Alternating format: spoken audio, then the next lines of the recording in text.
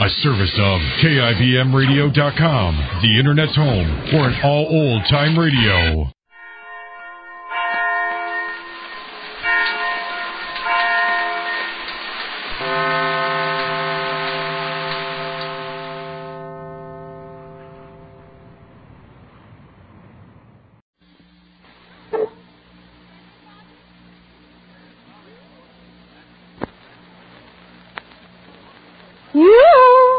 Is there anybody? There's Molly, folks. That means your friends the Goldbergs are here. Brought to you by Duz, the new kind of soap for everything in your wash. First, let's drop in on the Dozen family.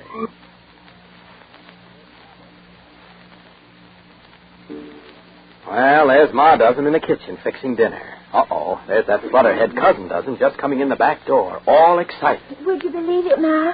I just met the nicest man, and I owe him all the balance. Now, Cousin Duz, I know Duz is a wonderful new kind of soap, but how could it help you meet a man? Well, this nice man saw me buying Duz at the corner store, and he asked me why. And I said because Duz does everything in the wash. Work shirts, towels, and rayons, just everything. Yes, go on. He smiled so sweet-like when I said Duz would get his work shirts clean, too.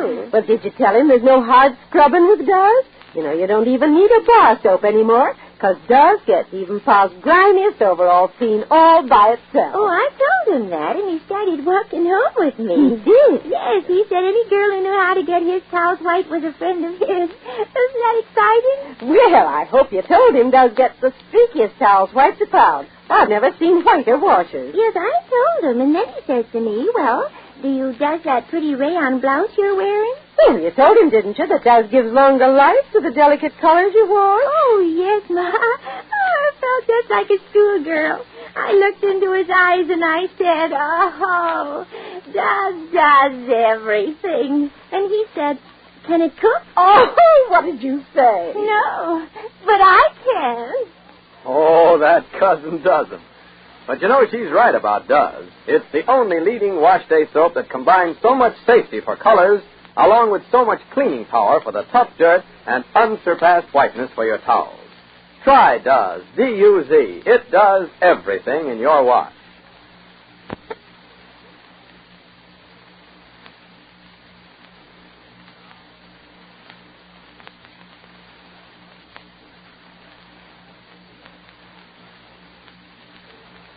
And now the Goldbergs. Defeated for a moment yesterday, Molly Goldberg, like a good general, marshaled her forces and turned defeat into a minor victory. You see, Molly and Uncle David were on their way to New York to see David's son-in-law, Eugene, and find out why he was going ahead with plans for a divorce from his wife. Of course, Eugene had already spoken to Molly about a separation from Florence, but now that Molly has a vague idea that the friend of the family, Eugene's secretary and Florence's aide and counselor, is helping make the divorce possible, well, Molly wants to hear a little bit about what Anne had to do with Eugene's decision. And Anne overplayed her hand. Yes, Anne called the office and pretended to discover that Eugene was away and couldn't be reached. And then Molly herself called later on and discovered that not only had Anne known all the time that Eugene was gone, but more than that, knew where he was. So, Molly has plenty to think of and plenty to say. Listen. Marilyn, darling, Paul, come in the barn, darling, and help me take out the cows. Take the cows out to the pasture. Go, Forty, go. Take the cows. Marilyn, did you see Grandpa? If you see Grandpa, tell him that Aunt Molly's in the barn and would like to see him. Please, darling. Look, darling. Help the cows over the fence, darling. Take out the boards from the fence and let the cows go in the fence. That's right, darling. Go, Forty. Go, Forty. Help the cows in the pasture. Go. Go. Stay by me. Don't love me so much. Don't love me. I don't feel so lovable now. Yes, David? David? I want to see you a minute. See you a minute. Hello, Martha. I'll be over after, darling. Yeah. I see you had a big wash. All right, dear. I'm very busy now. I'm busy, Martha. All right, darling, why don't you come by me sometime? For already a whole month you didn't step over my threshold. All right, darling. You feeling well? That's nice, darling. That's nice. I got some neighbors yet. You believe it? Green ones yet and not red yet, not even. All right, everybody's well. Did you see Uncle David's grandchildren, Marilyn and Paul? Beautiful? Yes, David. David, dear. David? Come to bed. Mommy. Yes, sweetheart. Yes, David. So come, you're going to stay in the bar? Yes. Here we can have privacy. What? You don't feel well, Mom? David, I don't feel well. So come, I'll take you to the doctor. Not physical. Oh, mental? Very mental. What do you mean, Daddy? Come here, David. Come. They shouldn't see us. Who can see us? From the road passing, if we stand in the barn door. Here. Here, David. Here. Sit on the stool. No, Molly, you sit. I got another stool. Sit, David. Oh, Molly, if Florence and the children are making you nervous, they'll soon be in their own house. No, David. Florence mustn't move into that house. Molly, once and for all, I must tell you that Eugene wants to divorce. That's why he ran away, so Florence shouldn't be able to reach him. David, look at me. In my face, look at me directly. In my face, look at me directly. Let me talk. Let me be the verbal one. Let me talk and listen slowly to every syllable. If I'm wrong after I'm finished, then you tell me I'm wrong. But slowly listen. David, darling, an eye I didn't close, not last night, not an eyelash, not... David, see, when I talk, look at me, David. In my face, look at me, David. David, you remember when Anne telephoned to Eugene? Answer. You can answer, huh? Yes, sure, I remember. To make an appointment for you and me to see Eugene. For you and for me to see Eugene in New York. So he was out of town and nobody knew where. That's what Anne said. But you heard her telephone. Even a telephone has two sides, and you have to hear both sides to know what was said. What do you mean, Molly? What, darling? You What? said you'd give us some milk when we took the cows back. Surely, dear. I don't want any milk, though. But you gotta take some milk. All right. Come here, Marilyn, come here. Come to Grandpa. Mama will see you with your hair like that, so... Here's your hair ribbon. Look what you did to it. Well, it's not my fault. You All right, to put all it. right. I have to put it in your pocket. Shut them, please. Don't fight. Don't fight. But she starts every All right, nobody starts. If the hair ribbon is crinkled, so I'll iron it. And Molly will take a nail and she'll wrinkle out the crinkles. All right? Please. Here. Who wants milk? Who wants milk? Here. So drink nicely milk. Here. I want you to look nice and sweet and beautiful and fat when Papa sees you. Aunt said we won't see Papa for a long time. Because Papa went on a trip. When Papa went on a trip, we always used to go. And when we didn't go, Mama used to go. You know why Mama's not going. Why, Paul? Grandpa, we know. Why do you think Mama cries all the time? We know, Grandpa. If there's a divorce, do I keep my same name? You only change your name when you get married. Here, darling. Here, drink, darling. Here, sweetheart, drink.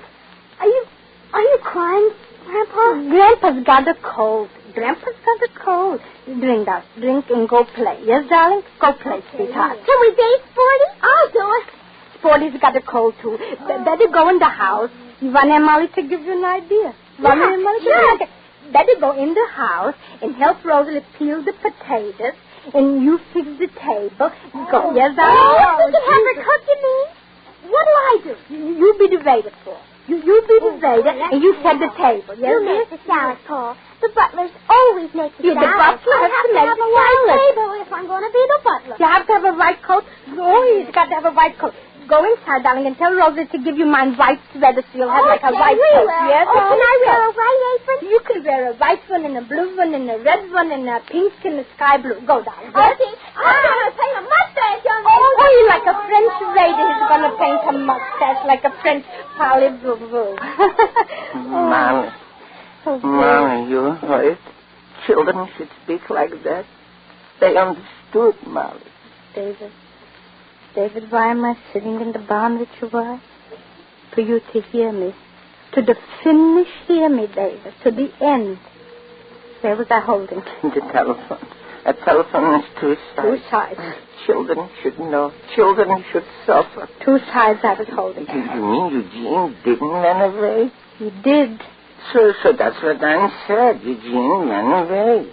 But what else did she say? You don't remember? Well, she said... She said nobody knows where Eugene is. She said nobody knows where... So what do you think I did? What? I also called Eugene's office. And he was there? No. So? He wasn't.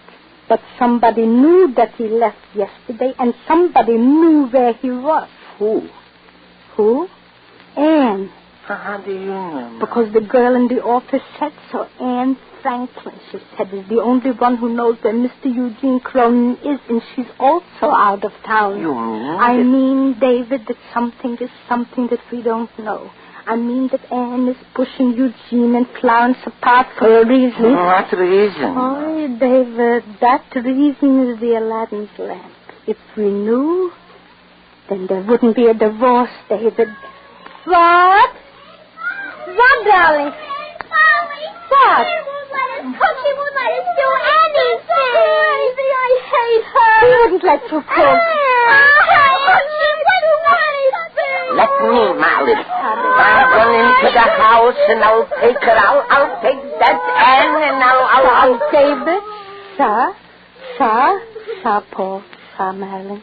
David, if she's smart, we have to be smarter. But Molly is going to learn that being smart is only the first step in a journey that is bound to lead her through an uncharted region of another human mind and heart. Look, friends, when your government asks you to turn in waste fat to make glycerin for explosives, do you say... Oh, that's too much trouble. Too much trouble to sell something you've been throwing away when, somewhere a young soldier may be facing an onrushing enemy? Oh, yes, he's got a machine gun in his hands. But he's saying to himself, well, this is it. I hope my ammunition holds out. What's too much trouble? Won't you get that ammunition to him? Now listen, when you turn in 1 pound of waste fat, that's enough to produce 150 bullets for that soldier's machine gun. Now think of that. Remember, though, the government just wants your waste fat. That means solid fats, too, meat trimmings or poultry fat. Melt them down in your oven whenever you're doing any broiling. And then pour this waste fat into a clean can. Don't use a glass container. Use any kind of tin can. And get it to your butcher quick. Now, is that too much trouble? Get your fat into the fight. Get your fat into the fight. Help keep our guns firing. Be sure to listen to the next episode of The Goldbergs, written for you by Gertrude Berg. Molly embarks on her new journey by first taking a detour. This is Clayton Collier speaking and reminding you to do as the dozens do. Let Does, the new kind of soap, do everything in your wash. The Jack Benny program, transcribed from its earlier release for presentation at this more convenient hour.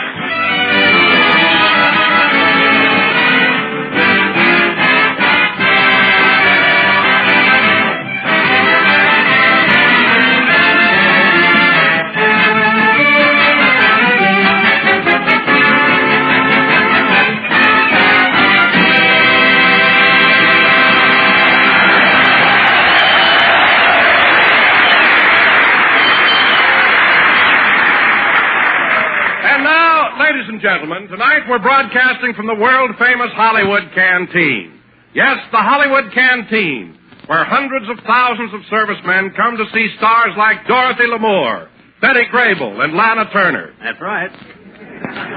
So, without further ado, we bring you a man dressed in a sarong, showing his legs, and wearing a sweater, Jack Benny.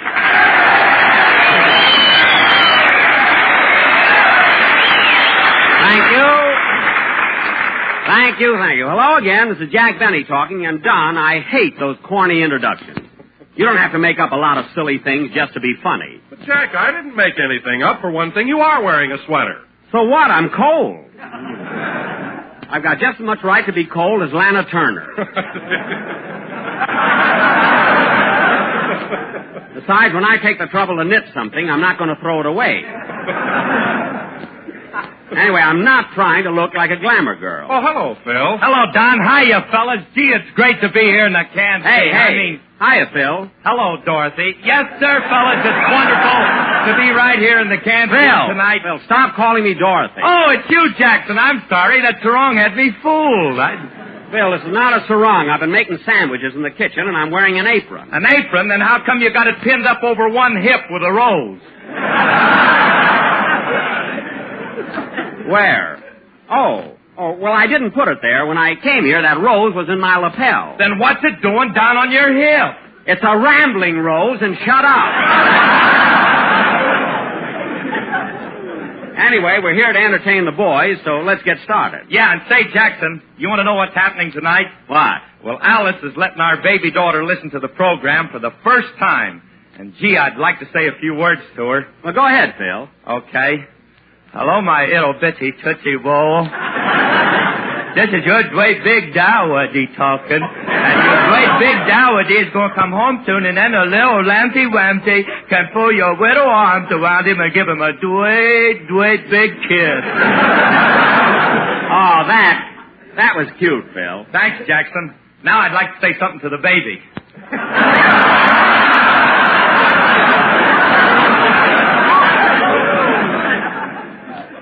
Phil, I thought you were talking to the baby. Listen, Jackson, if I ever talked that way to my kid, she'd hide my cornbread. Well, I wouldn't blame her.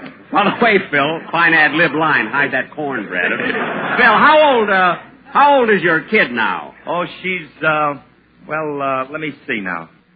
Well, she was born in February 1942, and this is February 1944, so, well, now let's see. There's 1942, 1944. You got a pencil, Jackson? Yes, Phil, but this one won't do you any good. There's no eraser on it. Anyway, here. But, Phil, the answer is very obvious. If your baby was born in February 1942, and it's now February 1944, she must be 2 years old. How do you know? It ain't your kid.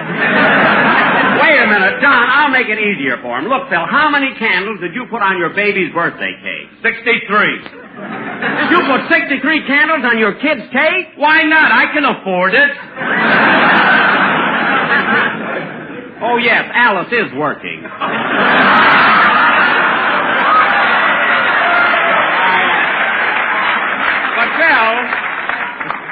Phil, I don't care whether you can... At least my ad-lib gets something, you know. Phil, I don't care whether you can afford it or not. Your kid was born in February 1942. This is 1944. She must be 2 years old. All right, so she was born in 42. 42, 43, 44. She's 3 years old. Phil, she's 2 years old. I say she's 3. I don't know how old my own kid is. Answer the phone, Don. Give me that pencil, Phil. I'll show you. Hello? Yes, he's here. For you, Phil. Okay. Hello. What? Oh. Are you sure? Okay, honey, goodbye. You're right, Jackson. The kid is 2 years old. Who was that, Alice? No, the kid. Well, I'm glad she straightened you out. We come to the Hollywood Canteen to do a program, waste half of it by... Hello, Jack. Well, how's the show going? Oh, hello, Mary.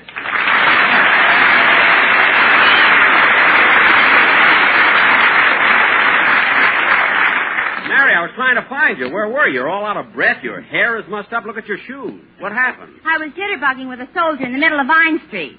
In the middle of Vine Street? Mary, if you're going to jitterbug with a soldier, you should do it right here at the Canteen. Where do you think we started?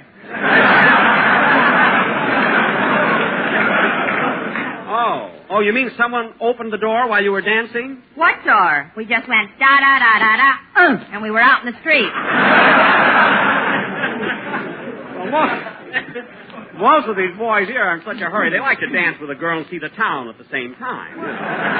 Well, it wasn't so bad when there were just the two of us dancing down the street, but before I knew it, we picked up 12 more soldiers, 17 sailors, 9 Marines, and 2 civilians.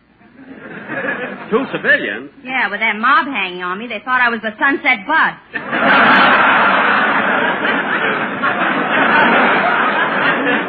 Mary, you certainly are having a lot of fun today, aren't you? Yeah. You know, Jack, I like to dance with servicemen, but the way they grip you, oh, brother. Grip you? Jack, they hold on to a girl tighter than you hang on to a dime. Mary, I don't hang on a dime. You don't, huh? Every time you open your coin purse, a little sign comes out and says, That's the name of the manufacturer, Smith. And Son. Anyway, Mary, forget about me and think about the boys here at the canteen. You promised to help serve sandwiches. Oh, you're right, Jack. I better go out in the kitchen and see how my maid Butterfly's doing. She's helping out, too, you know. Okay, Mary. I'll see you later. My heart tells me this is just a fling. Though you say our love means everything. Oh, Butterfly. Butterfly. Yes, Miss Livingston?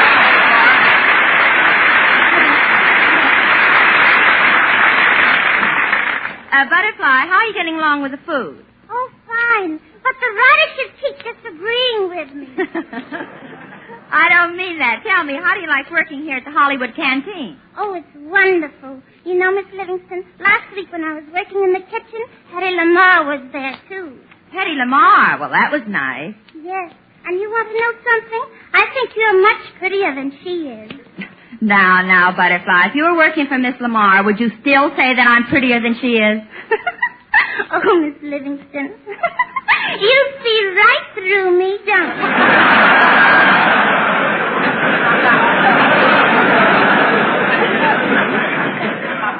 Well, flattery is nice, but you shouldn't overdo it. By the way, wasn't your soldier boyfriend supposed to come here to the canteen today? Yes, ma'am. But Jerome Coleman told me he couldn't get away from camp because they liked him there and gave him a special award. A special award? Yes. KP. But, Butterfly, that's no special award. KP means kitchen police. Oh, I thought it meant Captain's pal. Well, it doesn't. How could they possibly give an award for... Oh, there's the introduction for Dennis Day's song. Let's open the door so we can hear it.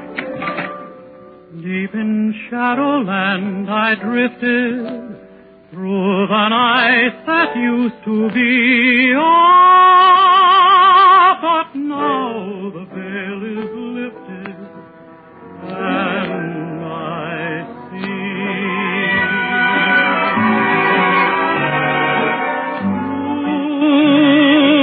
Heaven,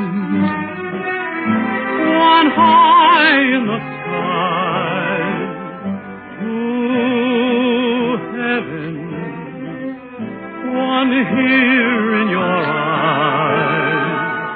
I never dreamed to kiss an angel, but darling, here you are, in an overcoat of moonbeams, buttoned with a star. I'm thrilled to high heaven, just feeling your touch. My heaven, I love you so much. And while our lips are making memories, this moment is divine. To heaven, and both of them are mine. When I feel your touch, my heaven, I love you so much. And while our lips are making memories, this moment is divine.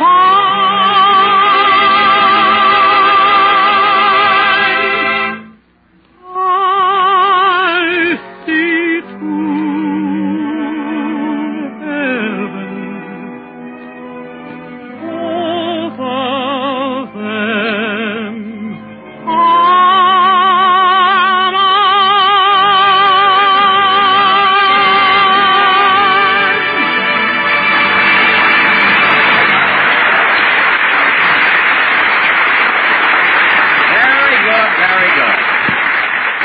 To Heaven, sung by Dennis Day for the first time on the air. And Dennis, you sang that beautifully. I don't think so. You don't? No, I sing and the only one that swoons is me.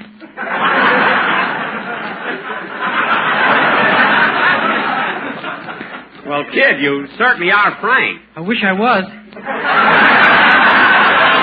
I don't mean him. Now, look, kid, after our show tonight, I want you to go home and pack because we're going up north to do some camp shows. Up north? Yep. Oh, boy, are we going as far as San Diego? Dennis, San Diego is south of here. That was before the rain.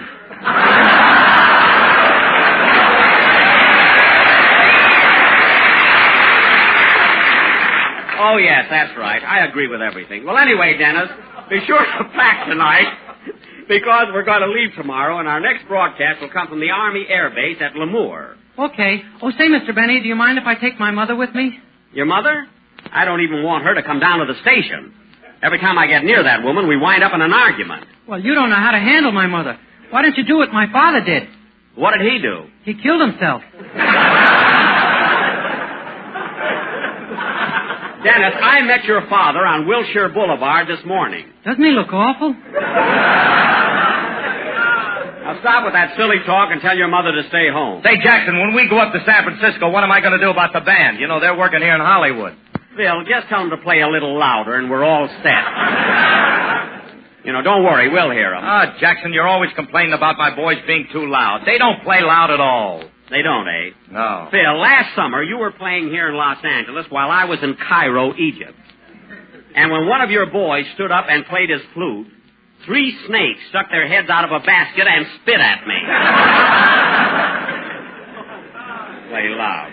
And now, fellas... Oh, say, Jack. Yes, Don? I meant to ask you, speaking of Cairo, are grape nuts and grape nuts flakes as popular in Egypt as they are here? What did you say, Don? I said, are grape nuts and grape nuts flakes as popular in Egypt as they are here? Popular? Let me tell you a story, Don. Come closer. This may be interesting. Very interesting.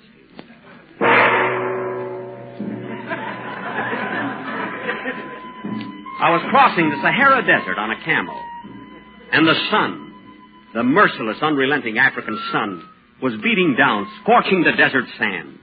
When out of this burning vastness, a figure came staggering toward me, weak from exhaustion and starvation. As I jumped down off my camel, this man, this stranger, this wanderer, crawled up to me, and sobbing hysterically, he cried, Food!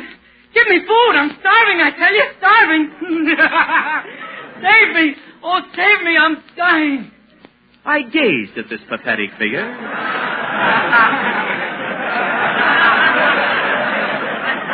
With pity in my heart. And then I reached into my knapsack and took out 2 boxes. One grape nut, the other grape nut flakes. His eyes lit up with anticipation. And again he screamed, Food! Food! At last I'm saved! Saved! So I said...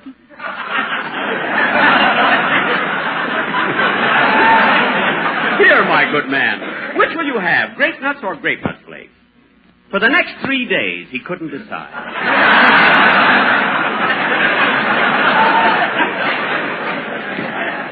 So in trying to help him reach a decision, I said, listen, my friend, grape nuts are a malty, rich, sweet-as-a-nut cereal with whole-grain nourishment. Yes, I know! While grape nut flakes are a malty, rich, sweet-as-a-nut cereal with whole-grain nourishment. So he looked up at me and said... I like them both, I tell you. Both. I don't know which to eat. Oh, save me. Help me decide. So I said, take them both, my good man. They're not rations. So he took them down and he ate them both. Grape nuts and grape nuts flakes, not even noticing there wasn't any sugar and cream. And when he got through, he was so happy and so grateful to me for saving his life. He threw himself on the ground in front of me and said... My, what big feet.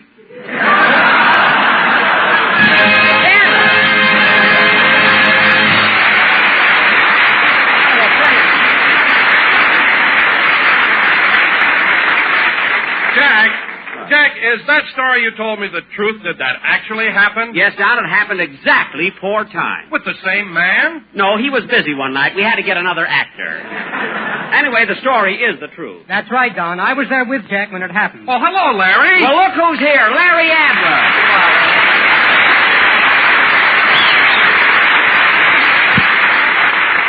Larry, what are you doing at the Hollywood Canteen? Oh, I drop around here quite frequently. So do I. I generally bring my violin and play for the boys.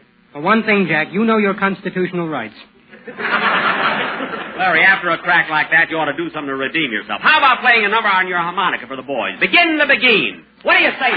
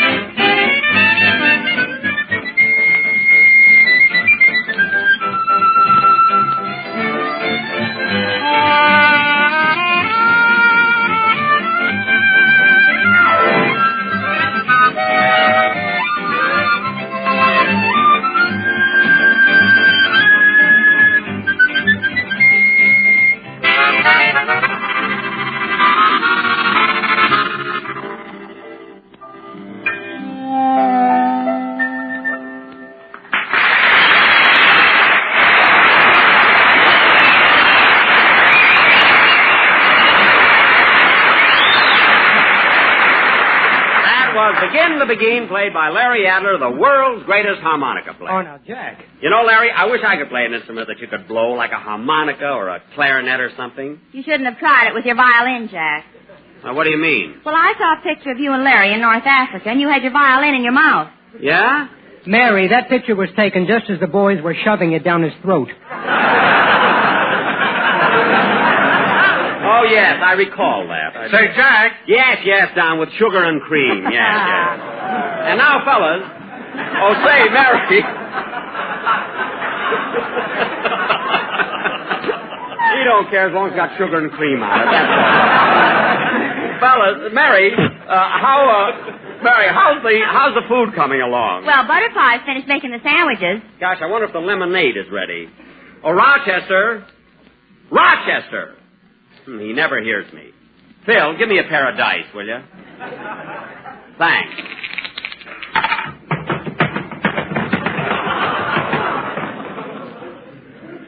Who's doing it? How much? And what's the point?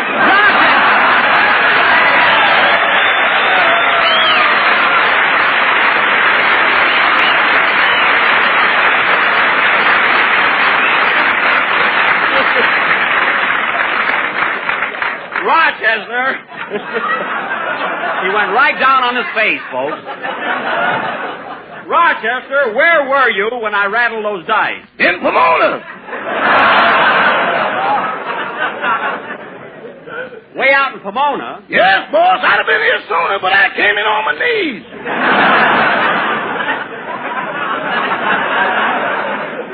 Well, get up off your knees. People will think you're Al Jolson. Al Jolson? After it rains, I'm still Rochester Houdini.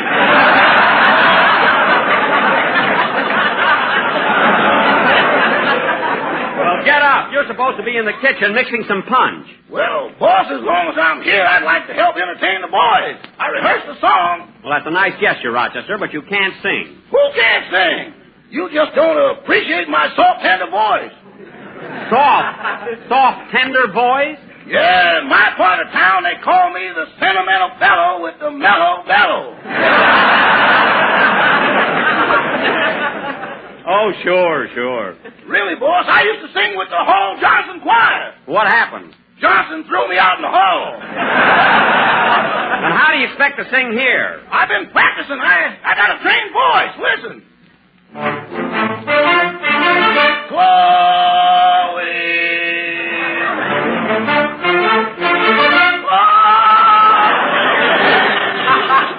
Wait a minute. You call that a trained voice? Yes. Sounds like it was trained with a whip and a chair. Anyway, Roch, I'm not going to argue with you any longer. You can't sing here. Now, wait a minute, Jack. This is the Hollywood Canteen. If he wants to sing, let him sing. Oh, hello, Eddie.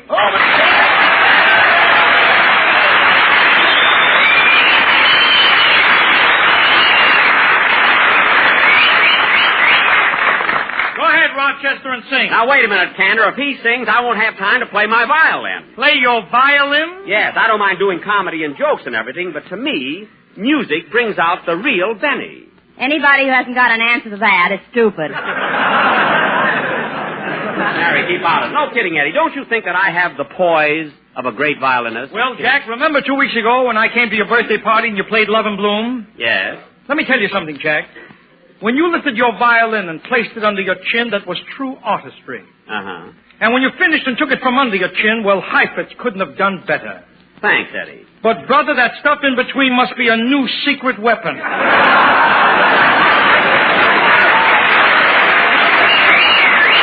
what do you know about music? You're just jealous because I've been in show business longer than you have. How could you have been in show business longer than I have? I'm older than you.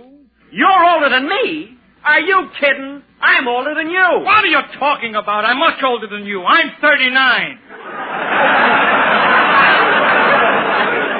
39? Well, I'm... Oh, are you as old as that, Eddie?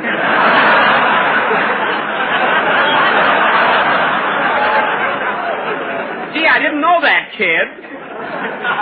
Well, I did exaggerate a little. I'm 37. Well, even at that, I'll have to admit I'm a year younger. Well, answer the phone, Phil. Okay. Hello? Yes? Okay, I'll tell him. Who was that, Phil? My baby. She wants you two kids to come over and play with her. Well, what do you know? Shall we bring our rattles? Yeah, let's. With your bones, you won't need any. Oh, yes. Come on, Eddie. Let's go.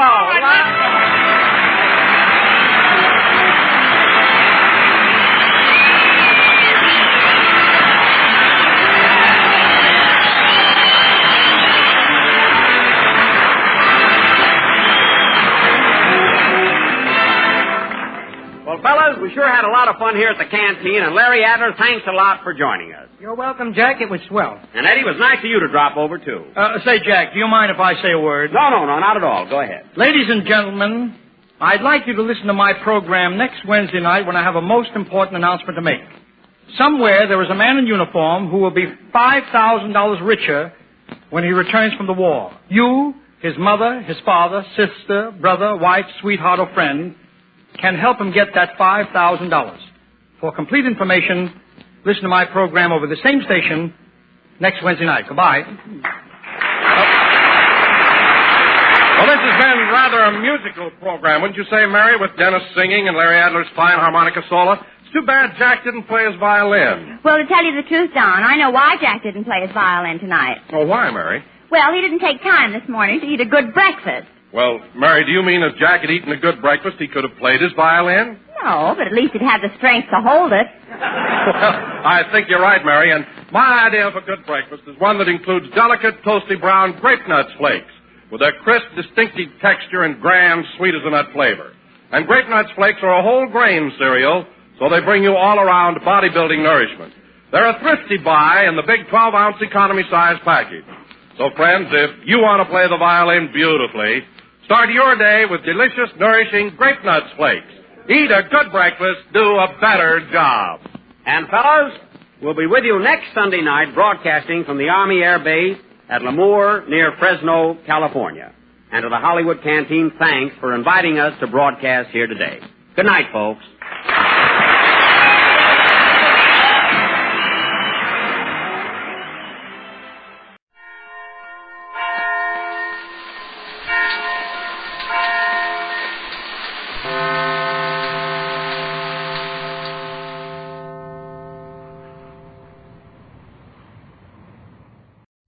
Ladies and gentlemen, this is Jack Benny. There's a tough job ahead of us in winning this war, and millions of more whacks are needed to help win it. This need is real. It's crucial. And if you have menfolk overseas, this is your way of speeding their return. Enlistment in the whacks means many unusual opportunities for women. There are 239 different jobs to choose from. And as a whack recruit, you can select the Army Air Forces, Ground Forces, or Service Forces. Your pay as an enlisted whack or an officer is exactly the same as Army pay. You'll lead an interesting life. You may get a chance for service overseas. The uniform you wear will win attention and respect. It's the uniform of your country. You are eligible for the whacks if you're an American citizen between 20 and 49 years of age with no children under 14. And you can apply at the nearest U.S. Army recruiting office. Remember, this is invasion year. As a whack, you can share with our brave fighting men the responsibility and the honor of winning this war. The Grape Nuts and Grape Nuts Flakes program, coming to you from the Army Airfield at Lemoure, California, and starring Jack Benny, with Mary Livingston, Phil Harris, Dennis Day, Rochester, and yours truly, Don Wilson.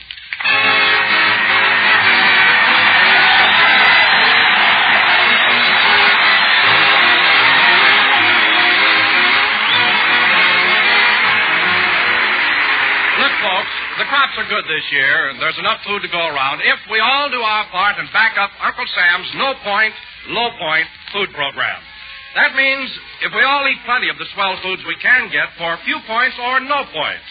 Now, one of the foods we're asked to eat more of are cereals with whole grain food values, because they're plentiful, thrifty, wholesome, and they cost no points at all. Well, malty-rich Grape Nuts and Grape Nuts Flakes are two delicious cereals that are crackling full of all-around whole grain nourishment, including proteins, iron, niacin, and vitamin B1. And don't forget that cereals with whole grain nourishment, like Grape Nuts and Grape Nuts Flakes, are a must for that adequate breakfast you should eat. Yes, doctors and dietitians say you should get at least 1/4 of the entire day's nourishment at breakfast. So start the day right, folks. Eat a good breakfast, do a better job, and enjoy nourishing no-point Grape Nuts or Grape Nuts Flakes every morning.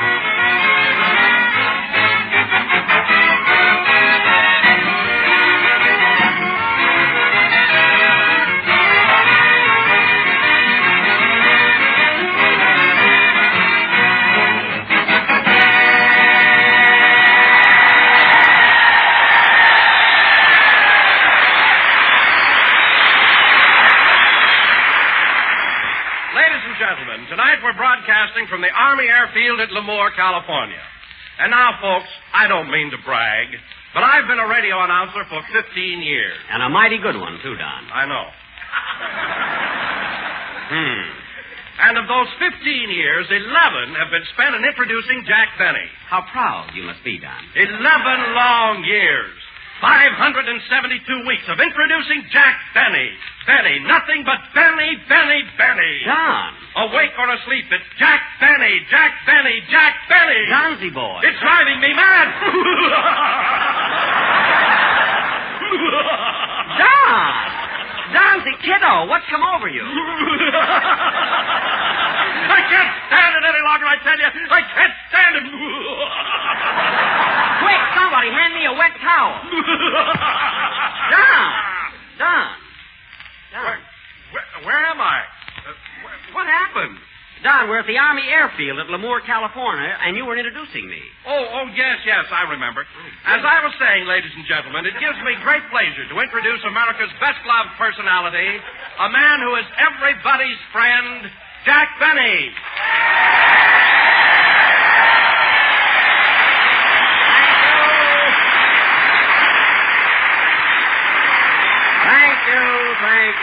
Thank you. This is Jack Benny talking, and Don, I was surprised, really amazed at the way you broke down during my introduction. After all, you've been with me for 11 years. I couldn't help it, Jack. It was just something that's been pent up inside of me, and I've been fighting against it. Oh. Well, how long has this been bothering you? 11 years. 11 years? Why, Don, I remember the day you came to me and auditioned for the job. You were so eager and enthusiastic. Well, for heaven's sakes, that was 11 years ago. When's the audition over? What? When are you going to hire me? Don, are you trying to force me into making a snap judgment? After all, I've got to think it over. That's only fair, you know. Well, I'm giving you my ultimatum, Jack. Either you'll have to start paying me right now or I'm walking off the show. Well, I'm waiting for your answer. Don, don't rush me. My goodness. After all, I can't say... Hello, Jack. Oh, hello, Mary. You're just in time.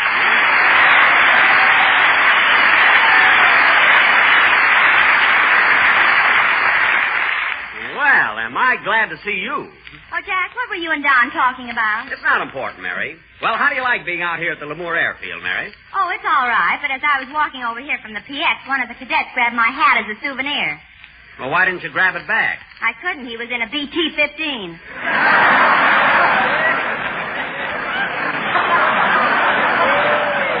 Oh, Mary, they don't fly that low.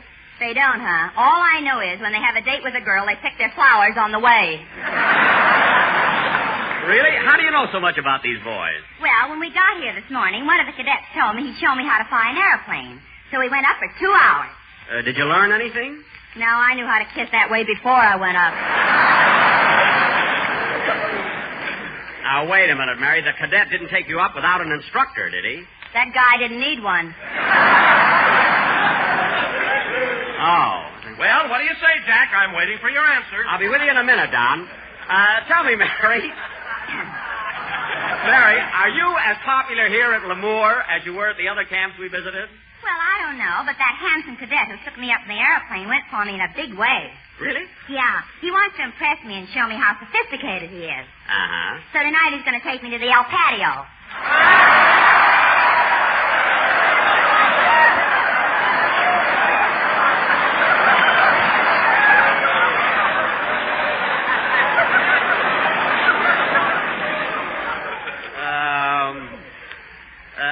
El Patio? Yeah, that's Spanish for lift your feet a little higher. You're stepping on my face.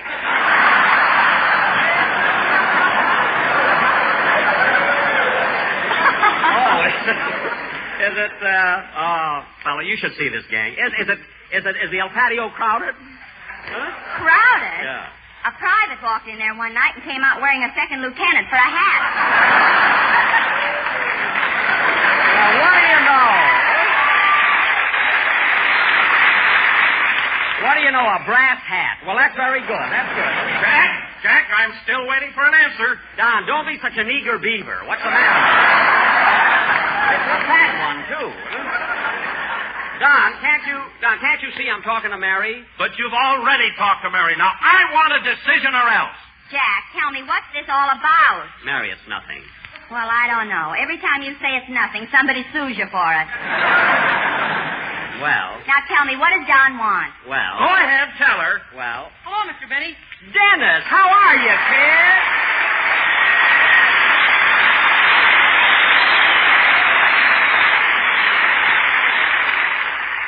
Well, if it isn't Dennis Day. If it isn't, his underwear fits me perfectly.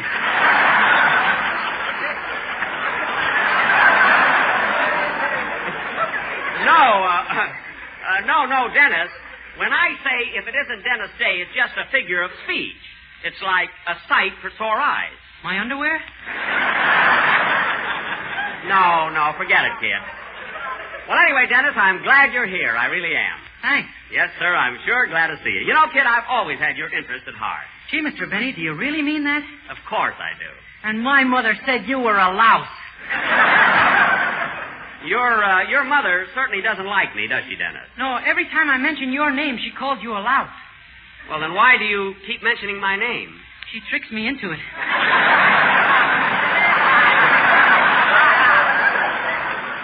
Oh. Anyway, Mr. Benny, I don't care what my mother says. I like you. Well, thanks, Dennis. And now, fellas... You've always been okay with me. Well, thanks, kid, thanks. And now, fellas, before You know, Mr. Benny, sometimes I wish you were my father. You do? Well, that's nice. And now, fellas... So does my father.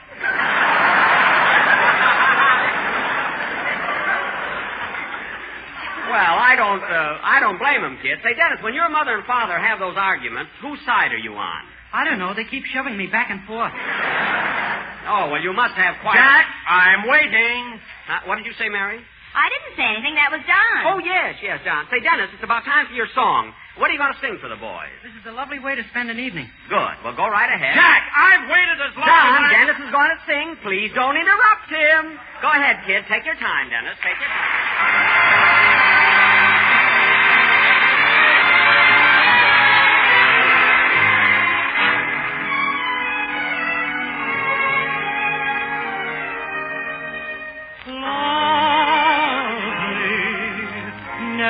Never change.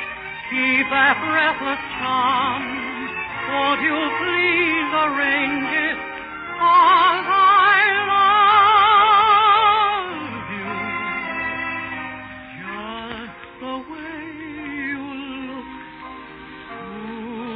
tonight. This is a lovely way spend an evening and think of anyone as lovely as you. This is a lovely way to spend an evening and think of anything that I'd rather do. A casual stroll through a garden, a kiss by a lazy lagoon, catching a breath of moonlight, humming our favorite tune. This is a lovely way to spend an evening. I want to save all my nights and spend them with you. 'Cause I love you just the way you look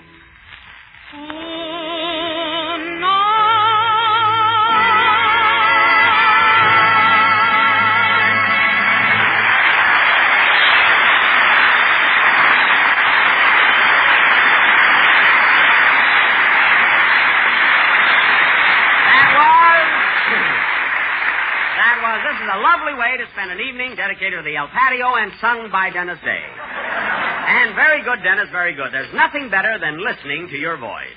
And now, fellas... What else can you do with it? I wouldn't know.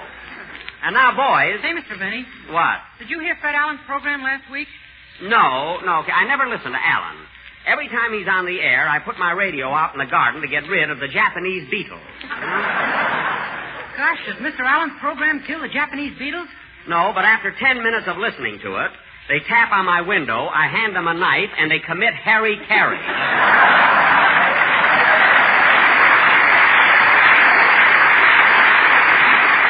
You know, Allen's a sort of a coast-to-coast flip gun, you know? You know, Jack, I heard his show last week, and you know what Alan called you? I don't care. He said you were the Surrey with no fringe on top. Well, now, isn't that clever? The Surrey with no fringe on top. Oh, hubba, hubba, hubba. Isn't that... Jack, you're just sore because Fred Allen is funnier than you are. Listen, Mary, I played in vaudeville with that guy, and I know just how funny Allen is. He'd start off his act by laying an egg, and for an encore, he'd hatch it. So don't tell me about Allen. All right, Jack. Why, when he played a theater, it was so empty, the balcony came down and sat in the orchestra. So don't tell me about Allen. All right, Jack, And all what right. a ham he is for applause. In one theater, a mousetrap happened to snap shut, and he took 4 bows.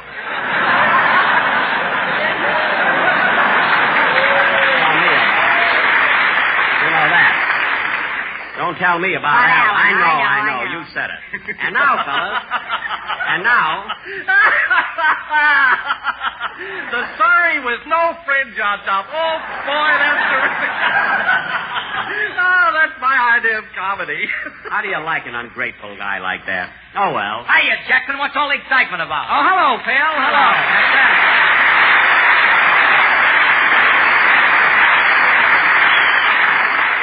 Say, Jackson, what's the Wilson laughing about? Who knows? Go ahead, Don. Tell Phil a joke. Okay, get this, Phil. Last week, Fred Allen...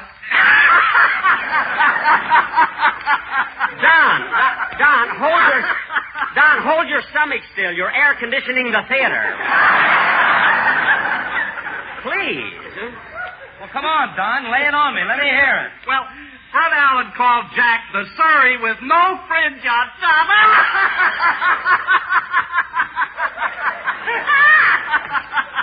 Isn't that terrific? What's a Surrey?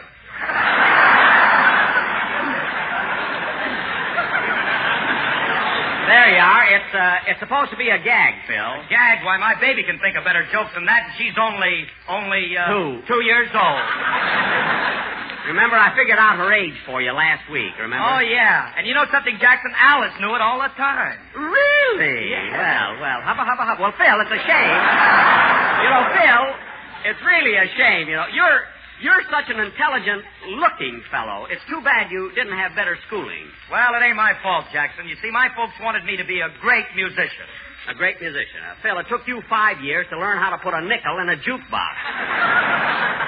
Well, Jack, I've never seen you put a nickel in a... Maybe not, but I know how.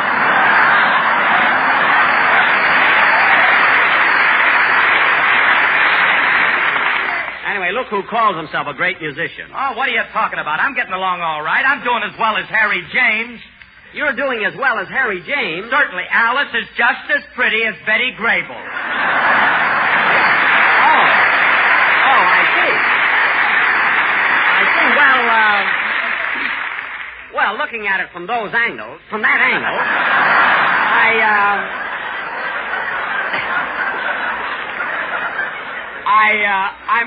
I must agree with you. Oh, by the way, Phil, you say you're a great musician. Just what instrument, if any, do you play? Are you kidding? I played drums for 12 years. Oh. Say, Phil, if you played drums for 12 years, how come you became an orchestra leader? I lost one of the sticks. Well, I'll give you the address of Uncle Dan's flop house in case you lose the other one, you know? Anyway, Phil, I'm a better musician than you are. At least I'm not afraid to play my instrument. No wonder. You've got the only violin in the world with a built-in foxhole. Built-in foxhole. When Jack plays, the fox comes out and takes up a collection. Mary, I had to let the fox go. He wanted a 10% cut. I can go along with a gag. Say, I'm kind of foxy myself. You're too old to be Wolfie. Dennis. Don't be mad. I don't know what it means. Well, if you don't know what you're talking about, be quiet. Now, Phil, as long as you've got one stick left, how about shaking it at your sad sack musicians and see if a band number comes out? Okay. Wait a minute, Phil. I'll take the phone. Hello? Oh, how are you? Yes, I'm broadcasting from the Lemoure airfield today for the soldiers. What? You'd like to entertain at a camp, too?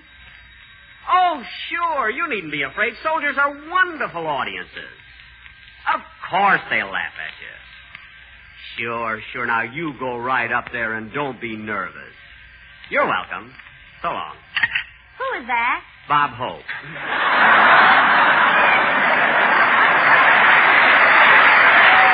Go ahead, Phil. Let's have a number. One more time, just one more time. Let me do the things that I used to do. Let me sit down to some people too. One more time. Just one more time. You can bawl me out, you can call me names. You let me play those parlor games one more time. Just one more time. Eating all alone, being all alone, making me lazy. Walking all alone, talking all alone, driving me crazy. One more time. Just one more time.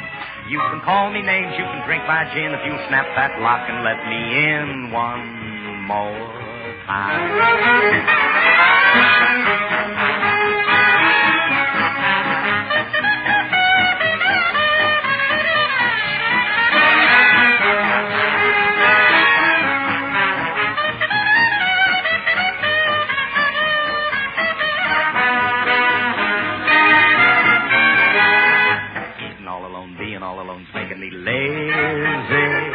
Walking all alone, talking all alone, driving me crazy. One more time, just one more time. Let me touch that skin I love to touch that I didn't think I'd miss so much. One more time.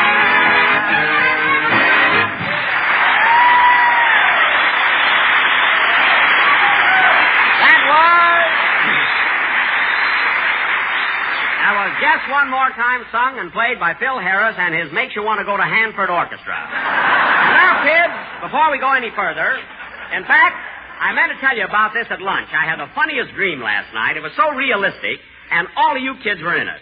We were in your dream? Yes, it was the strangest thing. You see, I dreamt I was an air cadet here at Lemoure.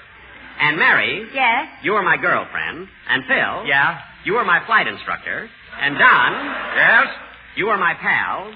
And Hetty... Oops, wrong dream. Anyway... Last night I was so tired I thought... Now, wait a minute, Jack. I'm not going to be your pal even in a dream unless you give me your answer. Are you starting that again, Don? If you've waited 11 years, you can wait till the end of the program. And incidentally, you've got a commercial to do, so let's have it. Can you give me your answer? I'm not doing any commercial. Oh, you're not, eh? Well, let me tell you something, Don. If you think you're the only one that can do it, you're sadly mistaken. What do you mean? It takes years to become a good announcer. Oh, yeah? Well, I'll just pick anyone here. Hey, wait a minute. There's the bus driver, the guy that drove the boys in the band up here. He can read it. Hey, driver, come here a minute. Yes, sir? Now, driver, take Mr. Wilson's script and read what it says near the bottom of page 10. Okay. I'll show you, Wilson. Now, go ahead, driver. Ladies and gentlemen, when you get up in the morning and want a good breakfast, why don't you try grape nuts or grape nuts flakes? They're multi rich, sweet as a nut, and both have whole grain nourishment. Very good. Very good. Grape nuts are delicious and nutritious. Grape nuts are delicious, new and tricious. No, it isn't new and tricious. It's nutritious. Oh, you know I drive a bus. I know. Continue. Grape nuts are a mighty thrifty buy in the Big 12 Oz. That's ounce. Oh. You know I drive a bus. I know you do. I know. Now go ahead. In the Big 12-ounce package. They're delicious with sugar and... Well, what's the matter? I gotta turn the page. All right, driver. What's taking you so long? I always stick out my hand before I make a turn. Oh. They're delicious with sugar and cream. They're not ration, and they're very you know, I drive a bus. I know. Now finish it. Economical. So remember my motto, eat a good break, fast and do a better job.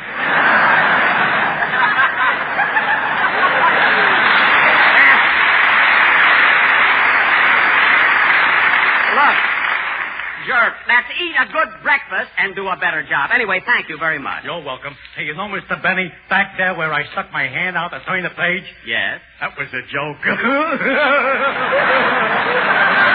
it was very clever, very clever. Now go over there and sit down. Hey, Mr. Benny. What, kid? If you ever want a singing commercial, I can do it. A singing commercial? You can? Sure. Oh, what a beautiful morning. Oh, what a beautiful day. I've got a beautiful feeling that grape nuts and grape nuts flakes with sugar and cream are coming my way.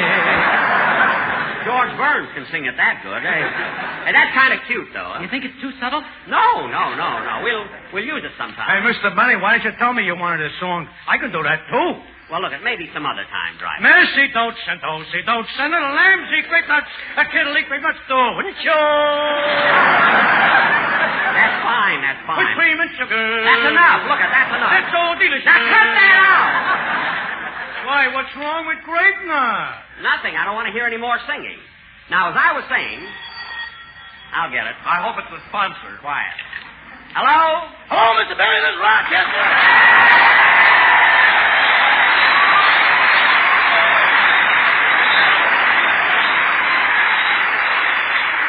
Rochester, you were supposed to be here 2 hours ago. Where are you? Stuck on the road. I'm out of gas.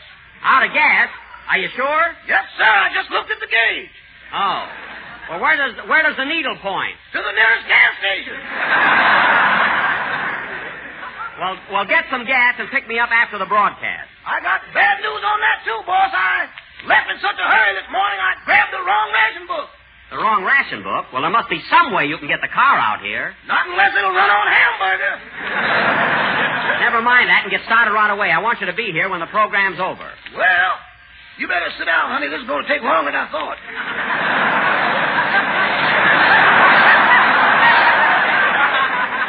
Rochester, who are you talking to? A lady who's having car trouble, too. Oh, sure. I suppose she also ran out of gas. Uh-huh. And at the same time. Uh-huh. I suppose she even ran out of gas in the same place. In fact, in the same car.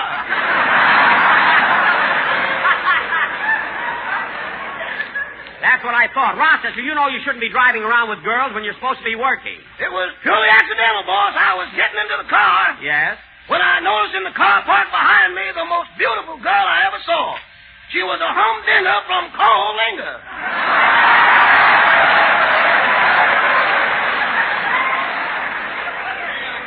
Well? So I immediately organized the carpool. Well, I'll be... Rochester, you fall for every girl you see. But this was different. She's gorgeous. Oh, stop exaggerating. No, really, boss. It's just like looking through Esquire with smoke glasses.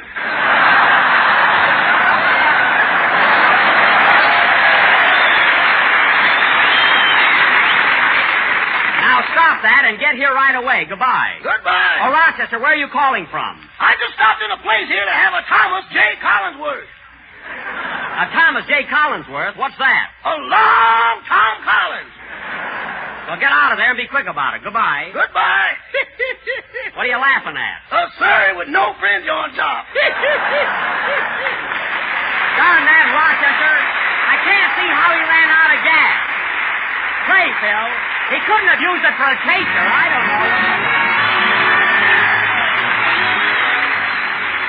Hey, Mr. Wilson, you know I'm a bus driver. Yes, my good man. We all know that. And now, friends, just a word about delicious grape nuts. Hey, Mr. Wilson, could I read the commercial? Now, look, you've had your chance. Now I'm doing But this time I can do a better job. Oh, well, just what makes you think so? Because I just ate a good breakfast. What? Well, you can't eat breakfast at this time of day. It's supper time. Oh, gee, I never thought of that. Well, now, you think of it tomorrow morning. Then eat a good breakfast and do a better job. And be sure to include grape nuts. Naturally.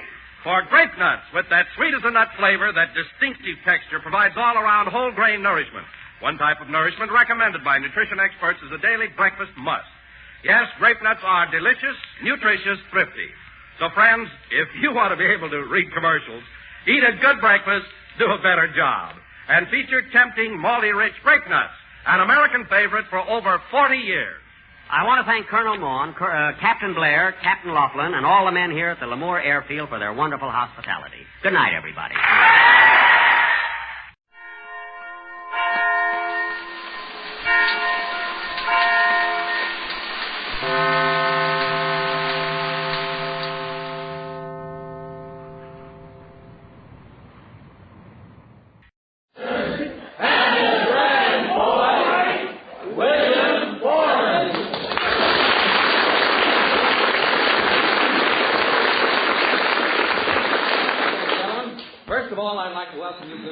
On behalf of our sponsor, we are one of the few remaining radio shows that's lucky enough to have a sponsor. So if you enjoy yourself during the next half hour, you could do us all a big favor if you would, and that is sometime this week stop by your neighborhood RCA Victor dealer and pick up a 27-inch television set or a record changer or something, because we'd like you working up here next year this summer. I don't know whether you know it or not, but this year, in every place but Los Angeles, we are now heard following Bob Hope on Friday night. And, of course, as you know, this year Phil is on his own. So what do you say we all get together and give a real warm welcome to the man who discovered the South, Bill Harris.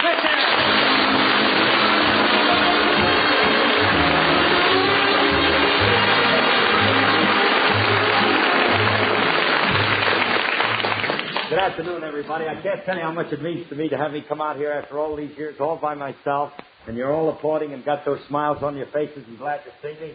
And I just want to tell you I love you for it because I need it. I was with Jack Benny for 16 years, and there ain't no money connected with that job. All he does on Saturdays, take you in a dark room, give you one fast course of love and bloom, and you've had it, Dad. So anything you can do to help me earn an honest living, I'm ready. I got off to a bad start. They told me when I married Alice she had money, but I'll be damned if I can find it. I looked everywhere. Everywhere.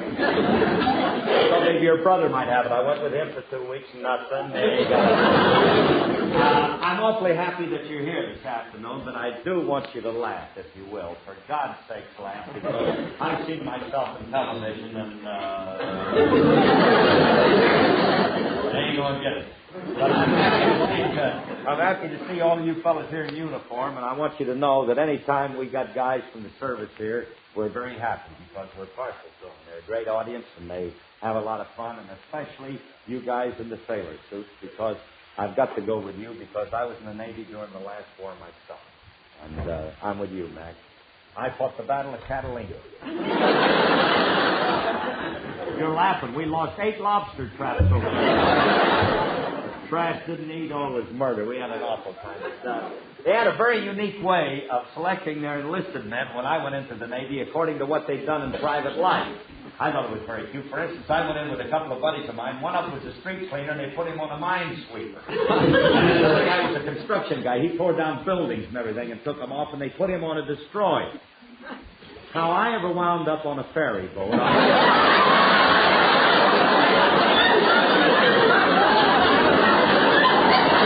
That's the way you're supposed to laugh, see? Now we're rolling, you know what I mean? Hey, did you hear the story about the guy walked the barber shop? A guy walked the barber shop, said, how many ahead of me? The barber says 2. The guy went out, he didn't come back.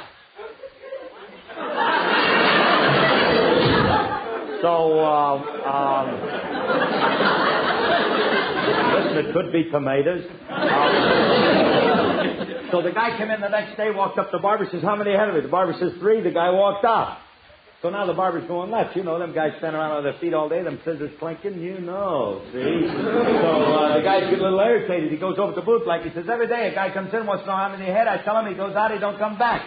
He says, if he does it tomorrow, follow him. I want to know.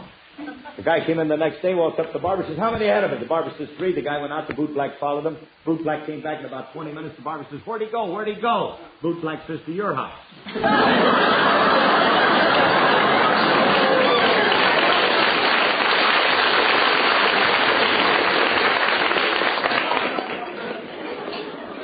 You can take the cage away. I made good. Hear the story about the drunk that fell out of the 12-story window. This guy's blind drunk. He falls out of this 12-story window. Boom! He's on the ground. A big crowd comes around. He got up, brushed himself off. Fellow walked up, says, what happened? He says, damn fine. No, I just got here.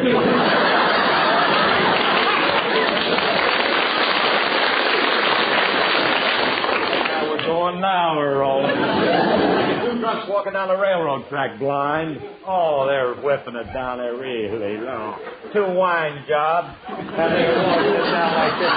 One looked at the other one and says, man, this is the longest staircase I ever came down in my life.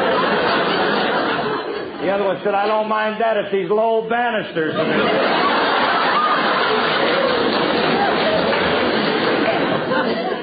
You know something, ladies and gentlemen, you're a wonderful audience. Just stay that way. When you don't put me in television, I'll hope one day. But I do want you to know it's awfully nice to have you here. And whatever little success we've attained, I'm serious now, is due to you nice people listening to our show and because we have such a wonderful, competent organization. Because in our business, it's like in your business, 1 guy can't do it. 2 guys can't do it. You have to have an organization. And we're very fortunate in having one of the best, ladies and gentlemen. For instance, I mean, everybody just to give you an idea, everyone you see sitting on that stand does an outstanding job on his or her particular instrument.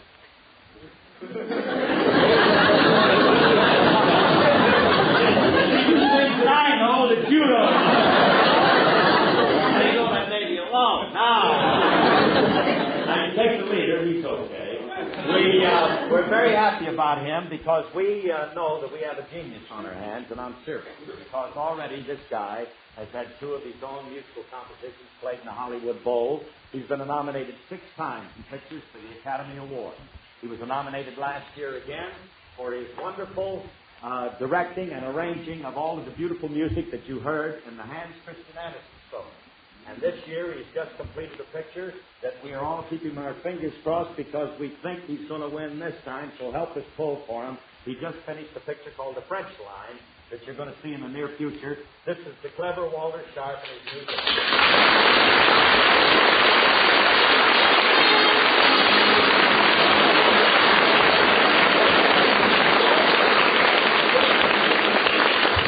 Ladies are rough go, huh, Dad? No sardines. It's all handwork. No spam, no nothing. No shingles.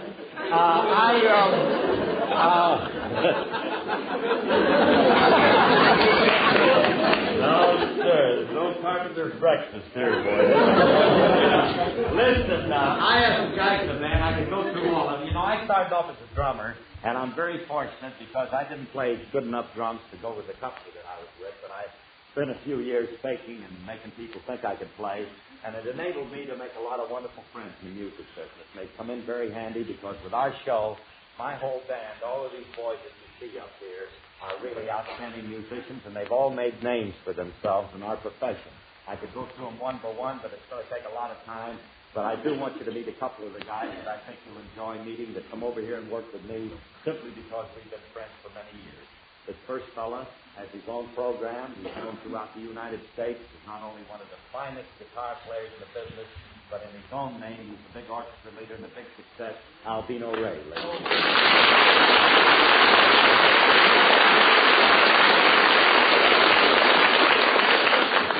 Up behind us, ladies and gentlemen, is a fellow that we worked together. We roomed together. When we were kids, we traveled all over the country in buses together. We've seen this music business from one end to the other, believe me.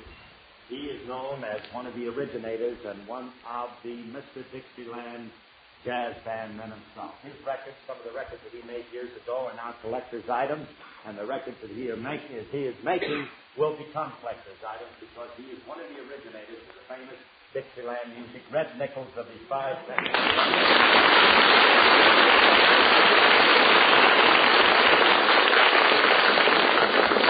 want to meet our Mr. Bill Foreman, been with us ever since we started, ladies and gentlemen. The real good part, without her it wouldn't be possible. I'm not going into a big eulogy. I'm just going to tell you I've been married to her for 12 years. We have 2 wonderful children. She's not only the most beautiful gal in the world, but this kid's got talent, too. Alice Faye!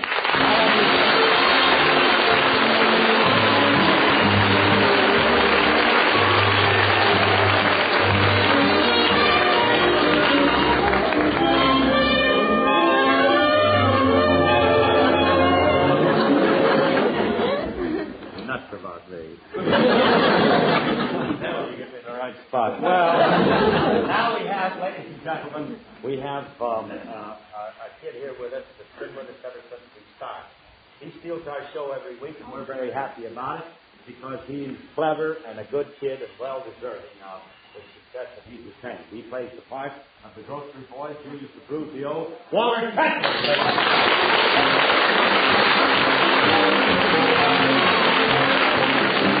kid that plays the part of William Allison's brother. We got him out of pictures. He's not only a big success in pictures and under contract at all of our major studios, but he's a big name in television, and whenever you have him on a show, you're always assured of a wonderful performance. He doesn't have too big a part today, but he handles the small ones as well as he does the big ones, and it's always a pleasure to have him with us, Mr. John Hubbard.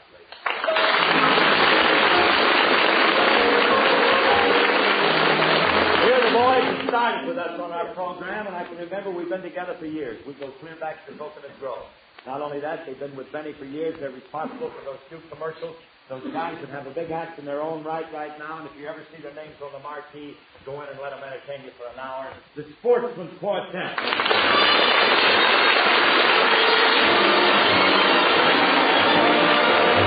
Now the one and only Elliot Lewis. Hey,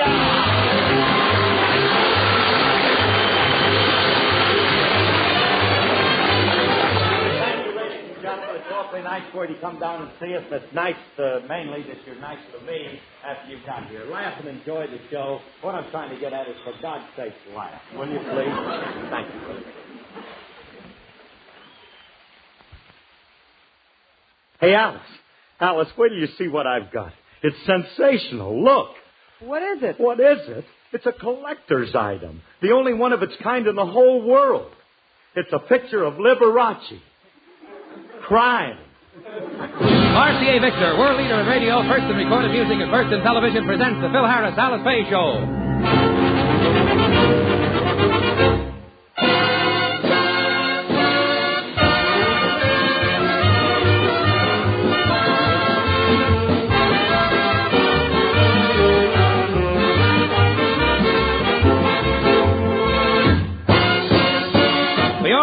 Here is the Phil Harris Alice Faye Show, transcribed, written by Ed James and Al Schwartz, with Elliot Lewis, Walter Tetley, John Hubbard, Janine Roos, Ann Whitfield, Walter Sharp in his music, and yours truly, Bill Foreman. Tonight, for your enjoyment, we offer a study in utter confusion entitled A Night with Phil Harris, or Bewitched, Bothered, and Bewildered.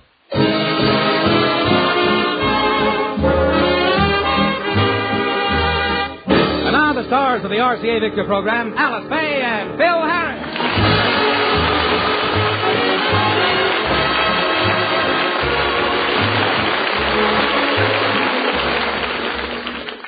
When you get right down to it, there isn't too much difference between a married man and a bachelor. A bachelor is a clothes horse. A married man works like a horse to keep his family in clothes. To a bachelor, life is a glorious song. But married men have their own particular anthem. Like so. Oh, if I had the wings of an angel, over these prison walls I would fly. Alice screams, if I don't hang my clothes up, I'd be much better off at the Y. Phil, did you put your clothes away? Put them away, honey. I filed them. Socks under A, ties under B, sweaters under C. Wait a minute. Whoa, boy, hold it. Now what's the matter?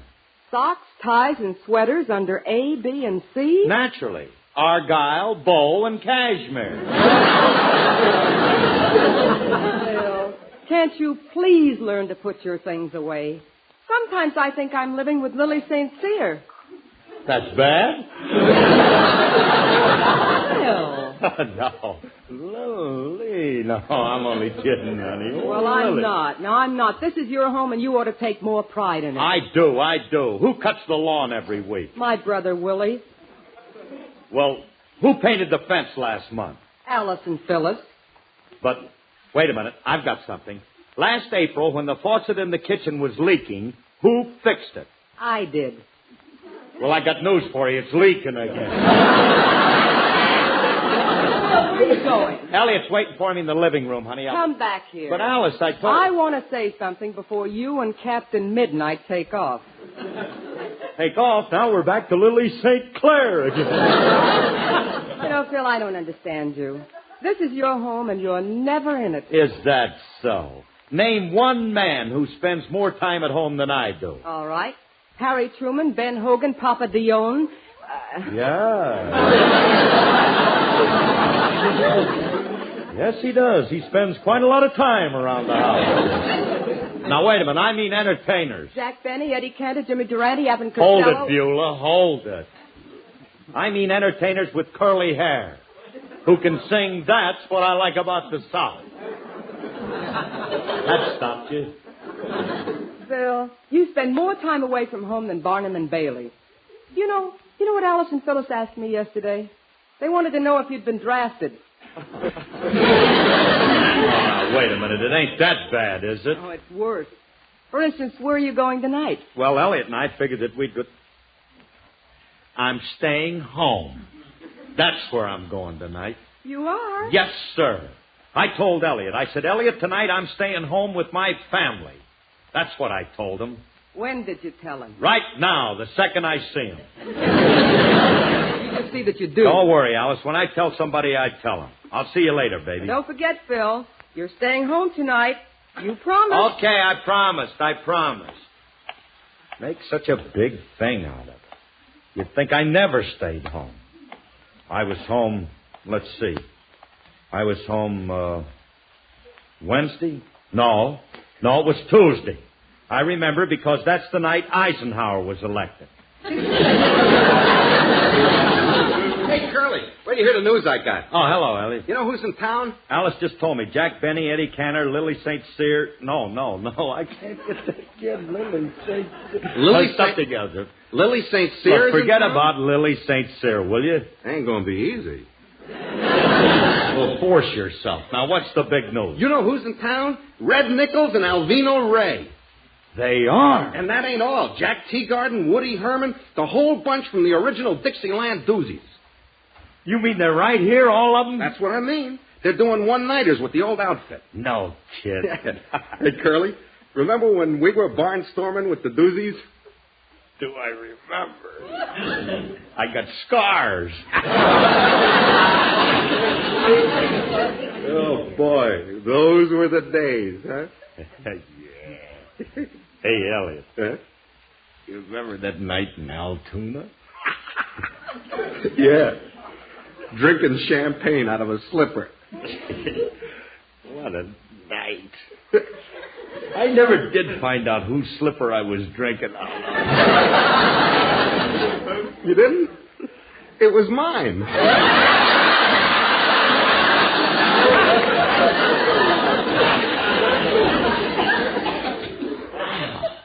A Tom McCann cocktail.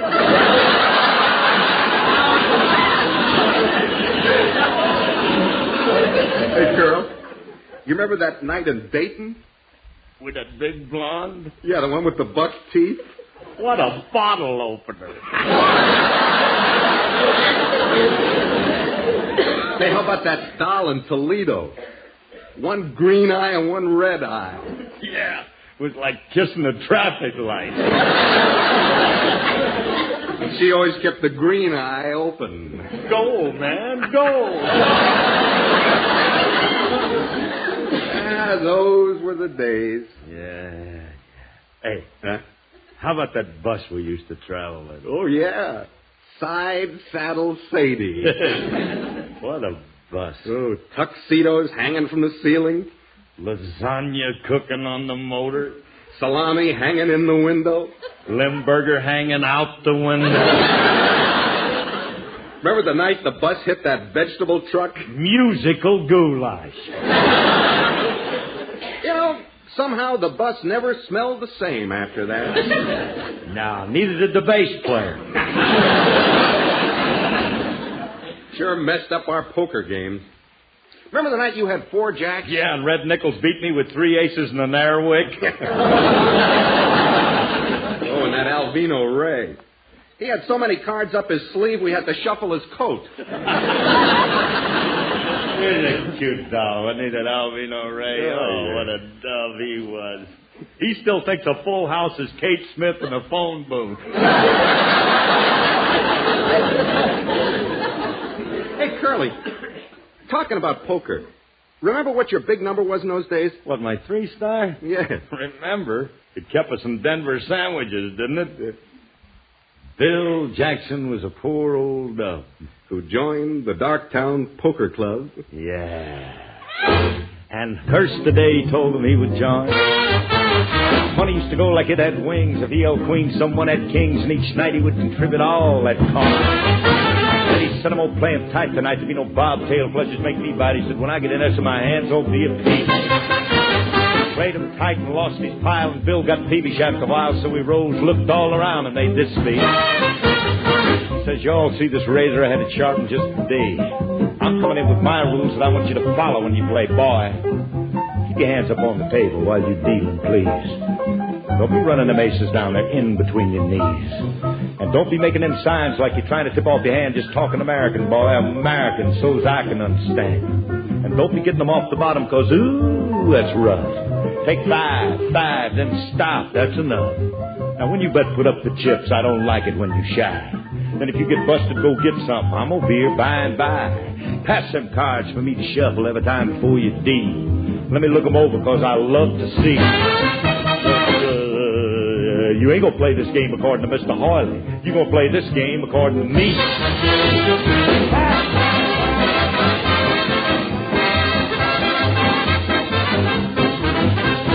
Sitting right there in that there clan, they chanced to be a one-eyed man, and Bill kept on watching him out of the corner of his eye. So one-eyed dealing, and it cost that Bill another 5 or 10. Bill got up again and looked all around him with a sigh.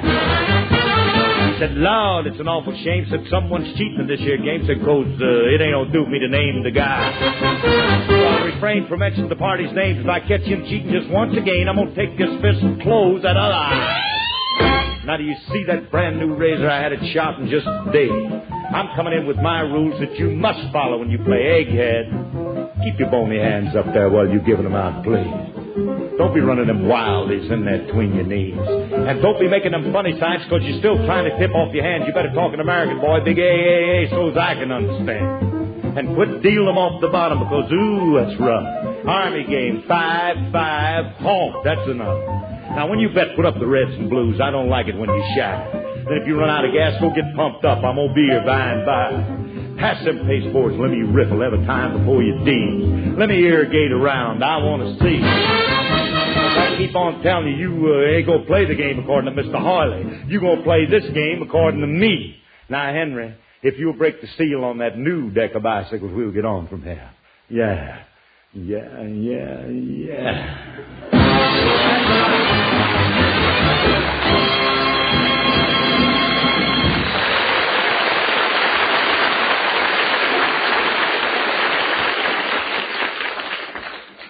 Elliot. Huh? You know, I was just thinking, What? You know what we ought to do? What? Tomorrow night, we ought to get together with them doozies. Get them all together, and, man, we could have a ball. We could really lay down some jive, you know that. Well, Curly, I told you they're playing one-nighters. They're leaving in the morning. Well, then I'll tell Alice that... Oh, no. What's the matter, Curly? Oh, I promised Alice I'd stay home tonight. Oh, tell her you changed your mind. Are you kidding? You should have heard the routine she gave me about Jack Benny and Barnum and Bailey. And... Jack Benny's with Barnum and Bailey? No, Elliot. What she means is that Jack Benny stays home. Oh. That's what Alice meant.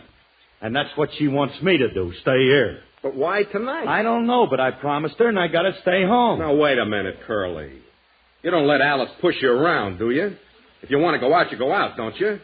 You can make her take it and like it, can't you? You're a little nuts, ain't you? Curly, we got to do something. The guys are only going to be here one night. I realize that, Elliot. I realize that. But what am I going to tell Alice? You can't tell her the truth, huh? Of course not. She'd never believe me. Well, tell her we got to go see a couple of babes. All right, buddy. Okay. She'd believe that. Oh, yes, Roy. Yes. Oh, go great. What do you talk? You want to get out, don't you? Oh, yeah. I forgot. Wait a minute. Hey, I got it. They're running you for governor, and you got to make a speech to the Temperance Union. Elliot, will you please? Don't. Unbelievable. Certainly it's unbelievable. Alice knows I don't like to make speeches. Well... Come up with something, will you? I'm thinking. Hey. What's the matter? It keeps coming out Lily St. Cyr. Will you leave the girl alone, please? Now, look, what do you want to do? Do you want to help me? Do you want to think of something? Or do you want me to sit home all night and listen to 1 for the money, 2 for the show, 3 to get ready, and Herb Schreiner's got to go? Curly, that's it. What? The radio. You just won a big giveaway contest, and you have to go down and collect the prize. Look, Elliot, she ain't never going to believe that. This kid, Alice... She's going to have to. She's going to hear it on the radio. What are you, nuts or something? Curly, you've got a home recording machine, haven't you? Well, sure. It's got a microphone that works through the radio, hasn't it? So I hide in the back of the radio, and I announce through the microphone that you've won the contest. How can it miss? Elliot, she'll know your voice. No, she won't, Curly. I'll be a regular Tony Wands. Well, we're down the bottom of the barrel now, ain't we, Dad? I see. And then, if you announce that I'm the winner, then I'll have to go down and get the prize. Is that it? That's it. You know something? What's that? I think you got something there. Wait a minute. Where are you going? In the back of the radio. You call Alice. Look, Elliot, can't we talk? Turn on the radio and call Alice. Okay. Alice! Hey, Alice, honey. What is it, Bill? Hey, Alice, come here, quick, huh? Well, what's the matter? What happened? Honey, I just won a big contest on the radio. You did? I didn't hear anything. Well, they haven't announced it yet. But they're gonna. Just listen. Good evening, ladies and gentlemen. Strike It Poor is on the air. Strike It Poor? It's a new show for rich people.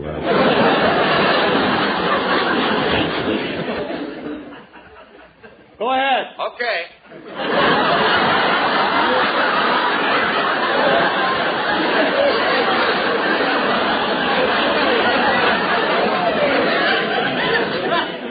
Do you have tired blood?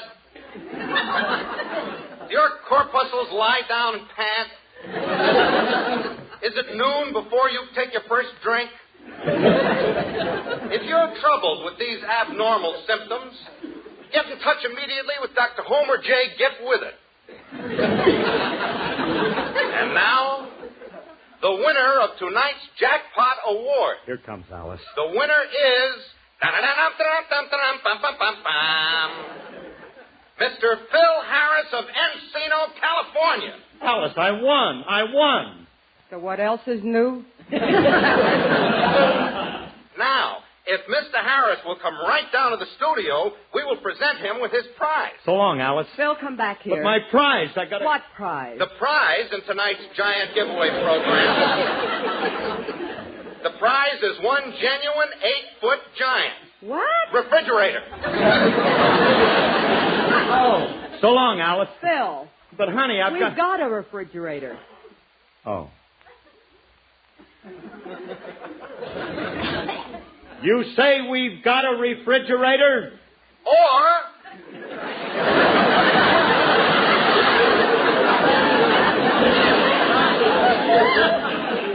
if you already own a refrigerator, you might prefer an RCA Victor television set with a 27-inch screen. Hey, did you hear that, Alice? An RCA Victor television set. With a 27-inch screen.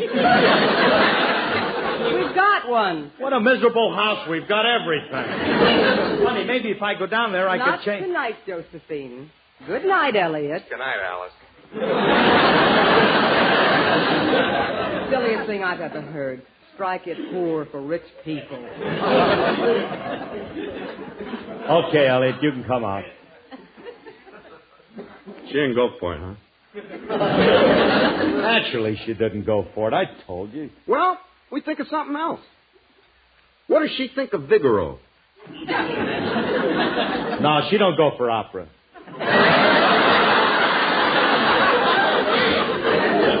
Not Figaro, Curly. Vigoro. Oh. Like you put on geraniums and petunias. She likes flowers, don't she? Oh, sure. Okay. So we gotta fix up the flowers. We gotta go downtown to buy Vigoro, smudge pots, peat moss, all that kind of stuff. I don't know, Elliot. What can you lose? What can I lose? Tomorrow I can be living at Griffith Park. Curly, I'm telling you it'll work. Come on. Now, where are we going? We're going in to see Alice. Look, you explain about the flowers like this. You have to buy Vigoro to push their little heads through the ground. Smudge pots to keep their petals warm. Peat moss to keep their little roots loaded with moisture. You got it? Well, now let me get this straight. Heads up. Right. Petals warm. Right. And what was that about the roots? loaded. Why, those little devils. Hey, Elliot, watch me do this now. You want to see a master at work? Watch that. Say, honey. Just a minute, Phil. Did you say hello to William? Well, if it ain't from here to stupidity. Now, see here, Philip. Alice, this is important. Wait until Willie is finished. He'll never be finished. They forgot to give him a head. Phil. Honey, can I please tell you Later. Go ahead, Willie. Well, Alice, as I was saying, yes, I wanted you to have a nice bed of flowers.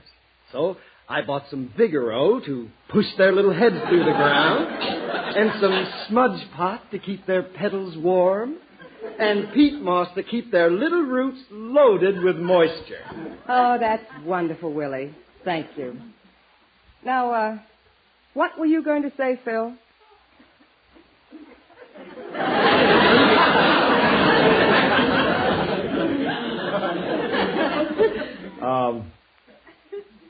Let's go upstairs, Elliot.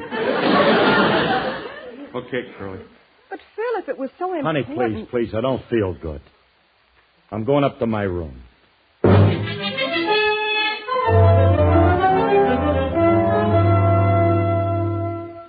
Okay, Elliot, shut the door. Okay. All right, Brains, now what? Well, we could pretend that yours... Hey, Curly, is that the same teddy bear you've always had? Oh, no. This is a new one. This one walks. You see, I got it from... Phil? Oh, hiya, honey. We were just... I know what you were just. And it won't do you any good. But, Alice... You promised me you were going to stay home tonight, and I'm going to make sure of it.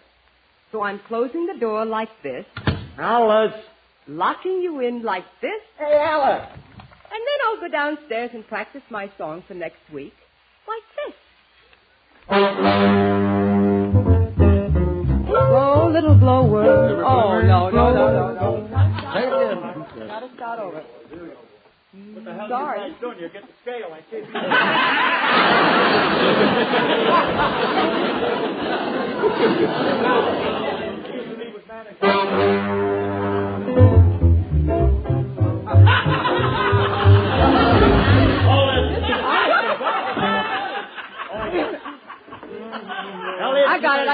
I got it.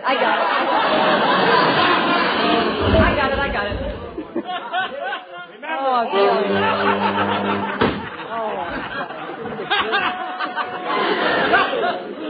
all right.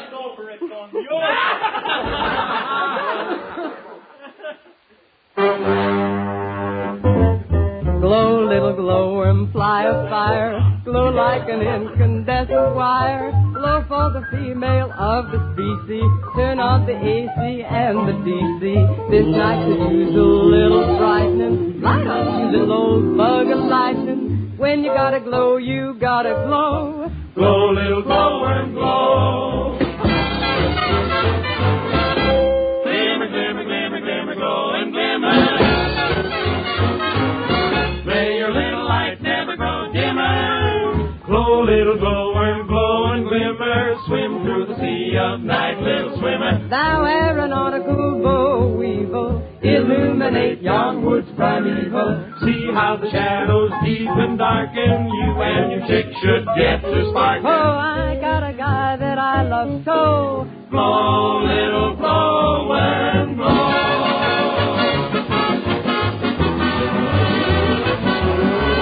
Oh, little glowworm, turn the key on. You are equipped with tail light neon. You got a cute best pocket master, which you can make both slow or faster. I don't know who you took a shine to, or who you're out to make a sign to. I got a guy that I love so. Oh, little glowworm, put on a shower. Oh, little glowworm, glow.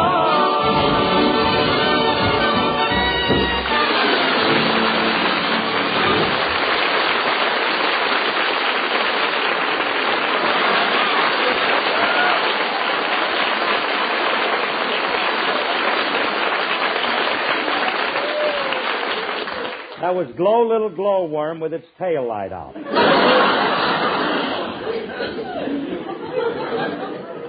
Having trouble? You and your ideas. Now we're worse off than we were before. I'm not only in the house, I'm locked in my room. Curly. Don't you know I've always got an out? What kind of an out? The window. Oh, that's a great out. Out the window. 30 feet off the ground. Curly, it's a cinch. You drop 5 feet at a time.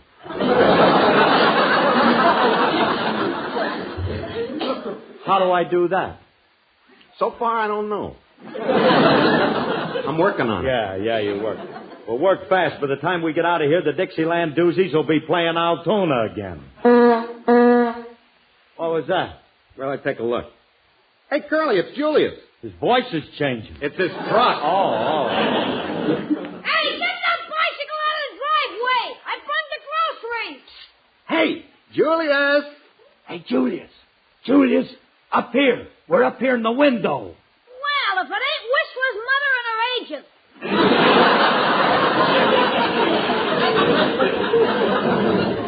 What's new, fellas? Hey, Julius, we're in trouble. No kidding. What's new, fellas? Hey, Julius, slip on up here, will you? We want to talk to you. You want I should come up there? What am I, a human fly? A fly, maybe. Human, I wouldn't know. Be nice to the kid. We need him. Fine. We need him. Jane Russell, Ava Gardner. The world's full of angel cake, and I need a crumb. Hey, Julius, we're locked in and we can't get out. You're not going to leave us stuck up here, are you? Well, I'll be seeing you. Hey, Julius, wait a minute. I can't wait. I gotta get these vegetables in the house. You want the artichokes to choke? You want the zucchini to zook? I can only take you a second, kid. We want you to put a ladder under the window, that's all. Oh, you're gonna elope. Julius. You love Niagara Falls. Julius, are you going to help us out of here? Why don't you go down the stairs? But they sent him out to be dry cleaned.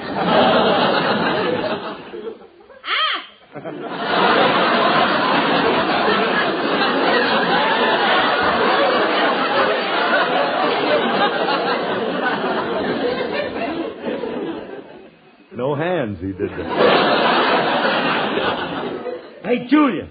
Hey, bring the ladder over here and we'll give you $1. I don't want it. We'll give you $2. I don't want it. Look, Julius, if you don't bring that ladder over here, we'll tell everybody you posed for the Marilyn Monroe calendars. Where's the ladder?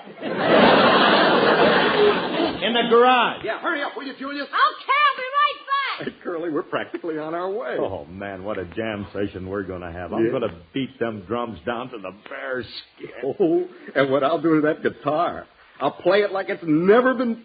Hey, Curly, just for tonight, can I please put strings on my guitar?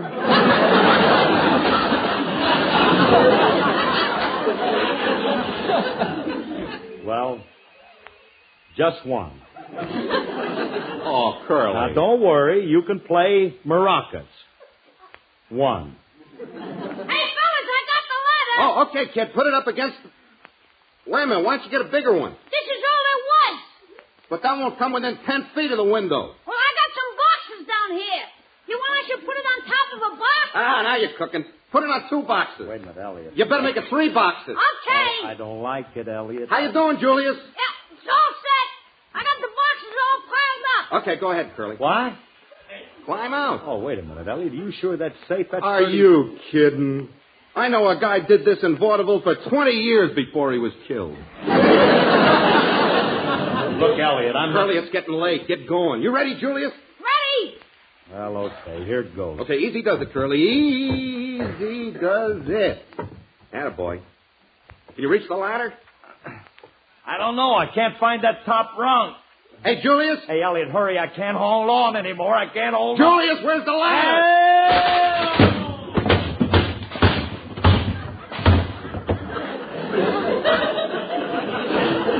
Julius, you lunkhead, what happened? Hey, that's a good one on me. I forgot to put the ladder on top of the boxes.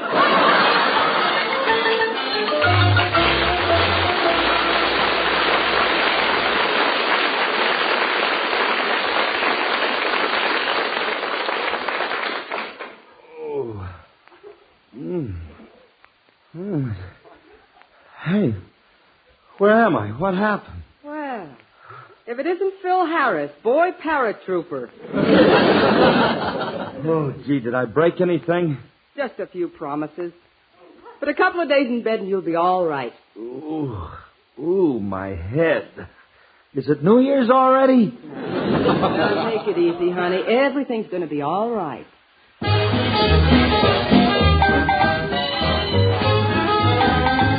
Why doesn't somebody answer the phone?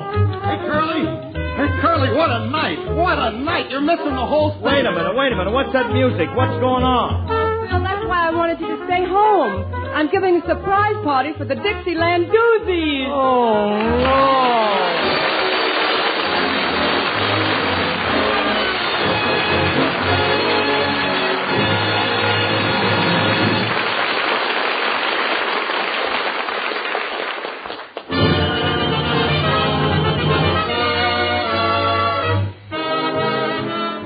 This is Phil again. For 46 years, we have been united behind the symbol of the Christmas seal in the fight against tuberculosis. This has helped save the lives of 6 million Americans who might have died of TB. So buy your Christmas seals now. Thanks, and good night. Good night, everybody. The part of Julius in this program transcribed was played by Walter Tetley. This was an NBC Radio Network production.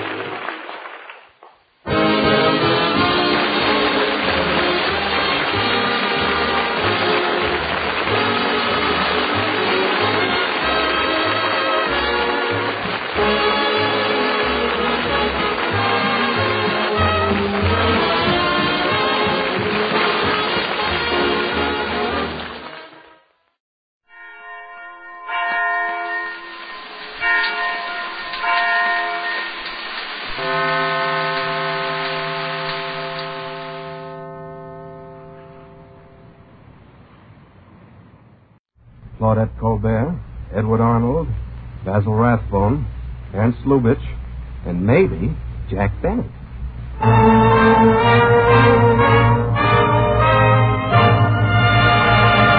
The Gulf Screen Guild Theater.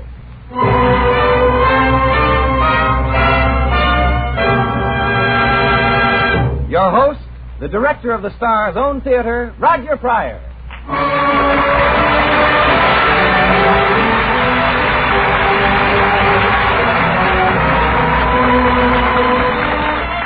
Good evening, everyone. On behalf of your neighborhood good Gulf dealer and the Gulf Oil Companies, welcome to the Gulf Screen Guild Theater. For our guests tonight, we have Claudette Colbert, Edward Arnold, Basil Rathbone, and Ernst Lubitsch, 4 of Filmdom's outstanding personalities who will offer... Hey, just a minute, Roger. I thought Jack Benny was supposed to be one of the guests here tonight. Jack Benny? Well, he was, Bud, but he got a little temperamental and hard to handle, so... Say, I wonder, could he be mad at me? No, Bud. I know the real story. Well, he could be. You know, I sent some photographers to his house. But Benny likes to have his picture taken. That's it. They didn't take Benny's picture. They took Carmichael's, Benny's polar bear. Oh, but why? Well, you see, the Gulf people were getting up a sign that said, "Laugh at Winter," and they wanted Carmichael to pose for the picture of a big white polar bear on the sign. Well, that sounds okay to me. But Jack insisted that they use pictures of him in a fur coat instead. Oh, now, Jack isn't the kind of a fellow to begrudge a polar bear a little publicity. A little publicity? Why, you'll see that laughing white polar bear sign outside every Gulf station in the country. And when you do see it, remember that winter is just around the corner, and that right now is not a minute too soon to prepare for winter. To change your motor oil for winter-grade Gulf Pride motor oil. Gulf Pride is the motor oil made by the famous Alclor process that only Gulf uses. Gulf Pride helps give you a quick starting motor and real engine protection, both when your motor is cold and after it warms up. Be sure to stop soon at the sign of the Gulf orange disc, where you see the picture of the laughing white bear for Gulf Pride motor oil.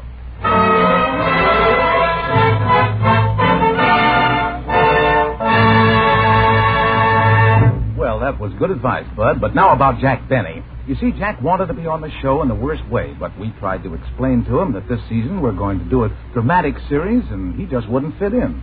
We had an awful time convincing him. Well, I thought the Guild had asked Jack to appear in this broadcast. Oh, no, it's the other way around. We didn't ask him. He asked us. Well, Jack said that we were going to... But it's a long story. Now, let me explain the whole thing.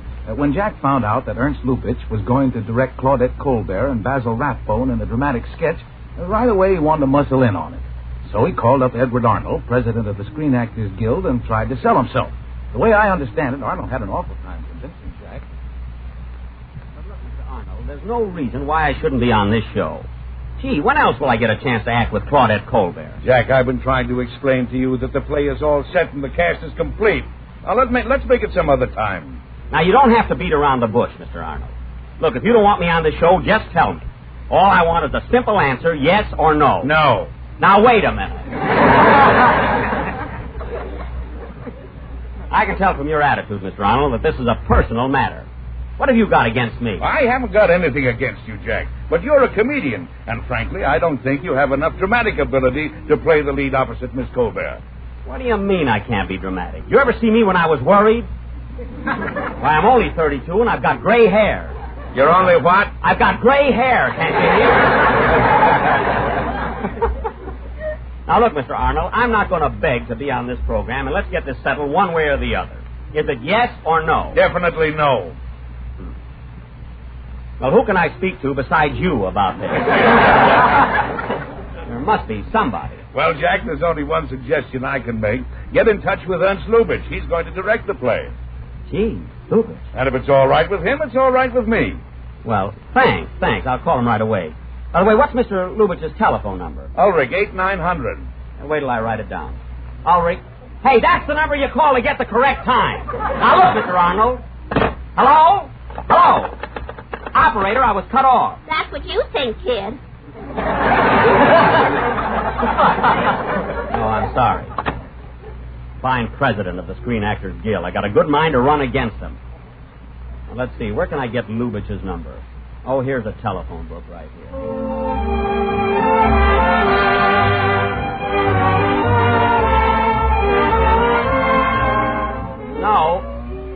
No, miss. I want to talk to Mr. Lubitsch personally. Who's calling, please?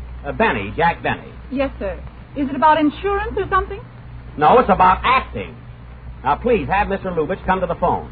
Do you think he will? I don't know. Let's find out. Ask him. Yes, sir. Insurance, yes. I haven't sold a policy since Paramount picked up my option. And the first... Hello, Mr. Lubitsch. This is... Oh, he's not there yet. What's the matter with me, anyway? Hello? Gee, you think that I... Oh, hello! Hello, Mr. Lubitsch. This is Jack. I'm calling you about that golf show you're directing next week. And I was wondering if there was a part in it for me. Jack who? Oh, pardon me. Benny, Jack Benny.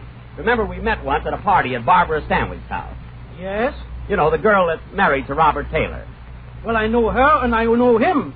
But who are you? I'm Benny, Jack Benny. Oh, the radio comedian, uh-huh. Hooray, I sunk in.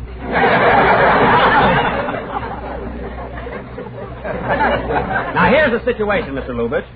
I just spoke to Edward Arnold, president of the Screen Actors Guild, whom, incidentally, I'm running against next year. And Mr. Arnold said if it was okay with you, I could be on the program. But, Mr. Benny, this is a serious, dramatic play, and I'm afraid there is no part in it for you. Well, why not? Well, you're a comedian. What can I do with you in the drama? Look, Mr. Lubitsch, if you can make Garbo laugh, you can make me cry. Well, I can do drama. Gee, I made a picture once called College Holiday. I didn't get one laugh in it. Now what do you say? I'm glad I didn't see it. Very funny. Now, Mr. Lubitsch, let's not beat around the bush. I want a definite answer. Is it yes or no? Brace yourself. Now, Mr. Lubitsch, I know I haven't given you enough time to think this over, so I'll call you back later. Now, wait a minute, Jack. There is no use taking up each other's time. Basil Rathbone is playing opposite to that Colbert, and there's nothing I can do about it. Well, why can't we make it a triangle? Why can't he be her husband and I her lover? Who would believe that?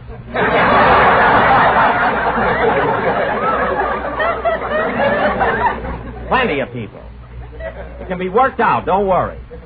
Now, well, Jack, I'm very busy right now. Call up Miss Colbert, and if it's all right with her, it's okay with me. Thank you, I'll do that. Oh, what's Miss Colbert's telephone number? Ulrich! Never mind, I'll get myself. Goodbye. Some director really tries to get me in a picture sometime. Oh, well. Now, let's see. Colbert.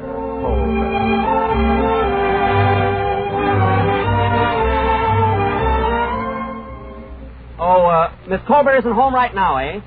Do you know where I can reach her? You might telephone Westmore's Beauty Parlor in Hollywood. I'm quite sure you can get her there. Thank you very much. Goodbye.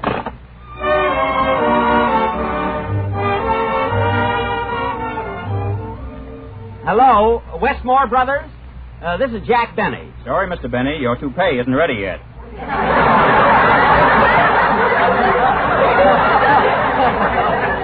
I don't want my toupee. I'd like to speak to Claudette Colbert. Is she there? I don't know. Hey, Wally, is Claudette Colbert here? I don't know. Hey, Purse, is Claudette Colbert here? I don't know. Hey, Sam! Never mind. Let it go. I'll wait till she gets home.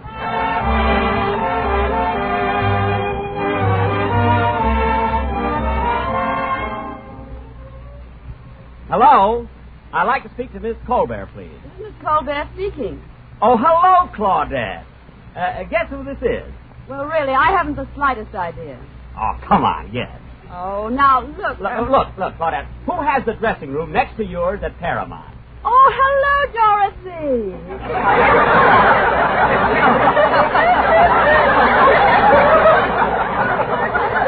Dorothy, I'm not Lemoure. Look, Dorothy's dressing room is on one side of you. Now, who's on the other side? That's a washroom. Only part of it.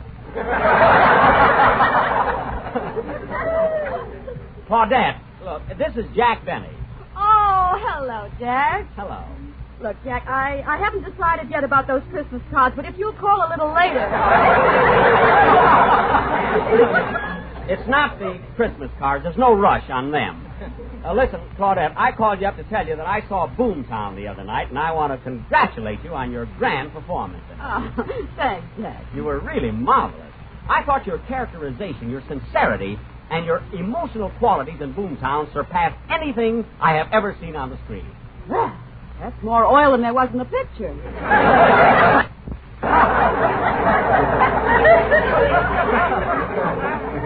No, I'm serious, Claudette. It was a great performance.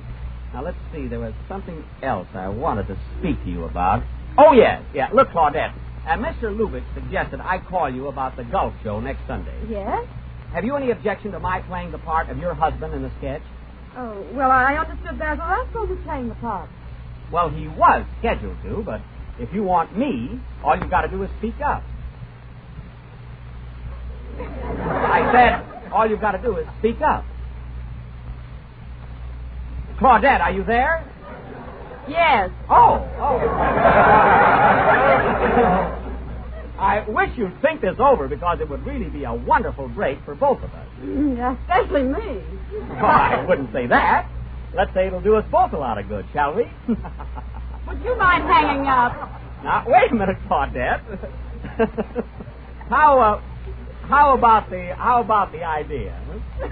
Honestly, Jack, I really have nothing to do with it. Why don't you call Edward Arnold president of the Screen Actors Guild? He won't be next year. I can't call him, and it's up to you. Now, look, Claudette, I've got another idea. Why can't I... Will you please deposit 5 cents for an additional 3 minutes? 3 minutes already? Just a second. Would you mind dropping a nickel in, Claudette? Jack, I don't have a pay phone in my house. Oh, well, that's right. What am I thinking of? Do I get that nickel, or do I have to cut you off? Now, don't get excited. Here, I found one. There. No more 3 minutes than the man in the moon. Doesn't seem like we've been talking for 3 minutes, does it, Claudette? You ought to be on this end. Well, to come to the point, Claudette, here's what I was going to ask you. When do you start rehearsing for the play? Tomorrow night at my house, but, Jack, I don't think you At your house, eh? What time? 8 o'clock, but really, Jack, I don't think 8 you ought o'clock. to... Well, thanks, Claudette. See you tomorrow night. I'll read the part, and Rathbone will read the part, and may the best man win. That's fair enough, isn't it? Kind of sticking your chin out, aren't you, Junior? We'll see. Well, goodbye. Goodbye. Oh, by the way, Claudette, shall I come for dinner? Oh, well, some other time.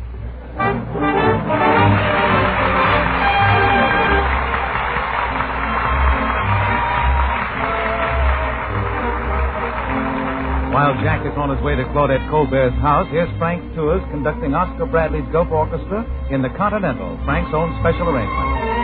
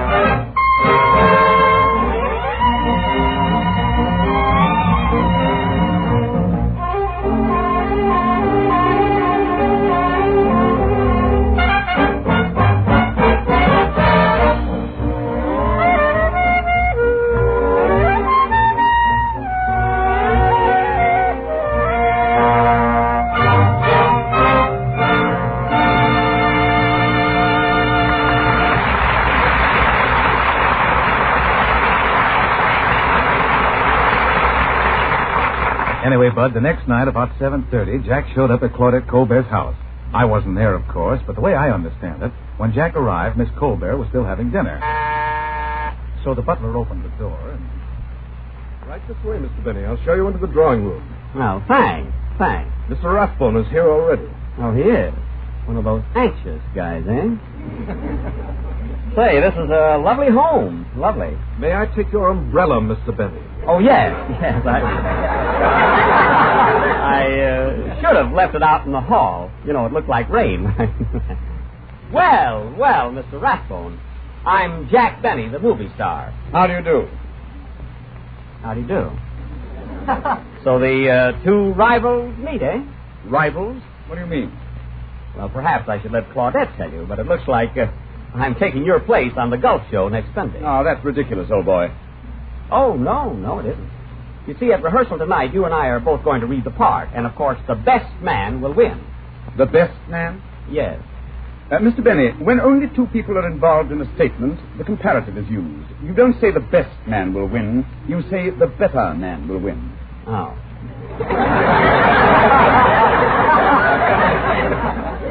Now, if three or more people are involved, then the word best is the correct adjective. I see. So before we compete for this part, Mr. Benny, it might be as well if you first learned how to speak English. Well, thanks for the lesson, Madame Lazanga. For your information, Mr. Rathbone, I went to Waukegan High School 4 years, and I excelled in English. In fact, I got 99 every single term. Ain't that interesting? Now, cut that out!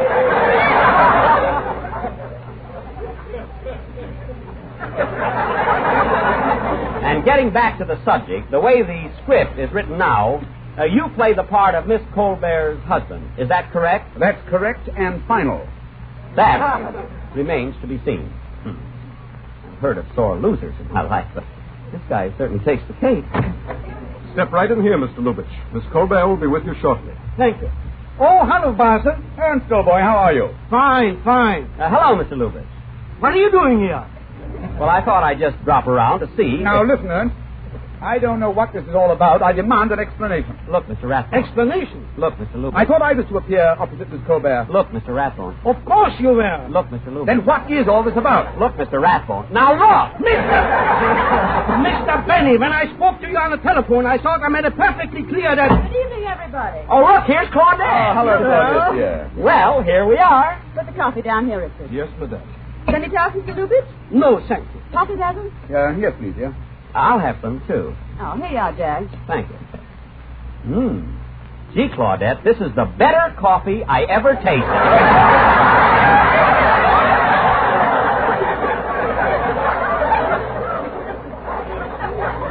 Mr. Benny. Yes? The word is best. There are only two of us drinking it. Make up your mind. Well, we're all here, so let's get started with the rehearsal. Just one moment. Ernst, let's get this settled for Mr. Benny's benefit, shall we? Is he or is he not replacing me in the play? Certainly not. That's ridiculous. Of course it's ridiculous. Why, it's absurd. You stay out of this. The butler yet. Then, Mr. Benny, I'd like to know why you said that Mr. Lubitsch recommended the change. I didn't say that. I said that Miss Colbert suggested it. I suggested nothing of the kind. But Claudette... Please, stop all this bickering. Now, Jack, if you like to watch the rehearsal, take a chair and be quiet. Yes, sir. Oh, Claudette, is it all right if I have some of these walnuts here? Go right ahead. Help yourself, Jack. Thank you. Big one. Now, Claudette, you too, Basil. If you both turn to page 12 in the script, we will proceed. Boy, these nuts are good. Now, Claudette, you are a wealthy society girl who is married to a New York stockbroker. That's you, Basil. But he does not love you, Claudette. And as the French say, it is a marriage of convenience. Gee, that was a tough one. Mr. Benny, will you stop eating those nuts? Well, Claudette said I could. Anyway, Mr. Lubitsch, I don't want to sit around here like a bump on a log. If I can't have the lead in the play, isn't there something I can do? All right. If it makes you happy, you can play the part of the butler. The butler? Okay. Here's your script. Thanks. Now remember, Claudette, you're the wife. Basil, you are the husband who doesn't understand her. And Jack? I'm the butler whom Claudette really loves. You are the butler, that's all. Okay. Heavens to Betsy. All right, Claudette, now we start the scene. Remember, your husband is 2 hours late for dinner, and you are a nervous wreck. Yes, Mr. Lubitsch, I understand. Go ahead, call the butler. Yes. Oh, Smedley. Yes, madame. Smedley. What is it, madame? Are you sure my husband hasn't phoned? No, madame. But I can't understand it. What time is it, Smedley? It's 8:30. Shall I serve dinner, madame? No, Smedley, I'm much too upset to eat.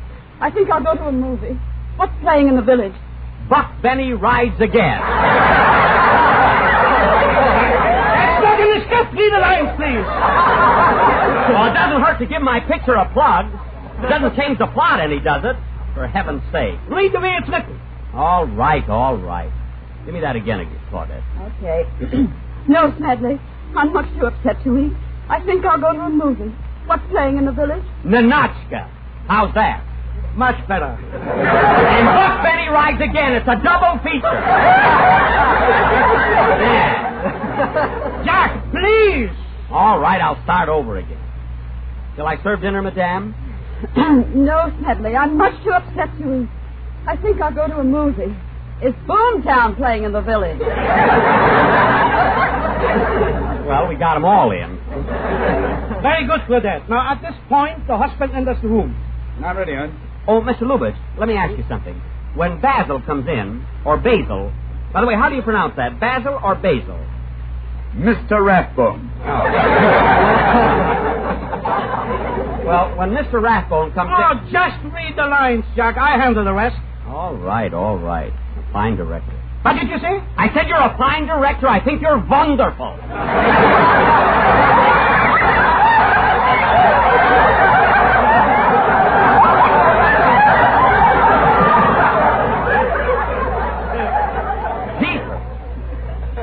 Ready, Basil. Make your entrance. Righto. Oh, good evening, darling. So sorry I'm late. Oh, Ronald, you're always late, and you're always sorry. It's been like this for months. What's come between us? If I only knew, maybe we could work things out. It's nothing, my dear. It's just that I've been so busy lately at the office. Let's forget it. Dinner is served. Oh, pardon me, I'm too soon. Ronald, I can't forget it. We must come to some understanding. This can't go on forever. Gwen, let's be adult about the whole thing, shall we? Every night it's the same argument, this constant nagging. I tell you, I've been working at the office. But I phoned your office and they said you left at 2 this afternoon. Well, I had business at the bank. And besides, I forgot where I parked my car. Fine Sherlock Holmes can't even find his car.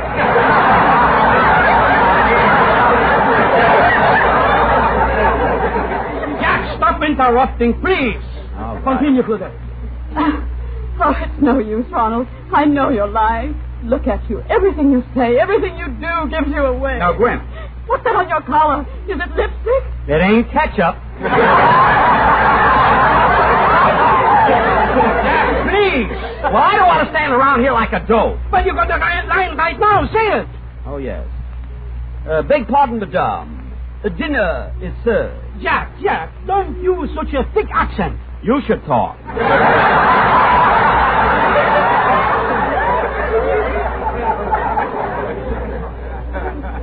Beg pardon, madame. Dinner is served. Now, Jack, don't be so highbrow. All right, the soup's on. Come and get it. I don't know how Garbo put up with him. What's it about Garbo? Nothing. I can have her on my mind, can't I? Gee. All right, let's have that line again. Beg pardon, madame. Dinner is served. Take it or leave it. Dinner. Come along, Gwen. No, we're not having dinner, Ronald. Not until we've reached a definite understanding. Well, I'm hungry. Ronald, I can't go through another day of this uncertainty. I must know. Do you love me or not? Of course I love you. You're lying, Ronald. Lying. Very well, then I'm lying. See? You might as well know the truth, Gwen. I've never loved you, never. That must be crazy. If you weren't so stupid, you'd have known it long ago. Ronald, what are you saying? Gee. I married you for your money, that's all. Everybody else knew it. If you weren't such a blind, silly little fool, you'd have realized it yourself. Ronald, stop. Well, Gwen, now you know how things stand, and the sooner you give me a divorce, the happier I'll be. No, I'll never divorce you, Ronald. I couldn't live without you. I couldn't. Tears, woman's tears. Oh, stop the dramatic. Ronald! I'm moving to my club.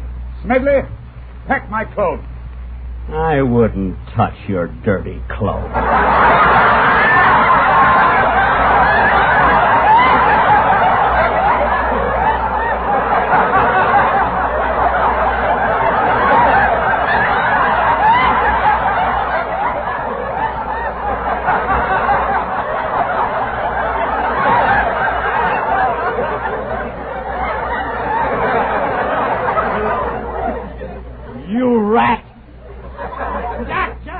The lines. You are servant. I don't care. Gee. Continue, Basil. Well, goodbye, Gwen. I'm going to the club. Our attorneys can get together tomorrow. Don't go, Ronald. Please don't go. Stop hanging on to me. No, I won't give you up. I won't. Stop it, I say. Let go of me. No. Then take that. That's the last straw. Take off your coat, Rathbone. Jack, that's only a play. Ain't nothing. What are those dukes, Basil? Put them up. Oh, so I'm an old man now, eh? Why? Jack, if you don't behave yourself, you can't be in the play. The heck with the play. If you think I'm going to stand by and see this cad strike the woman I love. The woman you love? Yes, Claudette. You might as well know it now. I've been crazy about you for years. Jack, please. I don't care who knows it. I don't care if the whole world knows it. I love you, Claudette. And that's why I was carried away. I'd give anything to be in a play with you, but I'm afraid I can't go through with it. Goodbye, gentlemen. Goodbye, my love. My goodness, I barely know the man.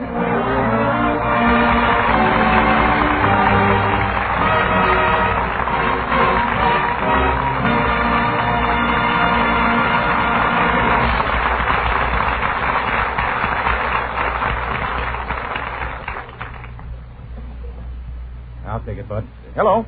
Roger Pryor speaking. Hello, Roger. This is Jack Benny. Who? Jack Benny, the little man who wasn't there.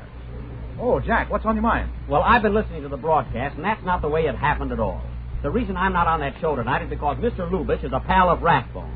It's just politics. What Mr. Lubitsch said? I don't care what he said. And incidentally, I'd like to talk to him. Put him on the phone. Well, I'll see if I can get him, Jack. Hold on a minute, will you? Say, Bud, Jack Benny's on the phone. Keep him happy while I find Lubitsch for him. Okay. Hello, Jack. How are you? Hello, Mr. Lubitsch. Where's your dialect? This is Bud Heaston, Jack. Oh. Say, is it true that you're getting a new car? Look, Bud, I'd like to Because speak... if you are, I'd advise you to use Gulf's new stepped-up gasoline. Either Good Gulf or Gulf No Knox. You'll find them fully worthy of the finest modern cars. Oh, is that so? Yes, and if you don't get a new car, if you keep your old your Maxwell, you'll find that the new Gulf gasolines will give you more pickup, more power, more of that new car feeling. Now, look, if Mr. Lubitsch... In fact, I'd like to urge everybody to stop at the sign of the Gulf Orange Disc and fill up with good Gulf or with Gulf No Nox, America's two great stepped-up gasolines. I see. Now, Bud, about Mr. Lubitsch, I'd like to... Deposit 5 cents for an additional 3 minutes, please. What? Oh, hold on, Jack. Here comes Mr. Lubitsch now. Let it go. I'll send him a postcard. Goodbye.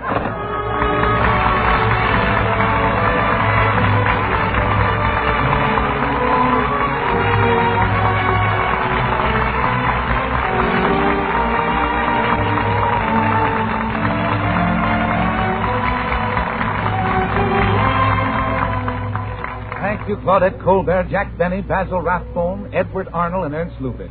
And thanks to Bill Morrow and Ed Belloin for your great script. It was a swell show and for a really great cause. Of course, you know, ladies and gentlemen, that the money Gulf would ordinarily give to the stars who appear here goes instead to the Motion Picture Relief Fund, to care for those in the picture industry who can no longer provide for themselves. Next Sunday night, ladies and gentlemen, the Stars Own Theater brings you Gene Arthur, Jeffrey Lynn, and Walter Pidgeon in Jezebel, with music by Oscar Bradley's Gulf Orchestra with Frank Tours conducting. Until then, this is Roger Pryor speaking for your neighborhood good Gulf dealer and reminding you that we have a date next week at the same time. Listen in, won't you?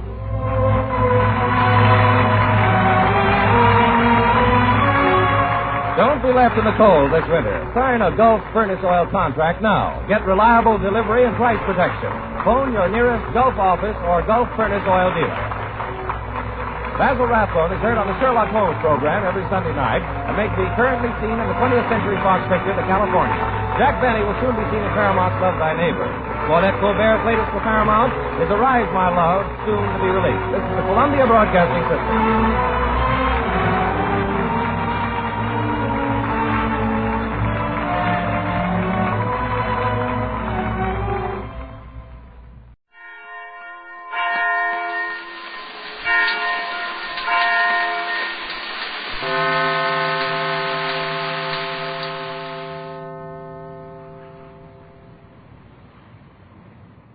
Theater.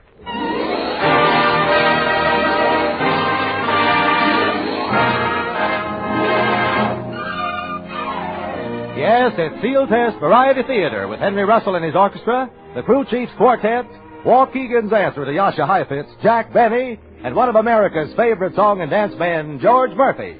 And here she is, our gal Thursday, the singing star of Variety Theater, Dorothy Lemoure.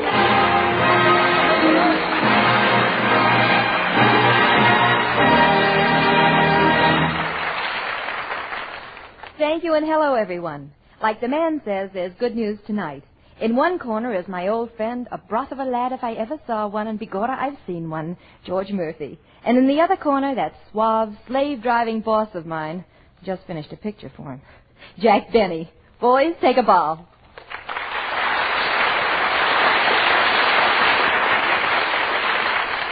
Say, Dottie, did you two really just finish a picture together? Together? I worked for him. Brother, what a boss. You should have seen that picture contract he drew up. Wow. I didn't think it was so bad. It was a standard contract. That was a standard contract? What about Clause 42C? What is wrong with that clause? Who ever heard of the star doing the producer's laundry?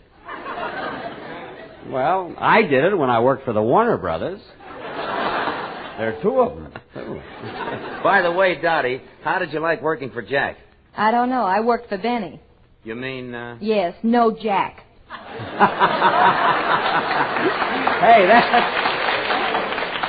that's pretty good, Dorothy. You're a good comedian. Have you ever done any comedy? Well, I worked with Bob Hope.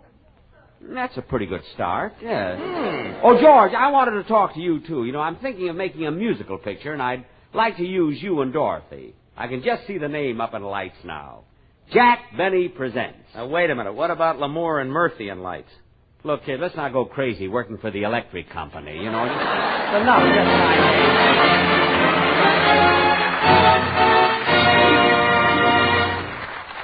Jack, George, Dottie, Tom, Dick, and Harry, Oscar, Herman, Julian, and even Stanislaus. Please stand by and spare us half a mo. No less, no mo. Get the best, get C. When the youngsters get that ice cream gleam in their eyes, you're likely to hear, I scream, you scream, we all scream for ice cream. and the biggest shout of all goes up for Sealtest ice cream. It's the top-ranking favorite with both grown-ups and growing-ups. You know why? Because, flavor for flavor, there is no ice cream that matches Sealtest for pure goodness. It's better in every way. In smooth as velvet texture, in creamy richness, in wonderful lip-smacking flavor. Next time you crave ice cream, make it Sealtest, the outstanding quality ice cream of America. Always Get the best, get Sealtest.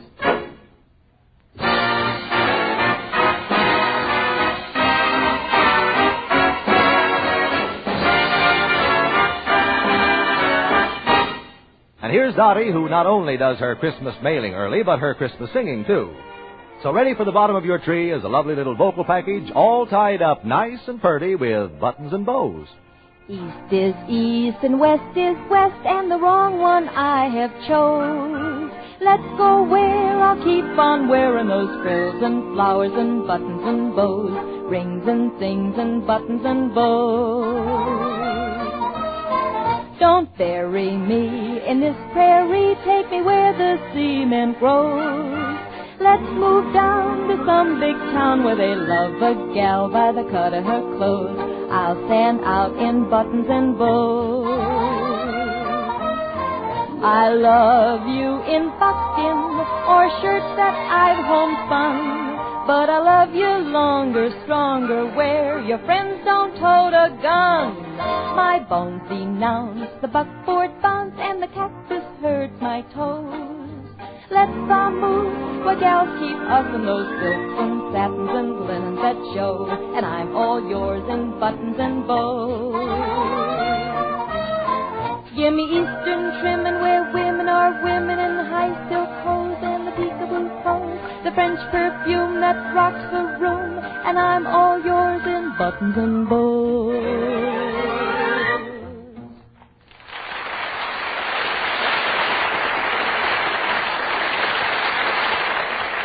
As far as the man standing next to me is concerned, and as far as introducing him is concerned, I'm what you might call stuck. There's so much to say, especially when the guy in question happens to be a very close friend. So I'll put it this way. If you were introducing George Murphy, what would you say?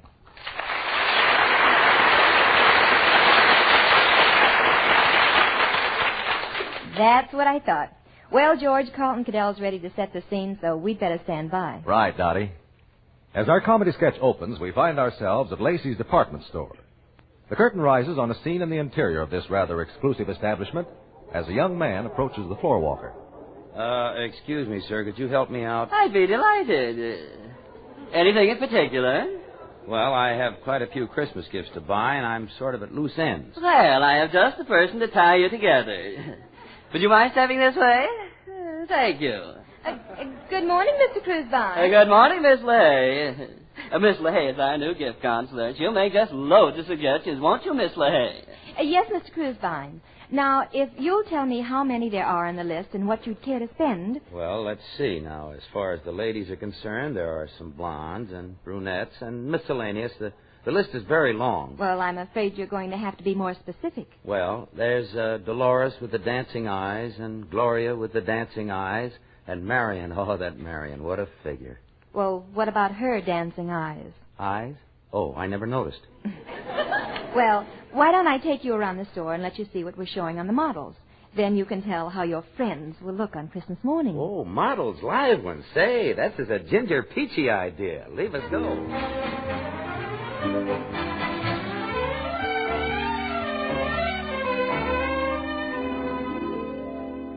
Sorry, this elevator's all full. I have a good mind to take one of these elevators and run it myself. Now, what makes you think you could run an elevator? Are you kidding? The ones at Marshall Fields didn't run sideways, you know. Now, this is the fur department. We have silver foxes, blue foxes, IJ foxes, sheared beaver, cleared beaver, seared beaver, and sable. Oh, model, how much is that sable you're wearing? $15,000. One of your girlfriends would look awfully smart in that $15,000 coat. She might look awfully smart, but I'd look awfully silly walking beside her in a $4 barrel. Now, this is the bathing suit department. Perhaps you'll find something you like in here. Oh, I'm sure I will, sure. Now, this Parisienne number is only $27.50. Where is it?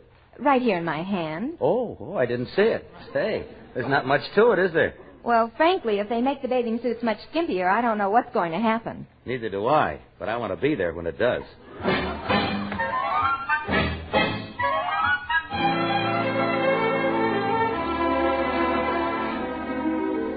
Well, it looks like you've gotten everything you wanted. That comes to $17.56.32. Now, where shall I send all of them? No place. Now, look, why don't we... I said, where shall I send them? Oh, Dottie, please, You mean you've been wasting my time? You're not going to buy these gifts to send to your friends? Oh, honest, I haven't got any friends. Come on, honey, let's go home. Go home? Why, you come in here, flaunt all those blondes, brunettes, and miscellaneous in my face, and then ask me to go home. Why do you think I left you in the first place? Dolores with the dancing eyes. Huh! Oh, honest, honey, I don't even know those girls. I was just trying to make you jealous. Well, you certainly succeeded. Brother, how you succeeded. Look, I got myself a job. I'm doing all right. Now, please. Oh, honey, but I'm lonesome. I haven't even stirred out of the house since you left. If I hadn't known you for 3 years before we got married, I might believe that. Well, just to prove it to you, look, you see these Argyle socks? What about them? Well, I knitted them myself. And 2 sweaters. Well, it's no use. Skip it, forget it, drop it, and beat it. Oh, gee, just the night before you left, didn't I kiss you right in front of everyone? That was just to give the children a sense of security. Well, how are the kids anyhow? They're fine, just fine. Gee, I miss them. I miss everything about them. The piggyback rides and the Sloan's liniment on the shoulders, and the football games and the Sloan's liniment on the back, and the 5-hour sessions at the hitching post and the Sloan's liniment. You should have thought of that when you came home with lipstick on your handkerchief. That was not lipstick. I had a nosebleed. Well, if that was blood, Sonny, your corpuscles are full of Chanel number 5. Oh, Dottie, come on. Won't you come home? Why? Do you miss my dancing eyes?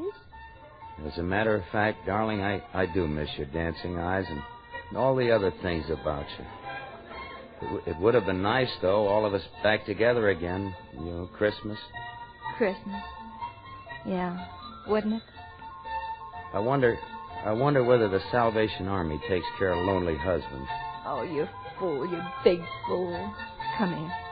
Oh, darling. You dear, sweet fool. Mommy, please. How many times have I told you there's no Santa Claus at this store? There's no Santa Claus. Excuse me, lady. Excuse me just a minute, but I heard you tell that little boy something. What about it? Well, I've got news for you. Believe me, there really is a Santa Claus.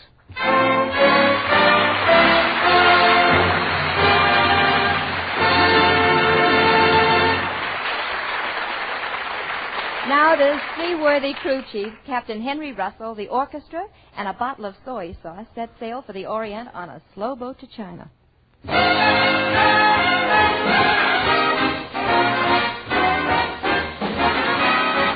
I'd love to get you on a slow boat to China, all to myself alone.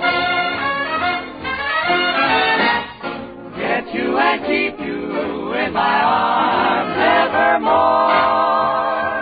Dreams of your lovers weeping on the faraway shore.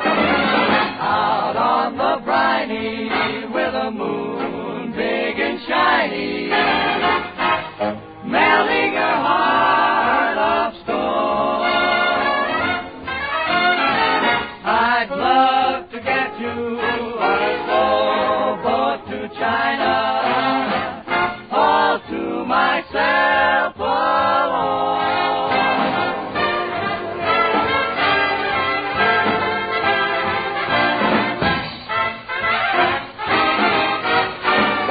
I'd love to get you on a slow boat to China, all to myself, rock and not nobody else, all to myself.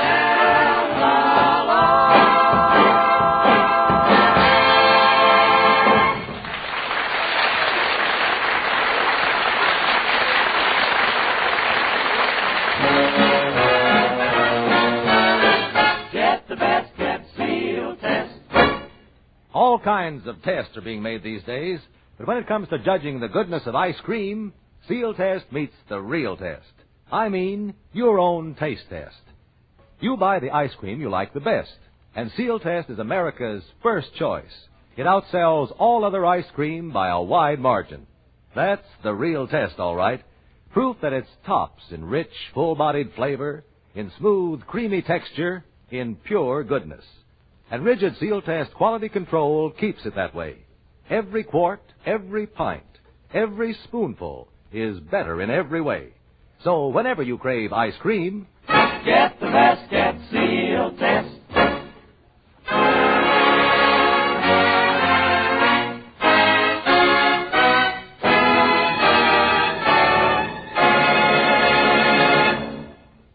Say, Dottie, before you tell the people about the new Jack Benny, Jack Benny, the movie producer, what are you going to sing? Jack, it's a song first published on January 15th, 1930 by the Whitmark Publishing Company, 1256 Avenue, New York City, written by Al Dubin and Joe Burke, and first sung at the Silver Slipper Cafe at 1133 Broadway, New York City on May 30th, 1930, and the title is For You.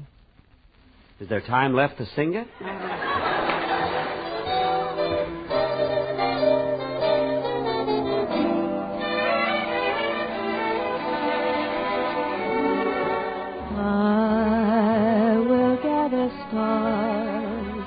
Out of the blue for you,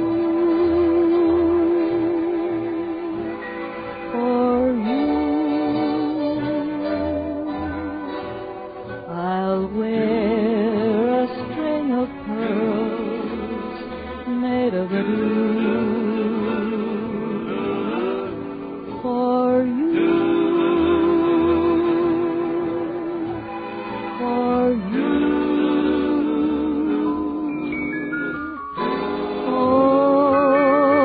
The highway and over the street,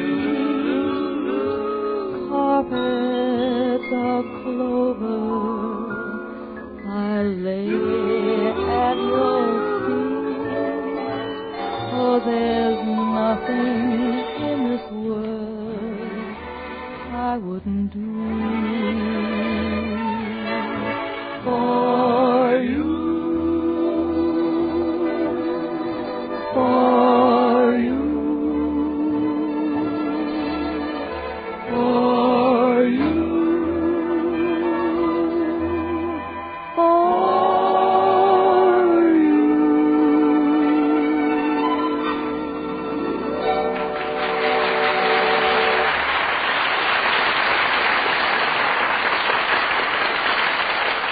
Ladies and gentlemen, you're all familiar with our next guest, Jack Benny.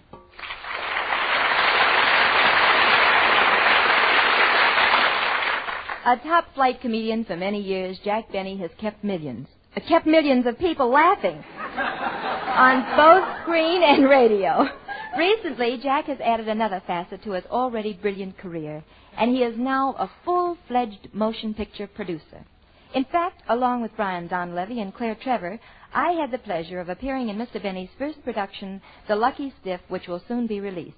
But to give you an idea of how much this new responsibility has changed Jack, we'll turn back the clock to yesterday afternoon when I visited him at his office to say hello and pick up my check, which was 3 months late. When I walked in, Jack was dictating a letter to his very pretty secretary. Now, let's see. Inasmuch as The Lucky Stiff is my first picture, read that back to me, Miss Lindsay. The whole thing. Dear sir, inasmuch as The Lucky Stiff is my first picture... It sounds pretty good so far. Now, Miss Lindsay, what are you laughing at? That fountain pen in your pocket is tickling my ribs. Oh, well, let me move it. There. Now, is the fountain pen bothering you? No, this is fine. Hello, Jack. I'm sorry. I didn't mean to interrupt anything. Oh, well, that's all right. Come in, Dorothy. I got something in my eye, and my secretary was just trying to take it out, is he? She must have been taking it out with her teeth. You've got lipstick all over your face. I have? Well, that'll be all, Miss Lindsay. I'd like to get up now. Thanks. Where do you want me to send the letter? The letter? What letter? Oh, yes, the letter, yes. Just say, I cannot see the advisability of a tie-up between your company and the Lucky Stiff at this time. Send it to Forest Lawn.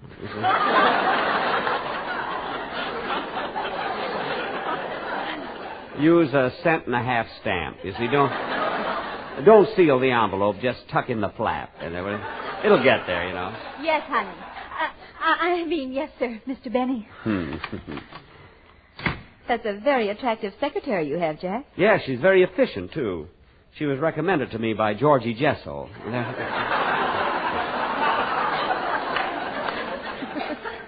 By the way, Dorothy, did you get that package I sent over to your house? Yes, it came this morning, and I want to thank you very much. Well, I understand it's customary for the producer to present the star with a gift when the picture is finished. Well, I still think it was very sweet of you.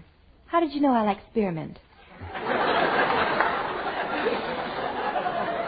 Well, I just took a chance. You know, it's awfully hard to pick out a present for a girl like you, Dorothy. You've got everything, you know. Not quite, Jack. I still haven't received my last salary check. Oh, yes, it's right here on my desk. I was wondering when you were going to come in and pick it up. I was thinking maybe you'd forgotten about it, you know. Here it is, Dorothy. Thanks. Well, let go of it. Oh, I'm sorry. It's just stuck to my fingers. Oh, that's all right. You have a hard time saying corpuscles, haven't you? I was just... I didn't know. I heard it before. I didn't know.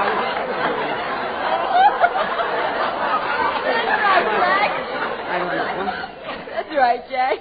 Say. What? Nothing hard, you know, just corpuscles, just like blood. It doesn't mean it. Go ahead. I got no blood left. That's all right, Jack. Yeah. Say, while I think of it, don't forget you're going to be a guest on my program tomorrow night. Write some jokes like that. Yes.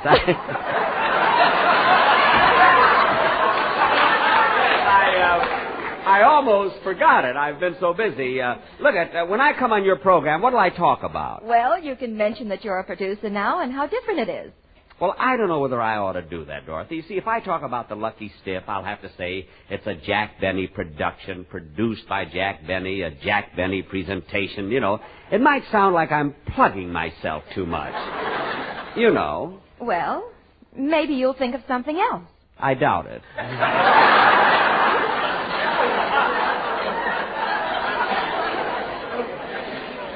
Oh, Dottie, I forgot to tell you. You know, we had a sneak preview of the Lucky Stiff last night. And after come back here. We're over, you know, in about 3 minutes. And after the picture was over, I went out in the lobby and mingled with the people to get their reaction of the picture, and they loved it. Well, didn't they recognize you? No. You see, I wore a white cap and apron, and I pretended I was selling popcorn, you know. I sold over 100 bags in 5 minutes.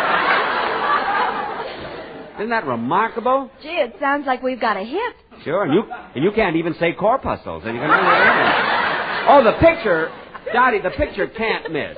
Now, remember the scene where Brian Dunleavy and Claire Trevor walk in, and you... Oh, Mr. Benny, can I see you for a moment? What's wrong, Miss Lindsay? It's that writer you hired yesterday. He's sick.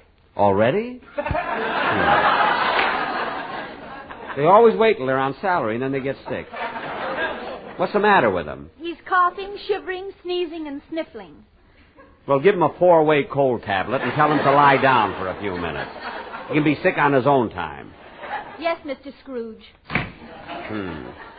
Jack, aren't you afraid you'll spoil your writer coddling him that way? Oh, I can't help it, Dorothy. I try to be tough, but I guess I just haven't got it in me, you know. I don't know, I'm just a big, soft-hearted slob, you know? Yeah. Well, I guess I'll run along, Jack. Thanks for the check. Oh, wait a minute. Don't go yet, Dorothy. There's something I want to talk to you about. A new story that Mr. Benny, Lou Foster, your director's here. He wants to see you. Oh, yes. Send him in, by all means. Dorothy, isn't Lou Foster a wonderful director? Oh, yes. A great guy, isn't he? And he's a great director, too. Well, Oh, pardon me. Stop jumping my lines. I've seen him handle the most difficult actors and never once lose his temper. I'll kill him! I'll strangle that Benny with my bare hands. Oh, there you are, you double-crosser. Now, Lou, Mr. Foster, take it easy now. Put down that megaphone. Lou, now, I'm surprised at you. I've never seen you act this way. Oh, I'm sorry, Dorothy, but you don't know what I've been through with this man. It's been agony. Oh, I don't know. Name one producer who could have done a better job in this picture than I did. Name one. Just one. Sam Goldwyn, Hal Wallace, Darrell Zanuck. You named three. I only asked you to name one. Couldn't even name one. Now, Lou, try to control your temper. Oh, I've tried. Believe me. I didn't mind when Benny made me shoot a mob scene with only 4 people. I wanted a small mob, that's all. 1 million people for a mob scene. I didn't care when he wanted me to make the actors work twice as fast and shoot the picture in slow motion to save time. And money, that's important too, you know.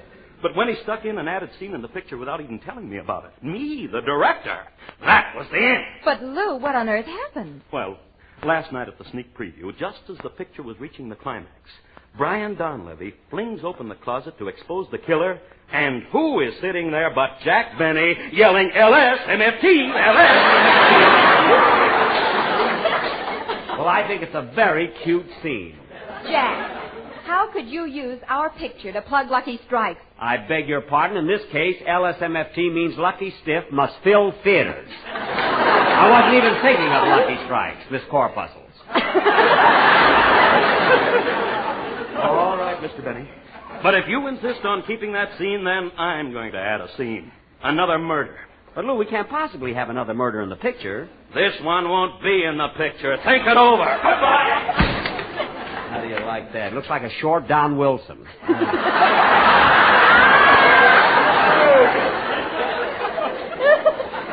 Now, where were we, Dorothy? I was sitting here and you were hiding under the desk. Oh, yes. Well, anyway, I want to tell you about the story I bought for my next picture. I paid a lot of money for it. It's got... Mr. Benny, the writer is feeling better now. He wants to eat lunch. Oh. Well, here's the key. Let him out. See that he gets back in half an hour. Yes, sir. As I was saying, Dorothy, there's a great part for you in this new story I bought. Well, I'm always interested in a good part, Jack. What's it all about? Well, look at it. Oh, it's wonderful. Now, listen. You play the part of a deaf mute, a beautiful girl who can't hear or talk. Now, there's a villain who's responsible for all your unhappiness. But a handsome young doctor comes along and takes you out of your misery. It's a great story, never been done, and I've got a great title for it, too. Jimmy Belinda. What's the matter, Dorothy? Dorothy, don't you like it? But, Jack, that's the story of Johnny Belinda. What? I saw the picture only last week. Jane Wyman played in it. How do you like that? And I bought that story from Rochester. Wait till I get my hands on him, Jimmy Belinda.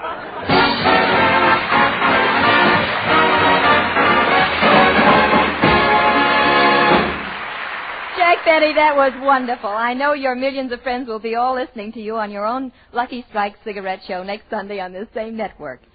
And now, in just a few seconds, we're going to give you some great news about our guest for our own show next week. Get the best, get Sealtest. Santa Claus has good things in store, and so does your Sealtest dealer. Just wait till you taste Sealtest chocolate chip ice cream, the flavor of the month for December. It's something special. Creamy rich vanilla ice cream chock full of real bittersweet chip chocolate. And say, here's another festive treat. Red raspberry tarts, the Sealtest dessert of the month. You'll find them an eyeful and a mouthful of the finest ice cream eating ever. Individual shells filled with wonderful Sealtest vanilla ice cream, topped with plenty of red ripe raspberries and honest-to-goodness whipped cream. A holiday green halo of it for a heavenly dish. Try both Sealtest red raspberry tarts and Sealtest chocolate chip ice cream. When you treat the family to ice cream, get the best, get Sealtest.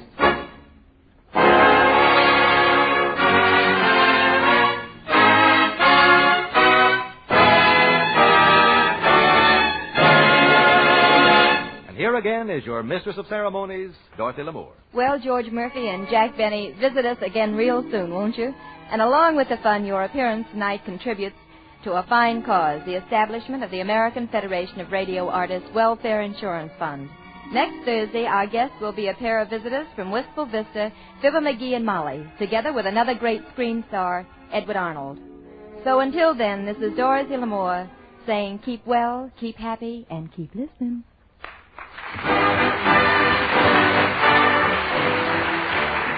Tonight's Sealtest Variety Theater was written by Howard Harris, Hugh Wedlock, and Howard Snyder. Direction is by Glenn Hall Taylor. George Murphy appeared through arrangement with Metro-Goldwyn-Mayer, producers of the Technicolor motion picture Three Musketeers, starring Lana Turner, Gene Kelly, and June Allison. Tune in next Thursday at this same time when Sealtest Milk and Ice Cream again presents Sealtest Variety Theater, starring Dorothy Lemoure, and as our guests, Edward Arnold and Fibber McGee and Molly. Sealtest Incorporated and associate companies are divisions of National Dairy Products Corporation. This is Carlton Cadell speaking. This is NBC, the national broadcasting company.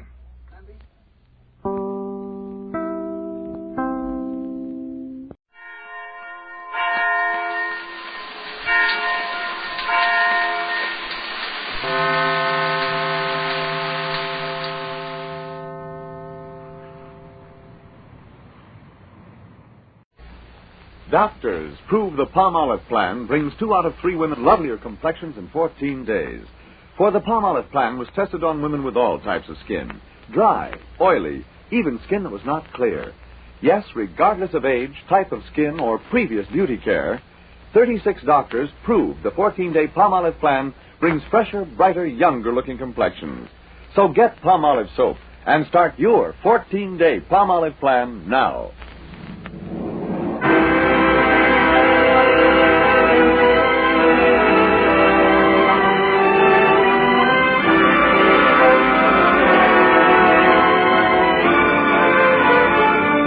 Ladies and gentlemen, Dennis Day. Oh,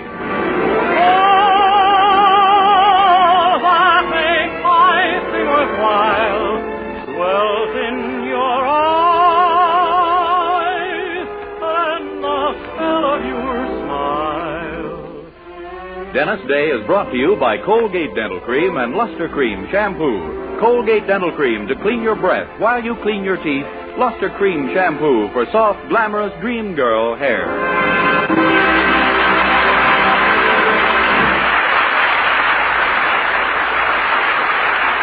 The Dennis Day Show with Barbara Eiler, B. Benaderet, Nick Trout, Charles Dant in the orchestra, and yours truly, Vern Smith, is written by Frank Galen and stars our popular young singer in A Day in the Life of Dennis Day.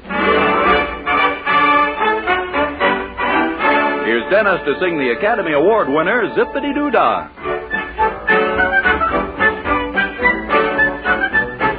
Zippity-doo-dah, zippity-yay.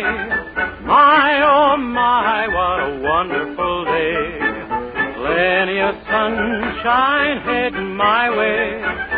Zippity-doo-dah, zippity-yay. Mr. Bluebird on my shoulder. It's the truth, it's actual.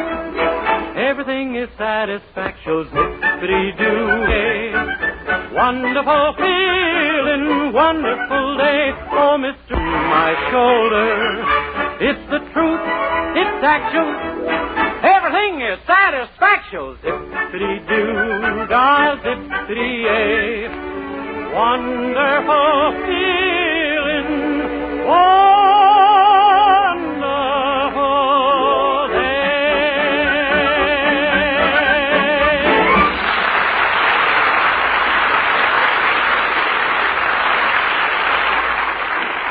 Colgate Dental Cream cleans your breath while it cleans your teeth. No other toothpaste does a better job of cleaning teeth than Colgate Dental Cream. For Colgate Dental Cream has a safe polishing agent that cleans your teeth both gently and thoroughly, brings out their natural sparkle and beauty. You can actually see and tests prove that Colgate Dental Cream cleans your breath while it cleans your teeth. Yes, actual scientific tests prove conclusively that in 7 out of 10 cases, Colgate instantly stops unpleasing breath that originates in the mouth. Colgate Dental Cream is famous for its wonderful wake-up flavor, too.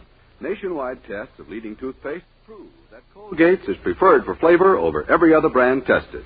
Yes, preferred over every other brand tested. And no wonder. For Colgate Dental Cream is the result of constant effort to produce the finest toothpaste in the world today. For cleaning teeth, for flavor, for sweetening breath.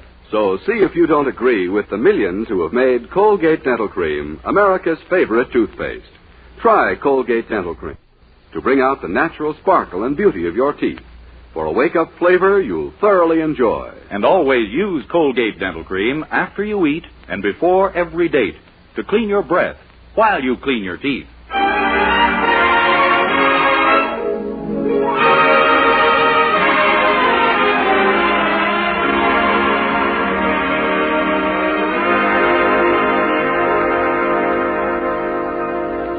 Well, since Willoughby's store closed down a month ago, our young hero, Dennis Day, has held several other jobs, but his latest has lasted by far the longest. He started on it yesterday, and the boss told him he could come back today. Of course, the fact that he's his own boss may have had something to do with it. You see, yesterday he invested his entire savings in a used car and became Weaverville's only taxicab company. The cab is now parked at the curb of the Anderson house, and Dennis, glowing with pardonable pride, is showing it to his girlfriend, Mildred. Oh, boy, isn't she a beauty, Mildred? Isn't she a dream? Yes, it's very nice, Dennis. And for only $150. Of course, she doesn't have all the gadgets on her the 48s have. No, I suppose not. What kind of a car is it? 1923 Essex. But isn't that a little old, Dennis? All the cars the man had for $150 were a little old. I took this one because it runs on gasoline. Oh, I see. Well, I guess the people here will be grateful to have any kind of a taxi cab in town. Oh, you never saw such gratitude in your life, Mildred. I've had 4 customers so far, and every one of them, when they got to their destinations, they got down on their hands and knees and kissed the ground. Dennis, are you sure this car's really in good condition? Oh, just wait till you take a drive in her. Smooth as any car on the market today. Except she rattles a bit when she goes over some obstacle in the road, like the white line. She rattles when she goes over a white line? Well, I think I loosened her up a little yesterday when I drove over the top of that tree. The top of a tree? Yeah, when I drove out of the used car lot, this tree was lying right across the driveway. My goodness, Dennis, didn't you see it?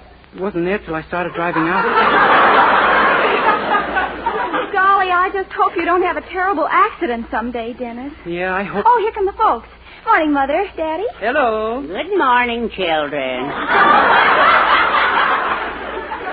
Oh, good morning. Mother, look, this is Dennis's new taxi cab, see? So that's what it is. Well, you better keep your eye on it. Today's the day they collect cans and bottles. Gee, I think this is a beautiful car. Don't you, Mr. Anderson? Do I, Poopsie? You certainly don't. Well, you heard me, Dennis. Yes, sir. Come along, Herbert. Coming, my passionata. Gee, I don't understand your mother's attitude toward me at all, Mildred. Everybody else thinks I'm wonderful, and I know in my heart they're right. Oh. Well, don't you worry. She'll change her tune when you start making good money with your taxi cab. And I will, too. You'll see. I've got a whole campaign mapped out to get a big tip from every one of my fares. Well, have you really? Sure. First, I make him as comfortable in the cab as possible. I point out the broken spring in the seat and show him how to sit so the worst he can get is a flesh wound. Oh, my goodness. And then as soon as we get going, I give him the crusher, my sob story. Your sob story? Sure. I describe a horrible life to him, pour it on until the tears come into his eyes and he pities me from the bottom of his heart. And then if that doesn't break him down, I tell him the story of my life. Well, I just hope you make a fortune and show my mother, that's all. Yeah, knocking my car just because it isn't a new one. Yeah. I wish I'd have thought of that before. I'd have said to her, you ought to have more respect for age. What if people said mean things to you just because you have... Second thought, maybe it's just as well I didn't.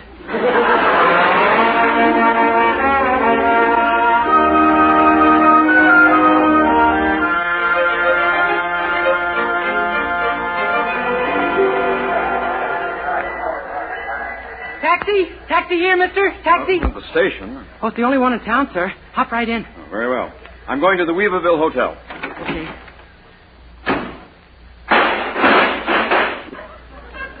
I guess I should have warned you about that, sir, when you slammed the door. Well, fix it up and let's get going. I'm in a hurry. Oh, yes, sir. I'll put it up front here with me.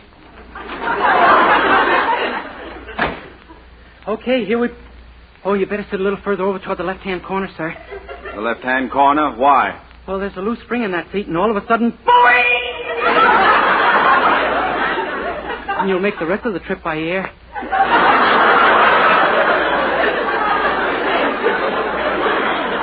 Good heavens. Okay, here we go.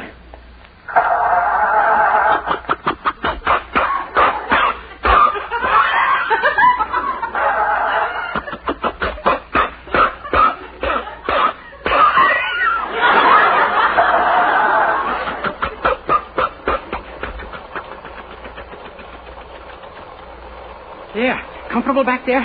There's a blanket and a hot water bottle on the floor. Now carry a flask of brandy in case we run into a change in the weather. How far is that hotel from here, anyhow? Oh, about 6 blocks. Well, pass back the brandy. I think I'm going to need it. Here we go.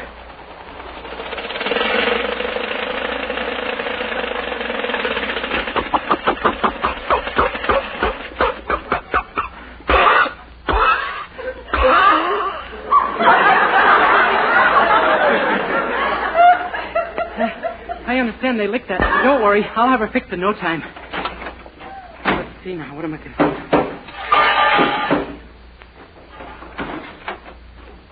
There. There we are. Okay, we're off. What was the trouble? I don't know for sure, but every time she stalls, I just take out a part or two, and that seems to do the... Great Scott. Well, we'll be at the hotel within a few minutes. Gee, I guess you'll be the last fare I'll be able to accept today. I have to go over to the hospital this afternoon. The hospital? Yeah. To see my poor old mother. They've operated on her 11 times. Oh, I'm sorry to hear. Yeah. We think there may be something wrong with her. You think you've got trouble? My father was in a hospital for 8 years. He was? Well, you don't know what else happened to us. My brother fell down a flight of stairs and broke both arms. I lost both my brothers. The house burned down one night with them in it. How about my sister's child? He has 2 heads.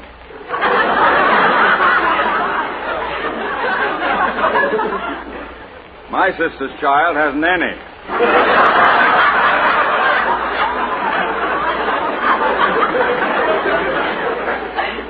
Slipped and fell one day on the trolley car track. Well, there's my, Yes? This time you go first.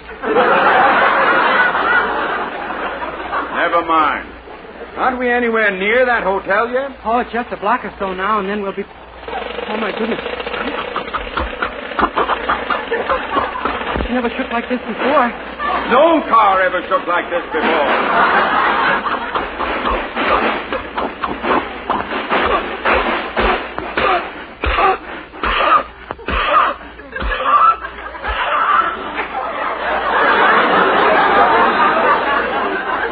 I think we got a flat. A flat tire? No, the bottom of the car is flat against the road. What? And I'm sure I can fix it in a second. Never mind. I'll walk the rest of the way. Oh, but Mr. I was a fool ever to get into this thing in the first place. Of all the stupid clumsy... Hey, mister, wait! Hey, mister! Forgot his briefcase, too. Papers all over the place. I'd better see if I can't get... Hey, what's this one say? Deed to all land comprising Weaverville County assigned to Martin Joyce by the United States Land Office, April 5th, 1849. Holy smoke, have I got a new landlord? The whole town? Oh, I better look into this.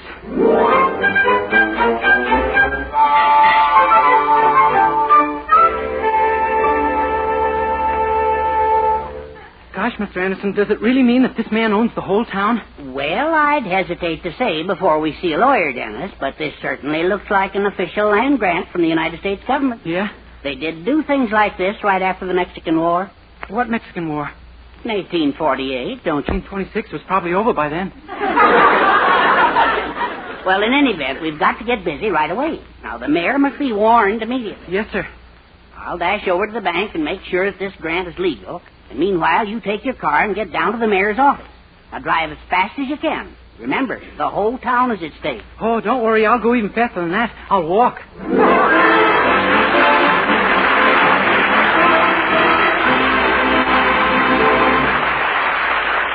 And now, before we go on with this story of a day in the life of Dennis Day, here's our young hero himself to sing Pianissimo. A melody was played pianissimo. The harmony was so very sweet. I can't remember the name of that song, but I do remember dancing in your arms. And then a voice came through pianissimo with lovely words that seemed to repeat. I love you, darling, but all I recall are the words you whisper dancing in my arms.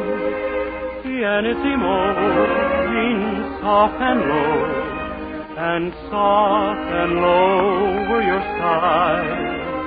Darling, now I know that tender glow was love shining in your eyes. We stole away, pianissimo, and kissed goodnight while stars danced above.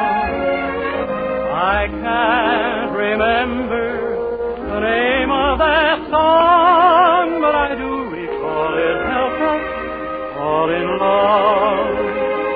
It helped us fall in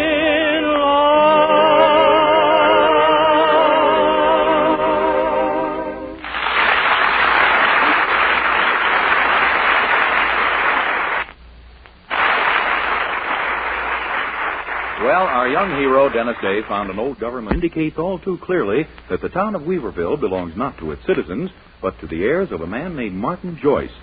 While Mr. Anderson is elsewhere checking the legality of the deed, Dennis has rushed into the mayor's office to inform him of the dire news. Mister, I gotta see the mayor right away. It's terribly important. I'm sorry, young man, but the mayor's leaving on a business trip in exactly an hour, and he can't see anyone. But I gotta see him, I tell you. The owner of Weaverville is gonna take it over. The owner of Weaverville? Sure. His family got the place after the Mexican War. I found out about it when I happened to look in the back of the taxi I was driving. You were driving in this condition? Mister, I'm not drunk. I know. I was just being charitable. Look, the owner of this town is taking the whole thing over under a grant to his family. Please, you gotta believe me. I've dashed all the way through town to warn everyone. Do you want my name? I know it. It's Paul Revere, isn't it? No, it's Dennis Day. And I tell you, there's a paper that says this man owns the whole town unless we do something. Oh? Very well. Let's see this paper. I left it at the Andersons. I thought so. There is one. You haven't got it. Don't you understand? You haven't got it. That... Oh. Well? I haven't got it. I thought not. And therefore, I repeat what I said a moment ago. The mayor is seeing no one today. But you gotta... No one. Pardon me. I'd like to see the mayor, please. Oh, yes, of course. Go right in. Thanks. Gee, I could have sworn that was someone. It was. That gentleman, and let you see the mayor gets $2 for performing marriages. Oh? Do you know Mayor Goldbergs? Yes. Then you know you'll see them. Never too busy for a marriage or a funeral, our mayor. Gosh, you mean that... Oh, boy, excuse me. I just had a sudden thought. I do hope he treats it well. Poor little head.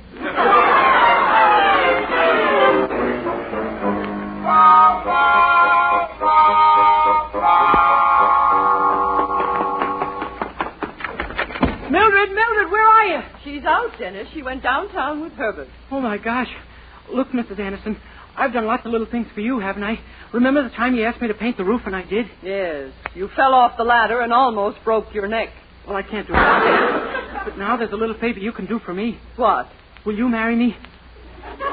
Marry you? Yeah, you see... Dennis, are you aware that I have a husband? Which makes an already revolting idea absolutely vile. I don't mean really getting married, Mrs. Anderson. Gee, I know marrying you sounds silly, like a scavenger hunt or something, but... Dennis! Oh, gosh, I'm saying it all wrong. But what I mean is, no one can get in to see the mayor unless they're getting married. So I thought we could go down there and pretend we were. Well, it's about this deed to the town, isn't it? Herbert told me. Yes, ma'am. We've got to save Weaverville, and I can't get past the mayor's secretary. He won't see anyone unless they're getting married. Well, I did hear of one other way, but I just don't feel up to it. Well, beauty to save Weaverville. How about the blood test and everything? Oh, they'll know at a glance that you have plenty. Come on, let's grab the deed and get right down there. The deed? But Herbert's got it. He took it to the bank. Oh, my gosh. The mayor won't believe us without it any more than his secretary did.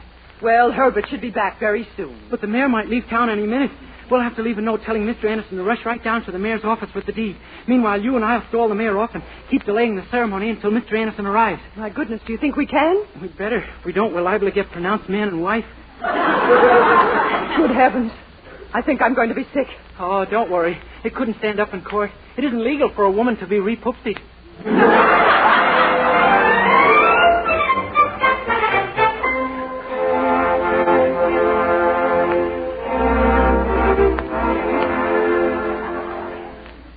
Now, remember, Mrs. Anderson, we got to put this over. Act kind of coy and fuss like a bride. Try to seem beaten and dejected like a bridegroom. Come on. Hello? We want to see the mayor and be married right away. Very well. What? You again? Yeah, this girl and I want to get married. What girl? Oh, you mean this is the bride right here? Yeah, there was nobody else home. I don't understand that, and I congratulate myself for it. Are you quite sure you're serious about this marriage? Oh, sure. I'll say we are. Aren't we, honey? We're madly in love with each other. We've been engaged for quite some time. And now we want to get married. You know, I have a feeling you belong together. And now may I have your names, please? Dennis Day and Clara Anderson. I'm Dennis Day. I never would have guessed. Now then, your birthplace, please, Miss Anderson. Chicago. Your age? 39. You too? What's the matter with Illinois? Don't they count the first 20 years? Just put down 39 years. Very well. Your age and birthplace, Mr. Day? 22 in a Chevrolet. Chevrolet? Yeah, Daddy picked a horrible time to run out of gas. I see. And now one last question, which I simply dread asking. Has there ever been any insanity in either of your families? No. Thank you. There are times down here at the License Bureau when we just hold our breath. Now I'll tell the mayor you're here. Your Honor, there's a couple out here who want to get married. Well, send them in and hurry. I haven't much time. Go right in, folks. I'll follow and be the witness. Dennis, what shall we do? There's still no sign of Herbert with that paper. Well, just keep stalling. Anything we can think of. Good afternoon, Your Honor. Oh, well, good day, my friend. I'm in a bit of a hurry, but I guess you won't mind that, eh? Now, then, if you two will stand right here. Oh, that's fine. We'll begin the ceremony. Dear friends, we are gathered... Oh, wait a minute. I just happened to think. I forgot the ring. Oh, that's all right, my boy. I have a whole drawer full right here for just such cases. Boy. Here you are. Now then, dear friends... Oh, wait. I can't get married yet. I have no bouquet. A bride has to have a bouquet. Yeah, she certainly does, my dear. And here's a whole vase full of flowers. Just help yourself. Oi. Now then, dear friends... Stop the ceremony. Now what's wrong? I don't feel I'm ready yet. Let's have a man-to-man talk. What? Why, this is getting ridiculous. I told you I was in a hurry. Do you want to get married or don't you? Oh, yes, sir. Well, all right. Then repeat after me. I, Dennis, take Clara. I beg your pardon? I said I, Dennis, take Clara. If you take her, what do I get? I don't take her, you take her. Okay, I'll take her. Wait till I ask you. You're the one that's in such a hurry. Please. Now, will you, Dennis, have this woman? He tells me I'm delaying things. To be your lawfully wedded wife. To live together. Some nerve. In a state of wedded nerve. Oh! you, Dennis, have this tape, too? I mean, will you state have this woman, Dennis? I'll tell you what. You stand here and I'll read it. You do nothing of the kind. Oh, I've had enough of this. Now get out of here, the two of you. But, Your Honor... Get out. I'm not here to... Good afternoon, everybody. Gee, just like the United States Marines. I'm glad I'm in time. Your Honor, I want you to look at this paper this young man found in his taxi. I don't want to look at anything that this... Why, great Scott. Why, this is the Joyce deed. We've been looking high and low for this. Now we can send someone to Washington to get it set aside. Gosh, you knew about it? Why, of course we knew about it. My boy, you've saved this town. You're a hero. Why, how can we ever repay you? Well, you might try money. Try money? Oh, we'll do better than that. We'll send you to Washington to fight this thing. Would you like to go? Oh, you bet. I've got a cousin up there in Seattle. Oh.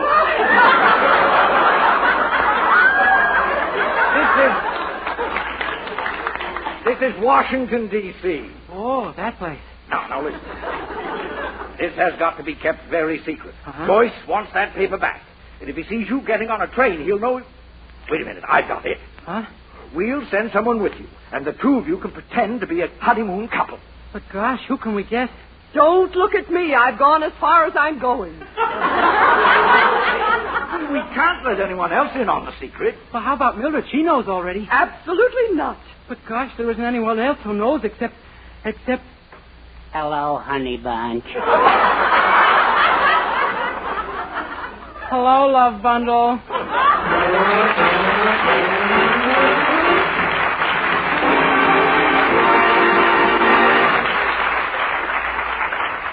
Ladies and gentlemen, next week my entire cast and I will be broadcasting directly from Constitution Hall in Washington, D.C., where we've been asked to officially open the American Cancer Society's 1948 drive.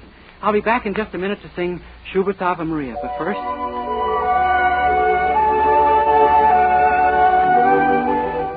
Grand news, wonderful news. Now Luster Cream Shampoo comes in tubes as well as jars. Yes, Luster Cream. The utterly new cream shampoo that gives you soft, glamorous dream girl hair. Try Luster Cream Shampoo. 4-ounce jar, $1. Smaller sizes, tubes or jars, whichever you prefer, 49 and 25 cents. But whether you prefer the tube or the jar, you will prefer Luster Cream Shampoo. Be a dream girl. A lovely Luster Cream girl. Dream girl, beautiful Luster Cream girl. Hair that gleams and glistens from a Luster Cream shampoo. Dream girl, beautiful Luster Cream girl. You owe your crowning glory to a Luster Cream shampoo.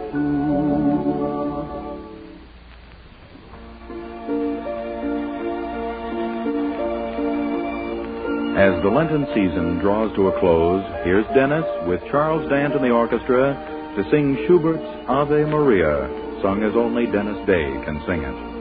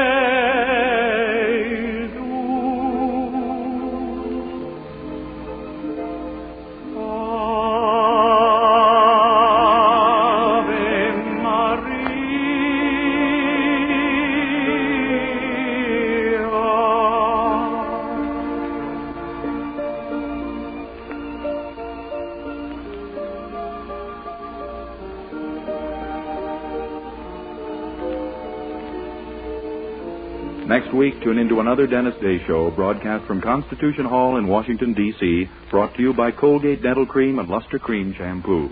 Vern Smith speaking. Good night. This is NBC, the National Broadcasting Company.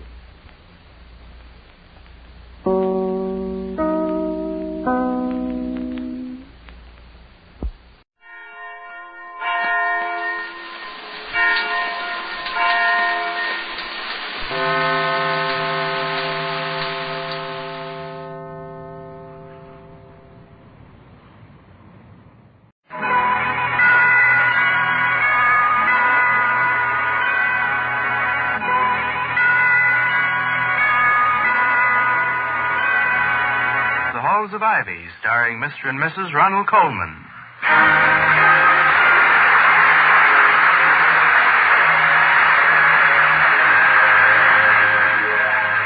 Good evening. This is Ronald Colman. And Benita Colman. Inviting you to join us again on the campus of Ivy College. And now, the Halls of Ivy.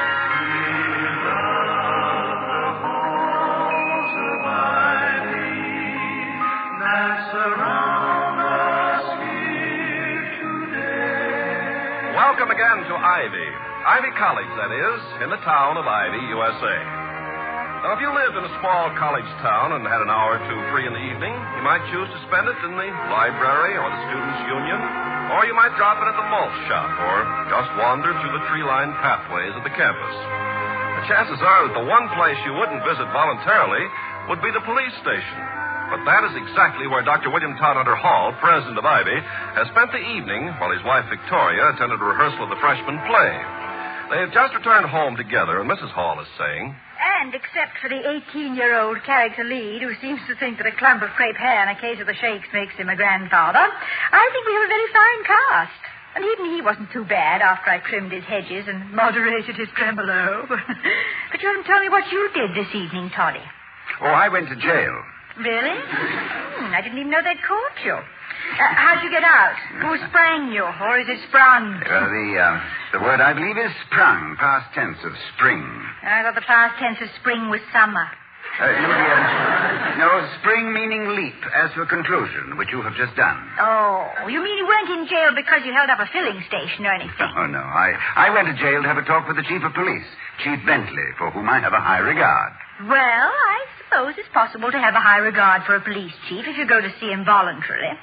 Was this just a social call? No, not exactly. No, we discussed a general problem which affects not only the college, but the town of Ivy, and one which we share with the rest of the nation. It's known generically as the traffic problem. Unfortunately, some of our own undergraduates are among the worst offenders. We are a nation on wheels, and our young people are all mechanically minded. A generation of tinkers. Oh, I wouldn't say that, darling. Some of them are completely charming. Darling, I said tinkers. Oh, that. Well, I'm sorry. However, a hot-tub engine doesn't necessarily increase acceleration of good manners. I know. They go through signals, ignore pedestrians, race each other down the boulevards. Drunk with power, that's what. Horsepower. Yes. As Chief Bentley says, it's a shame to hand so much horsepower over to so many jackasses. Did you and the chief find a solution to any of these things? No, I'm afraid not, Vicky. Don't some colleges have a ban on all students driving without special permits? Oh, yes, but authoritative prohibition only inspires student circumvention. How's that again? Authoritative... to put it in the original Greek, tell them they can't and they're gonna.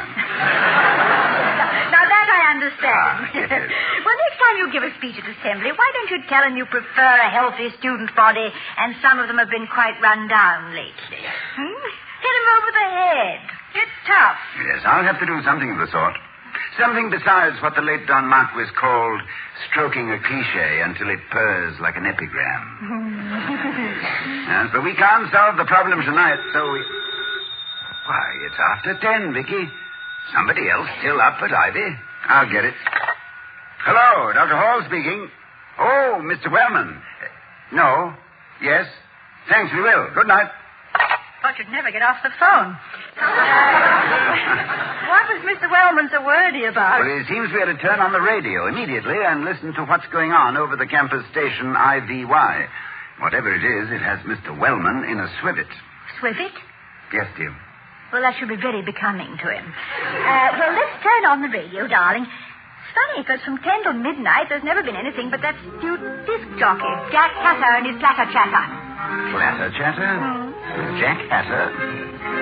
I'm afraid there are cultural influences around me of which I have been uninformed. He's a very nice boy. I never can understand why he's majoring in biochemistry when he wants to be a radio announcer. Well, maybe he's trying to find a preservative in which to keep his pear-shaped That was home. Jimmy Jones and the Joint Numbers with their newest recording, The Night Shift Stomp. And now, folks, and I wish my father, back in about 1925, had copyrighted the words "and now," I'd be a rich boy today and wouldn't have to do this degrading sort of thing for a living. And now, see what I mean? And now the new sensational feature of our program, that turner over of leaves and peeker behind twigs, the voice of the ivy vine. For reasons instantly obvious to the listener, the voice must remain unidentified. You don't know her, but she knows you. I wonder why this is so interesting to Mr. Wellman. I bet we'll know in a minute. Voice, you're on. Show them how you follow the ivy vine down to the roots and dig the dirt. Hello, everybody. This is your voice of the ivy vine again. I have some really choice tendrils off the ivy vine tonight. First, the request. Will the young couple who've just set up housekeeping please return the mahogany coffee table accidentally taken from the student lounge one night last week? No questions will be asked. I got a question. How does one accidentally lift a coffee table? Well, it was probably stuck to the cup. You know, I'll never understand why you don't have your own program. I know. What glamour girl is secretly wearing 3 fraternity pins at the same time? Doesn't she realize what'll happen when the morning...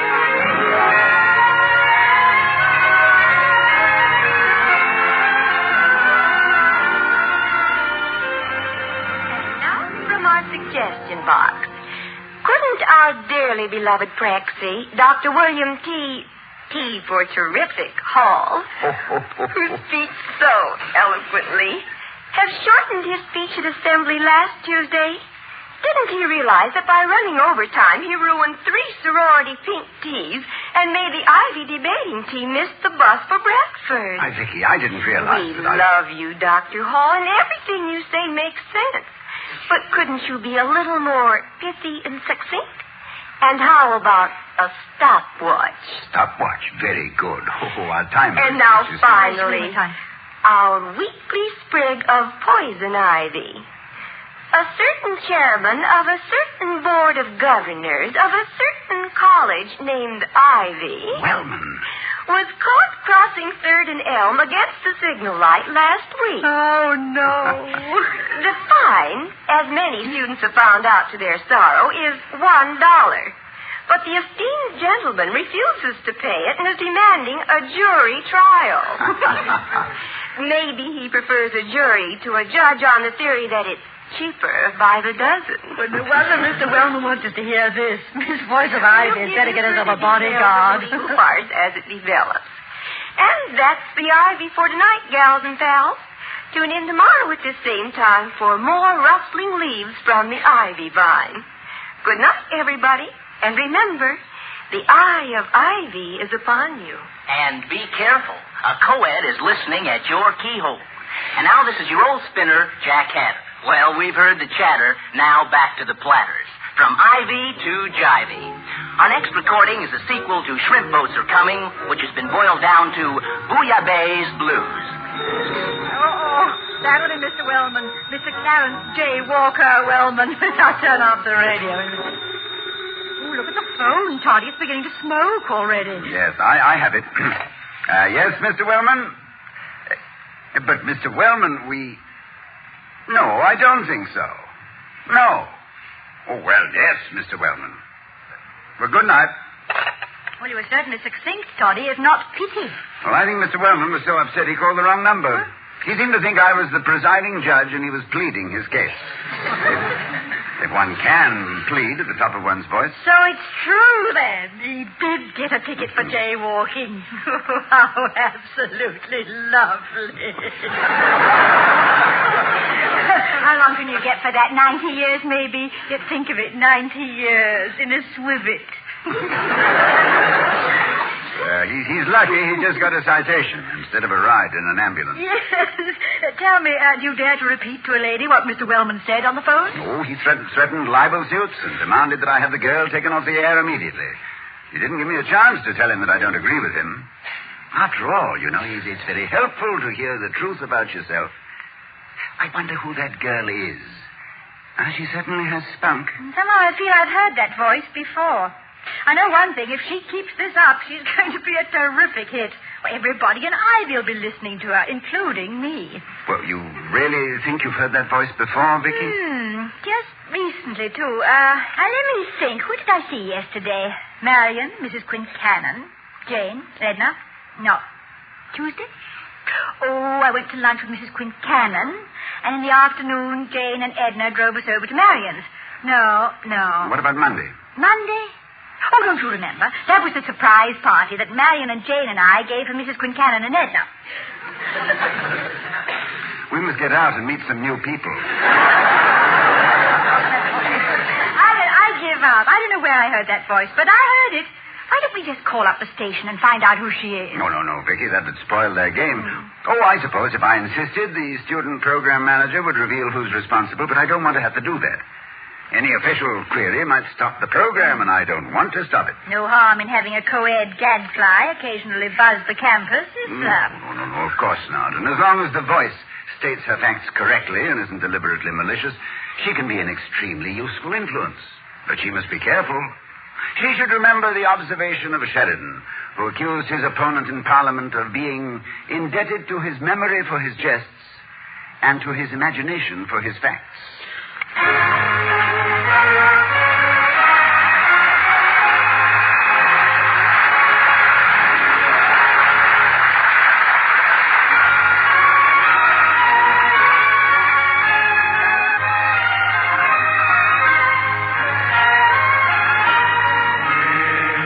Voice of America is bringing you this presentation of The Halls of Ivy, starring Mr. and Mrs. Ronald Coleman.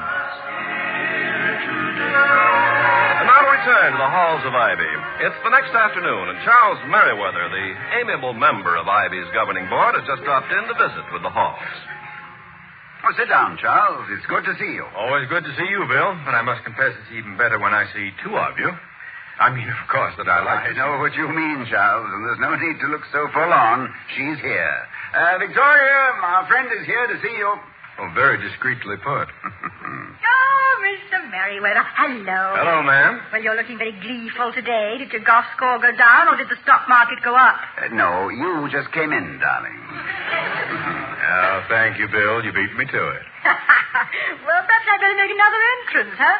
Hello, Mr. Merriweather. Good afternoon, ma'am. And if I'm interrupting anything, please don't mention it.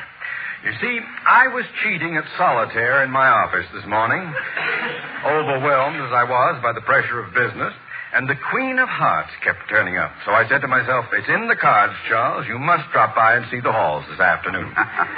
Not that you look anything like the Queen of Hearts, ma'am. You have a much better profile. But the significance is obvious. Well, I'm glad to be part of your deck, Mr. Merriweather. Tell me, Charles, did you by any chance hear the mystery voice of Ivy last night? Yes, but it wasn't by any chance, I assure you. It was on purpose. I thought she might be telling the world about my getting a ticket for super parking at the Double Market, or vice versa. Had a very nasty argument with a policeman who was completely right, as I was completely wrong. Attracted a large crowd of morbid pedestrians who were all hoping somebody would get slugged, and were bitterly disappointed when my wife came out, sided with the cop who gave me a ticket and a brief lecture on the evils of law breaking. I was quite relieved when the ivy vine made Clarence the horrible example instead of me. What do you think of the latest undergraduate undertaking? Aside from your fear of being the next victim. Oh, you know me. I'm a controversy boy. I'm for slapping the even tenor of our ways until it brays like a baritone. Personally, I think the voice of Ivy is a very healthy influence. Well, what I heard of it seemed entertaining enough. It has its adolescent moments, but on the whole, it was good-natured. And while normally I would question anonymity, I think in this instance it has a dramatic advantage. An unidentified voice keeps interest alive. Yeah, it also keeps the voice alive. I shudder to think what might happen if she were unmasked. Charles, you keep your acute ear close to the ivy ground. Tell me, what has been the general reaction? Well, there are two camps, Bill. The tongue cluckers and the Atta girls. The way I figure it, the tongue cluckers are all horrified because they've got something to hide, and the Atta girls are putting on a big front because they think that might save them. Now, one thing is sure, they're all listening, which brings up one of my favorite subjects, the money it's costing me. Why? Are you making side bets on who's next? No. But as part owner of the town's only commercial radio station, I'm being hit way below my size 42 waistline.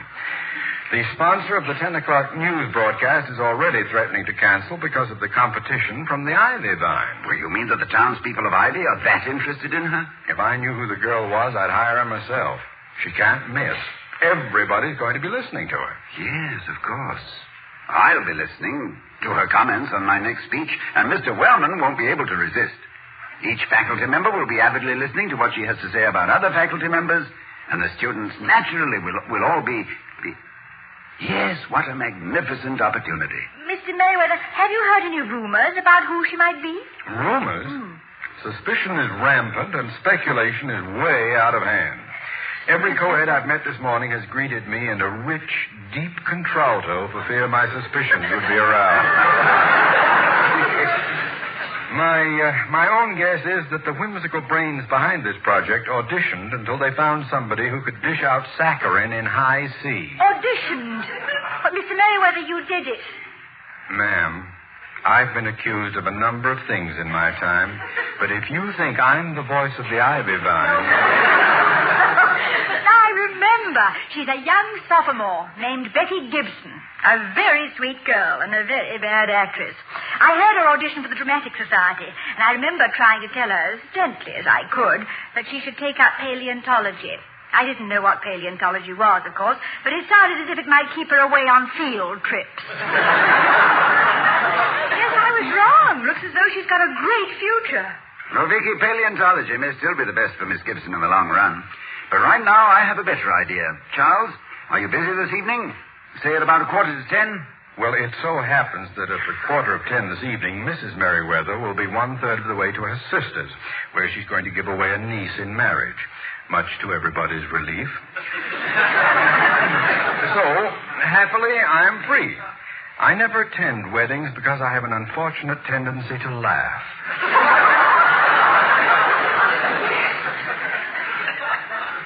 Heaven knows why. At a wedding. Why? What's up at 9:45? Perhaps it's slightly unconventional for a college president, but,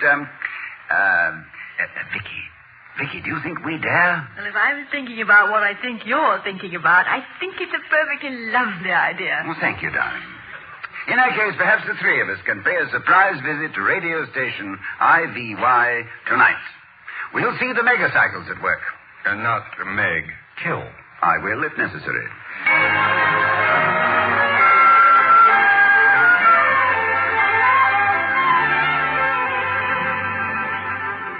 Please, Dr. Hall, before you start telling us what I know you came down here to tell us, I want you to know that Betty's not responsible. She really didn't know what she was doing. Now, that's not fair, Jack. You can't take all the blame. Look, kids, if you don't mind my butting in, I'd suggest you both listen to what Dr. Hall has to say. Well, we didn't come here to discuss who was responsible. Then, Betty, if you didn't know what you were doing, you were certainly doing it awfully well. I just want to make it clear that the whole thing was my brainstorm. You see, Dr. Hall, it started as just a gag, but the response has been so terrific that I've begun to think it might work into something, well, really big. Up to now, that is. Well, I see no reason why it can't develop into something important for Ivy. That is, if you keep within the bounds of good taste and accuracy and public service. You mean you're not sore? And after what I said about you last night? Oh, Dr. Hall enjoyed that. Yeah, you were quite correct. Stopwatch indeed. Very good. But as long as you mix your critical thrust with constructive pats, you'll have a balanced as well as an entertaining program. Dr. Hall, would you mind repeating what you just told us before witnesses? Of course not. What'd I tell you, Betty? All the skeptics who said we'd be thrown out on our ears. I knew Dr. Hall would back us up. Yeah, wait a minute, Jack. There's strings attached. I beg your pardon, Mrs. Hall? Oh, you'll pay through the nose, son, before you're through. We call this a sinus operation. We had a double reason for coming down here tonight, Jack. First, to compliment you on your enterprise, and also to ask a favor of you. Why, anything at all, Dr. Hall. Oh, you mean you want to look over our material? Oh, if you mean censor your copy, no. Oh, no. However, we would like to make a few changes, not cuts, just additions.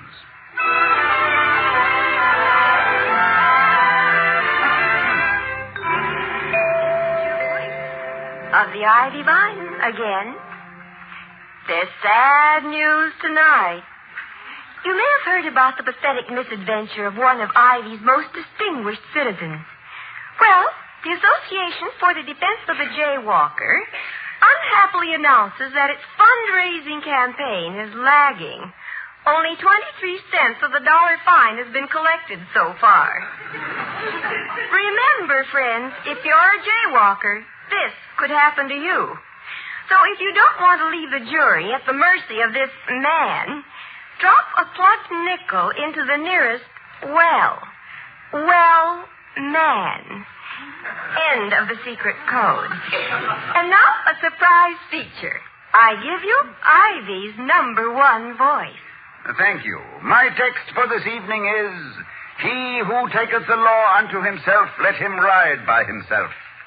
Let us have compassion for the transgressions of our fellow man, but let us first look at his transmission.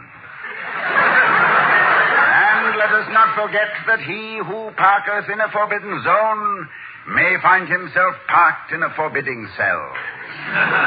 That he who giveth not the right of way may be left contemplating the ticket he receiveth. Let him who would wreak havoc with the wreck he driveth be the loneliest man in town. Or, as the woman hath it, this is half it.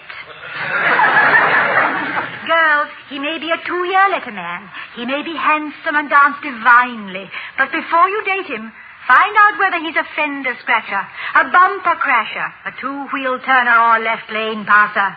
Remember, your big man on the campus may know how to hand out a smooth line, but does he know how to drive a straight one? If he doesn't, you and your crush may end up in a crash. Meet him under the lamppost if you like, but not wrapped around it. And let us prove to each other that we are masters of our machines and that we deserve the freedom of our highways. Remember this, lest further restrictions be levied by that certain executive who sometimes maketh lengthy speeches, but who, when he maketh them in the future, will use a stoppeth watch. And now again, the voice of the Ivy Vine. Thank you. Tonight we're planting a new branch of the Ivy Vine to be called the Heel at the Wheel. Each week we will name the student with the worst driving manners as reported by members of Ivy's Safety Council. So take it easy unless you want to be the heel at the wheel. Tonight's heel is a sophomore who ran through a stop signal.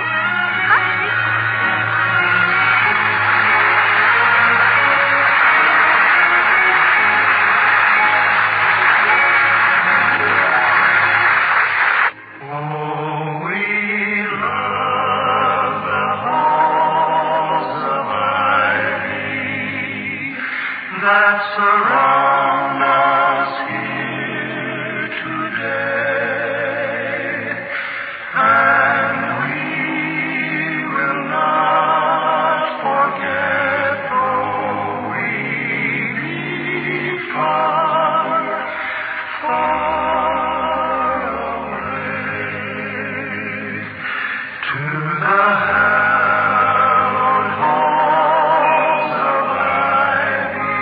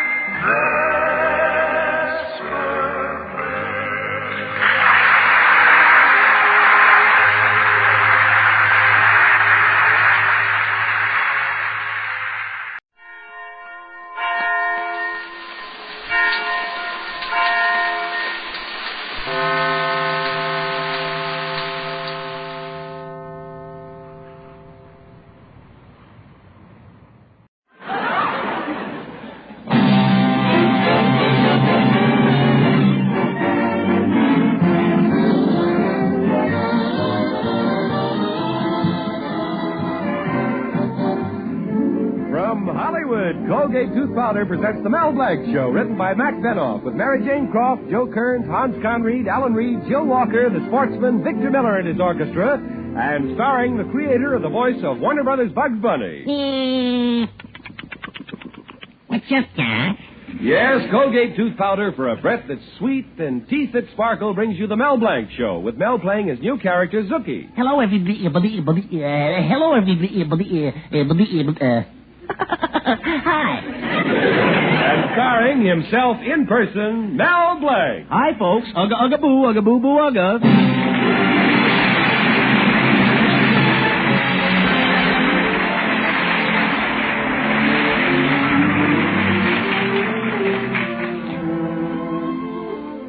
Throughout the pages of history, heroes have been depicted as men of great force and iron will. However, even great men are human, and it is their little human characteristics that prove their greatness. For instance, in 1491, Queen Isabella said, Christopher, will you put down that globe and pay some attention to me? Nothing doing. Not until I find a new route to the Indies. And in 1775, on a cold, bleak day, Martha Washington said, George, come into the house. It's cold. Nothing doing. Not until I win this battle of Valley Forge. And today, in the home of Betty Colby, Betty speaks to another great man, her boyfriend, Mel Blanc, and says, Mel, come down off that chandelier. Nothing doing. Not until that mouse is gone. Well, the mouse got tired of waiting, so he left.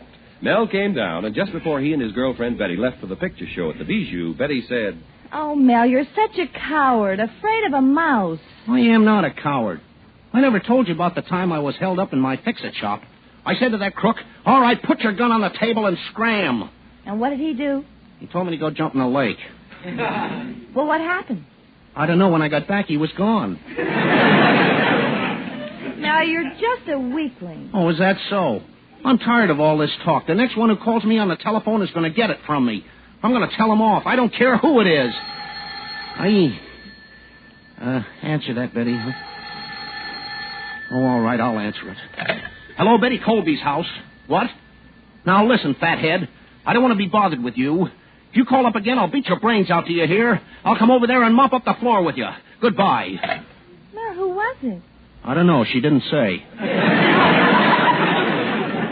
And that's only the beginning, Betty. I'm going to be big. Get my name in the papers. How? Working in your fix-it shop? You'll never get your name in the papers by fixing things. Oh, no? What about those New York gamblers? Betty, I'm going to do big things in this town. I'm going to get in Who's Who. And everybody in town will say, there's Mel Blanc. Who's Who? We knew him when he was What's That? Well, you're certainly talking differently, Mel. Maybe now Father will begin to respect you. And as far as your father's concerned, Betty, there's going to be a new deal. From now on, I'll show him who's boss. Hello, Betty. Hello, Mel. Hello, Father. Hello, boss. Mel Blanc, what are you doing here in the parlor with my daughter, Betty? Well, as a matter of fact, Mr. Colby, we were just leaving for the movies. Now, listen, you giggling idiot. Before you go, I want to talk to you about that electric fan you fixed. I put it up in my supermarket this afternoon. Well, did it go fast enough? Fast enough? I hung it up right over the apples, pears, bananas, and plums. Well, what happened? I got a market full of fruit salad.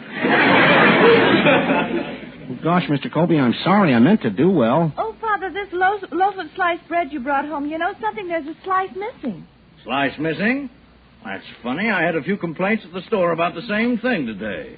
Oh, well, it's probably nothing. Nothing? A slice of bread missing from every loaf, and you call that nothing? Betty, keep your hands off that wrapper. What's the matter? We'll need it for fingerprints. The bread maniac is on the loose again. Oh. Now, the first thing... Oh, Blanc, you idiot. Keep out of this. Mr. Colby, stealing bread is serious. You're not dealing with an ordinary criminal. This man's a bread napper. Yeah, who knows how far he may go? What do you mean? Why, tomorrow we may be siphoning the custard out of your chocolate eclairs. Mel, stop being so silly. It's only a slice of bread. Betty, you think I'm a coward. Well, I'm going to show the both of you what a big man I really am. Oh, you idiot. Forget it. You hear me? Yeah, we've got to head him off. This thing is too big for the local police. I'll go to the FBI. I'll go to the Army. I'll go to the Navy. I'll go to the president. Mel Blanc! I'll go. Oh, Betty, you coming? No, Mel, you go on ahead. I'll meet you at the movies. Huh. Go on alone. She thinks I'm afraid. I'm not afraid. I'm going to solve that bread case. Guy may be very tough to catch. By now, he may be sticking the white bread under a sun lamp and selling it as pumpernickel. Uh-oh, there's Professor Potchnick, piano teacher. Hey, Professor Potchnick, wait for me. Hello, Mel. Professor, what are you laughing at? I just came from the movies where I'm seeing that Bugs Bunny. He's funny. The way he says, what's up, comrade? Professor, don't tell me about the picture. I'm going to see it with my girl Betty. Besides, right now, I've got to find the bread thief. Please allow me to interrupt. Then I saw another picture, Duel in the Sun. So many actors. There's that fellow, not 100% wool. Not 100% wool? Yeah, Joe Cotton. And then there's that Jennifer Jones. Her part I couldn't understand.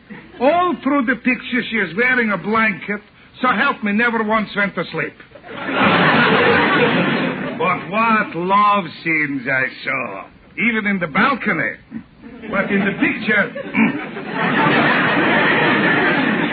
picture, first Gregory Peck kisses Jennifer Jones. Then she's kissing him, then he's kissing her, then she's kissing him. Will they go on kissing all through the picture? Why not? You should see the muscles in Gregory Peck's lips. So long, Mel. Well, goodbye. That's funny. Wasn't even interested in the case of the missing bread slice. I wonder. Maybe he took it. Mr. Colby threw me out. Maybe he has a reason. Even Betty. But love mustn't stand in the way. Everybody's a suspect. Wait a minute. Mel Blanc, where were you on the night of February the 18th? What am I talking about? I can't even eat bread. I'm on a diet.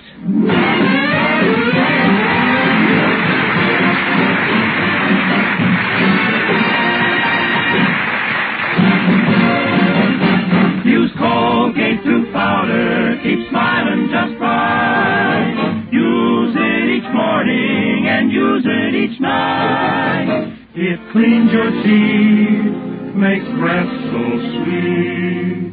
Use Colgate tooth powder. Want teeth that sparkle and dazzle, a breath that's fresh and sweet? Then try Colgate tooth powder. For the new all-purpose Colgate tooth powder cleans your teeth and sweetens your breath. Yes, this new all-purpose tooth powder produces an amazingly rich, active foam that's marvelously effective. Every time you brush your teeth with this new all-purpose Colgate tooth powder, your whole mouth feels clean, sweet, fresh. Your teeth regain their natural sparkle. It's been proved in 7 cases out of 10 that Colgate tooth powder instantly stops unpleasing breath that originates in the mouth.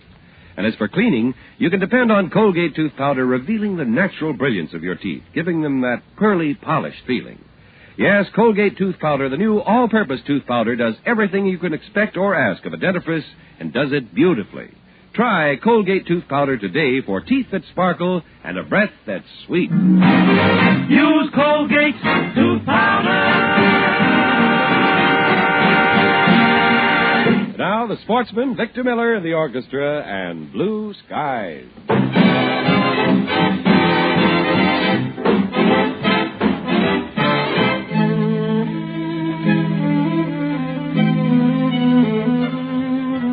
Blue skies, smiling at me. Nothing but blue skies.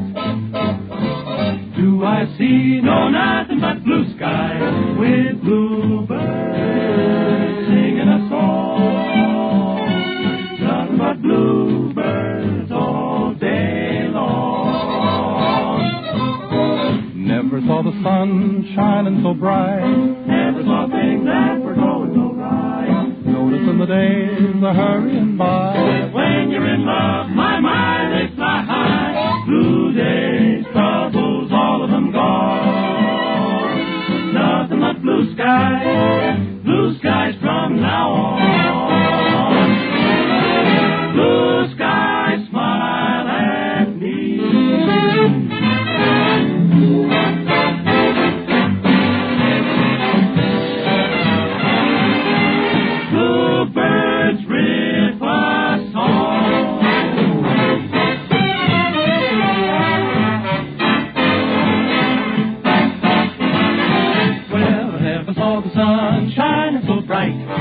the small things that are going so right. Noticing the days hurrying by when you're really in love. My mind, it's a high. 2 days, all of them gone. Nothing but blue skies. Blue skies from now on.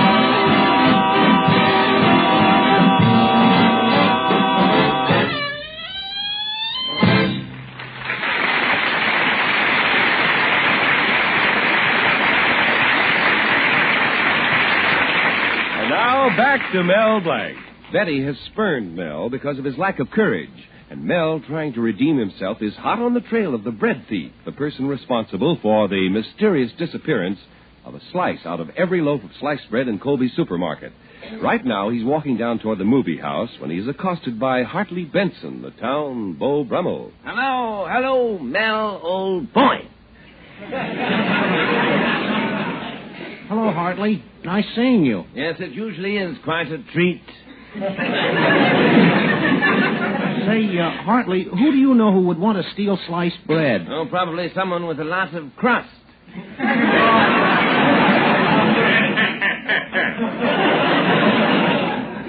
Can't you help me out? They stole one slice out of each loaf. Yes, well, let me think now. One slice out of each loaf. Lana Turner, Betty Grable, Rita Hayworth. What's Lana Turner and Rita Hayworth got to do with it? Well, as long as I'm thinking, I might as well enjoy myself. By the by, you needn't bother waiting for Betty outside the theater. You see, I am taking her. You're taking her? I'm supposed to meet her at the theater. Well, she evidently changed her mind. You know, old boy, while we look at Bugs Bunny, I'll snuggle up to your honey.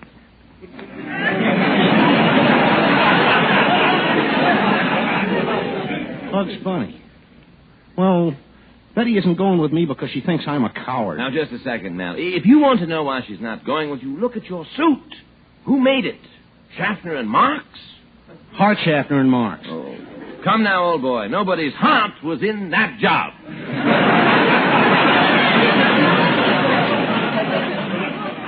Oh, yeah? Well, this jacket happens to be a Hollywood model. Oh, yes, so it is. The shoulders are built for Mickey Rooney and the sleeves for Gary Cooper.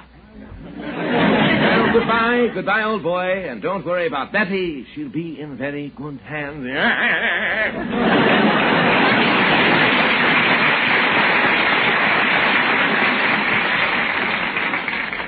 Yeah, what a character.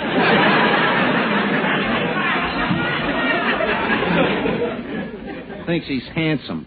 Take off those shoulder pads, let his stomach out, get him off those elevator shoes, and I'll bet he look just like me.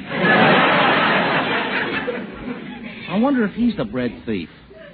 No, he's more the ladyfinger type. Uh-oh, here comes my lodge president, Mr. Cushing. Hello, Mel. Ugga-boo-boo, Greetings, mighty potentate. Ugga-boo, ugga-boo-boo, ugga. Say, I saw your wife. She looked awfully mad. Well, she was a little peeved. I got home at 1 a.m. Friday. 1 a.m. Friday? What's so terrible about that? I left the house on Tuesday. Well, as a matter of fact, Mel, she's very nice about it. She sat me down in the easy chair, gave me my slippers and pipe. Your eye looks a little swollen. Yeah, it was a lead pipe. Gosh, mighty potentate, why don't you tell your wife to stop beating you? Well, I did, Mel. We had a terrible argument last night, and when we were through, she said, "John, you burn me up." Gad, what a temptation. Well, at least I won the argument. I can leave the house whenever I want to. I can go to the laundry, the grocery store, the tailor. Well, that's fine. You want to go with me to the movies? Well, I'm sorry, Mel, I can't. The chain won't reach that far. Well, stop making up those things, mighty potentate. Say, how'd you ever come to marry your wife? Well, I'll tell you, Mel, I was young and idealistic. I wanted to marry for youth, love, and beauty. And my wife came along with all that money, so I compromised. Was she pretty? Ha! Mel, yesterday she spent 12 hours in the beauty parlor and 5 minutes in the fish market, and believe me, the lobster she brought home looked better than she did. Oh, your wife isn't that ugly. No, Mel, they say that some people have a face that'll stop a clock. Well, the other day, my wife looked at our cuckoo clock. Did the clock stop? No, the cuckoo dropped dead. Say, just a second, mighty potentate. Do you know someone who would be stealing bread in this town? No, Mel, I don't. But if you ever find him, send him to me. Maybe I can interest him in the crumb I'm living with. Well, you know, mighty potentate, I'm serious. I'm looking for a bread thief. Oh, stop being ridiculous, Mel. Well, maybe you're right. I got off on a wild goose chase for a hunk of bread, and on account of it, Hartley Benson is taking Betty to the movies. Well, don't take it so hard, Mel. I was only doing it to show them I wasn't a coward. Watch out for that lamppost. I'd like to make them sit up and take notice. Mel, look out!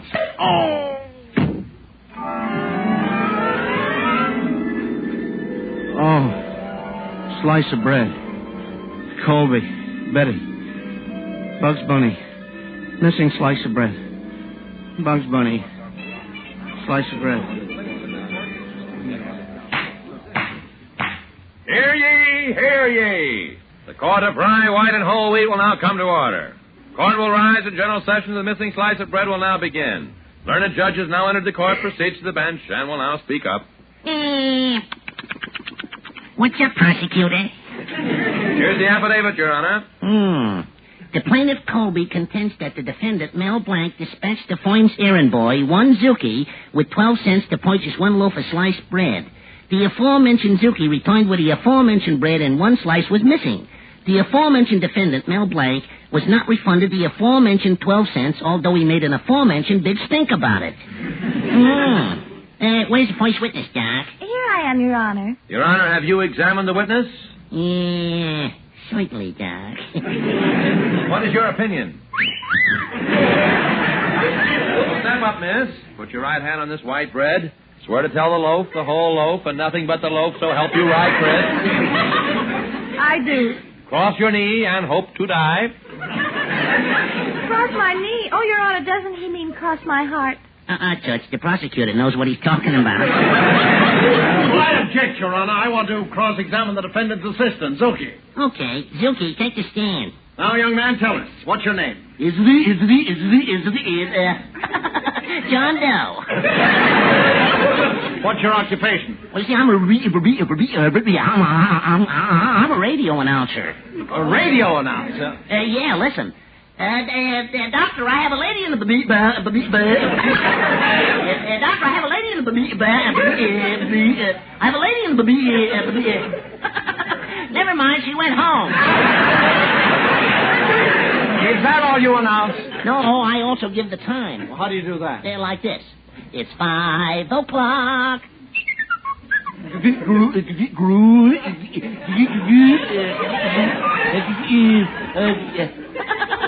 It's 6 o'clock. Are you still working as an announcer? Oh, it's this certain. Oh, positively, absolutely. I was fired. For what reason? Dirty politics. You're on a Bugs Bunny. This is getting us nowhere. Just a second, Doc. I have the name of the guilty party. What? Who is it? Mr. Colby. Oh, that's a lie. How do you know he's guilty? We discovered this ad he placed in the paper, and it supplies the motive for the missing bread. Yeah, I'll read it to the court. Handsome man with lots of bread desires attractive young lady with lots of bologna. Object, sandwiches. Mr. Colby, let me see your hand. No. Just as I taught. Ketchup. Caught you red-handed. Colby, there's only one question I want to ask you. What's that? If you was Nora Prentice, would you keep your mouth shut? Well? I'm willing to pay the fine, Your Honor. Fine schmine. Colby, I'm sentencing you to solitary confinement. I'm placing you in a little cell 2 feet wide and 4 feet long with nothing in it but a little table. Is that for me? Not so fast. First you have to pay me 400 carats bonus. Well, I won't pay it. You're not Bugs Bunny. You're Mel Blanc. Hey, stop shaking me, Doc. Stop shaking me. Stop shaking me.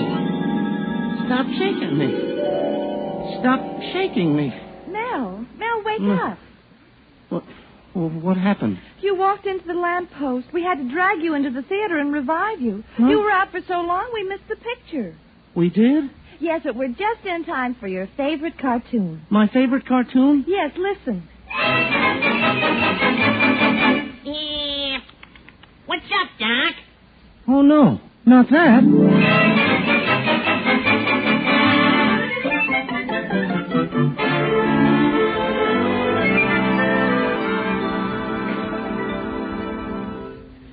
Oh, Mel, stop talking about Hartley Benson. I just made him say that to get you jealous. And besides, you're home with me, aren't you? Oh, Betty, I made a mess of everything with that bread thief business. I wonder what you see in me. Oh, I don't know. I guess I love you for the little things about you. The little things? Yes, put your head on my shoulder.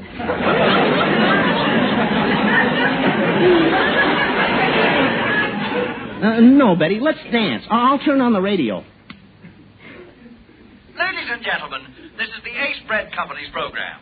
Today, some of you lucky listeners must have been startled to find a loaf of bread with one slice missing. Betty, do you hear that? We planned it that way. If any of you people are listening to this program... Yes? And you can get to the studio in 10 minutes, we will give him or her, absolutely free... Yes? ...the missing slice of bread. Is that all? What else?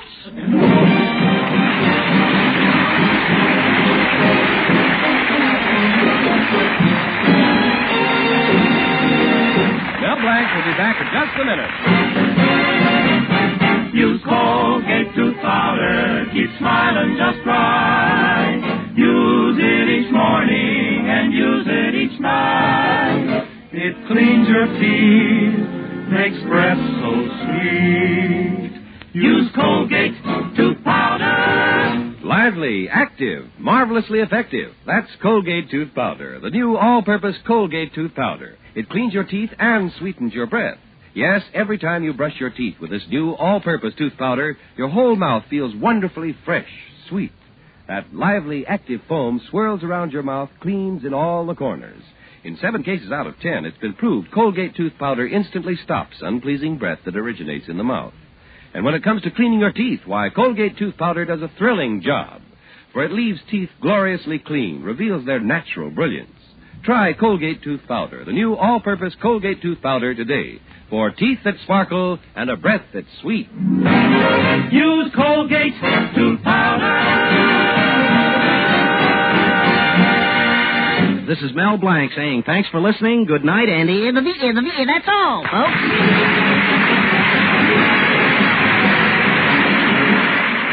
And this is Bud Easton reminding you that Colgate tooth powder for a breath that's sweet and teeth that sparkle brings you the Mel Blanc Show every Tuesday at this time. Be sure to join us again next Tuesday night for more fun with Mel and the people you'll meet in Mel Blanc's Fix-It Shop. Say hello to Halo Shampoo for naturally bright and beautiful hair. Remember, even finest soaps and soap shampoos hide the natural luster of your hair with dulling soap film.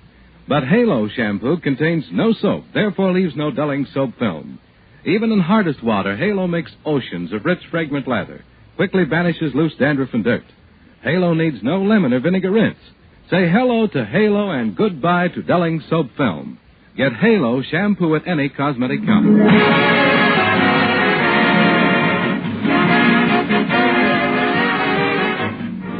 Ladies, right now there is a worldwide shortage of fats and oils. That is why the women of America are asked to keep on saving used fats. Keep on selling it to your butcher. Your butcher is now paying more for your waste cooking fat. Remember, Mel Blanc at the same time every Tuesday night. This is CBS, the Columbia Broadcasting System.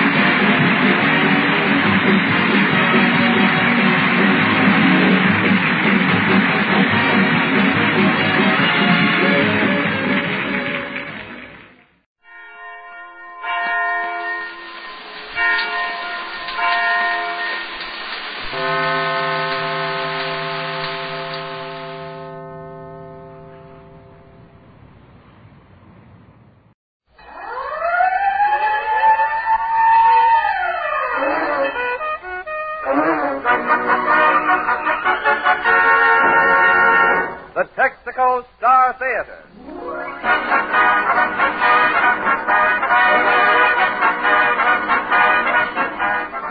The More than 45,000 Texaco dealers from coast to coast welcome you to an hour of mirth and melody. With our star comedians, Fred Allen, Kenny Baker and Portland Hopper. Our guests, Amos and Andy, and Mansell Talcott, the mayor of Waukegan. Win Murray and Al Goodman's orchestra. It's Texaco time.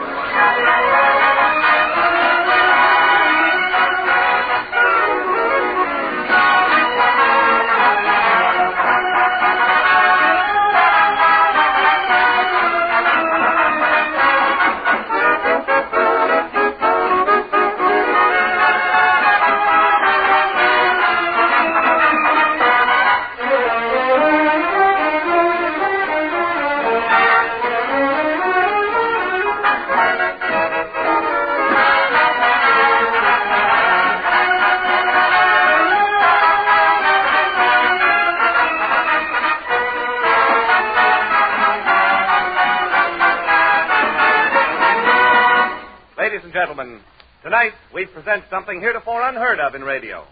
One comedian is devoting his entire 60 minutes to a monster tribute to celebrate the 10th anniversary of another comedian. The comedian who is going to get it is Jack Benny. The man who is going to give it is Fred Allen in person.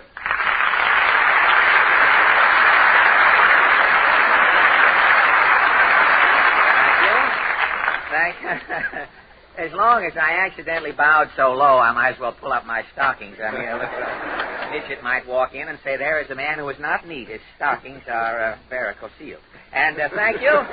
Thank you, and good evening, ladies and gentlemen. And there's no time to waste, Jimmy, tonight. This week, Jack Benny, the neurotic Superman, completes his 10th year in radio. And tonight we are going to celebrate Jack Benny's anniversary. You mean you're dedicating the whole 60 minutes to Jack? Well, not in toto, Jimmy. A few of our minutes had better be dedicated to Texaco, or next week this program will be known as The Man in the Street. Yeah, I get it. Well, now let's get going. We've got to make this an hour tonight that Benny will remember to his dying day. Now, is everybody ready? Say, Portland. Oh, hail to Jack Benny. No, not yet. No, not yet. Not yet. But I've written a eulogy. Well, later you can make with the eulogy. Say, Kenny. Okay, F.A., I got my Jack Benny serenade all set. Fine. And Mr. Goodman, have you written that special music for this festive occasion? What else? To honoring Benny, the musician, I, Goodman, am composing a string symphony. A string symphony? It sounds impressive. This could be. 22 violins are playing not only off key, but also not tuned. A fitting tribute to Benny the musician, indeed. Now, tell me, did you write an original sonata? Confidentially, I am composing Rubinstein's Melody in F. Well, how can you compose something Rubinstein has already composed? I am decomposing it. Oh, never mind. Just give us a fanfare, maestro, and let's go. Tonight, the Texaco Star Theater salutes Jack Benny. Hollywood, California. On May 9th, 1941, America's favorite killer cycle wit celebrates his 10th year in radio. 10 years ago, back in 1931, Jack Benny made his first appearance in radio. Yes, 1931 was an eventful year. In 1931, the President of these United States was... Herbert Clark Hoover. The Vice President was... Who knows? In 1931, the Governor of New York State... Franklin Delano Roosevelt. The Mayor of New York City... The Honorable James J. Walker. In 1931, the Broadway movie theaters were showing... Public Enemy, starring Jimmy Cagney. Indiscreet, starring Gloria Swanson. Svengali, starring John Barrymore. Now stooging for Rudy Ballet.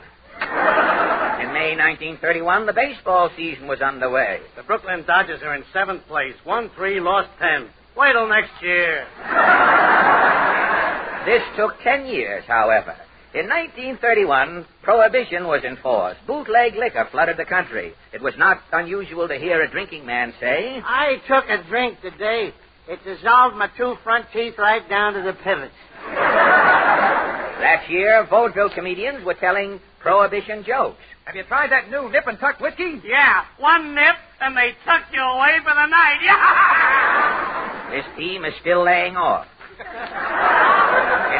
1931, the police commissioner of New York City said... Police department is cracking down on motorists blowing their auto horns. I'll have New York quiet in 30 days.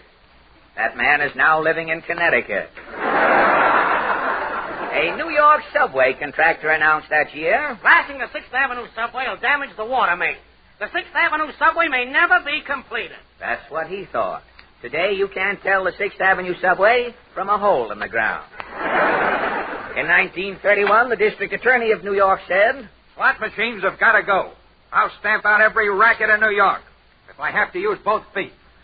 This same year, the King of Siam visited New York. Are you the King of Siam? Yes, I am.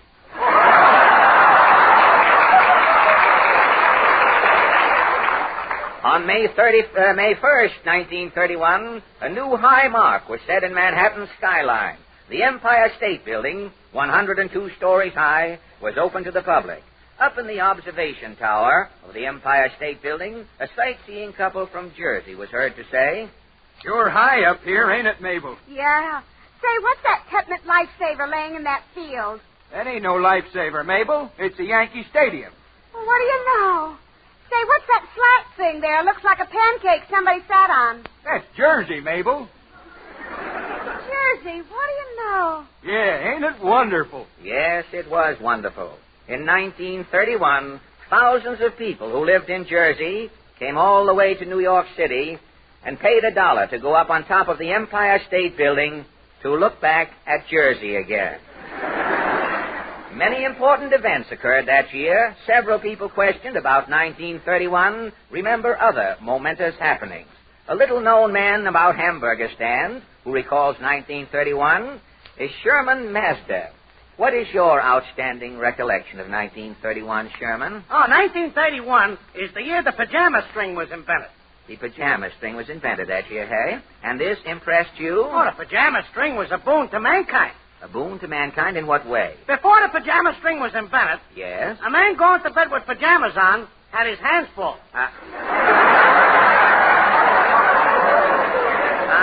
I don't get it, but then again, who am I? And thank you, Sherman Mazda. A housewife who will long remember 1931 is Mrs. Tilton Shanty. What impressed you back in 1931, Mrs. Shanty?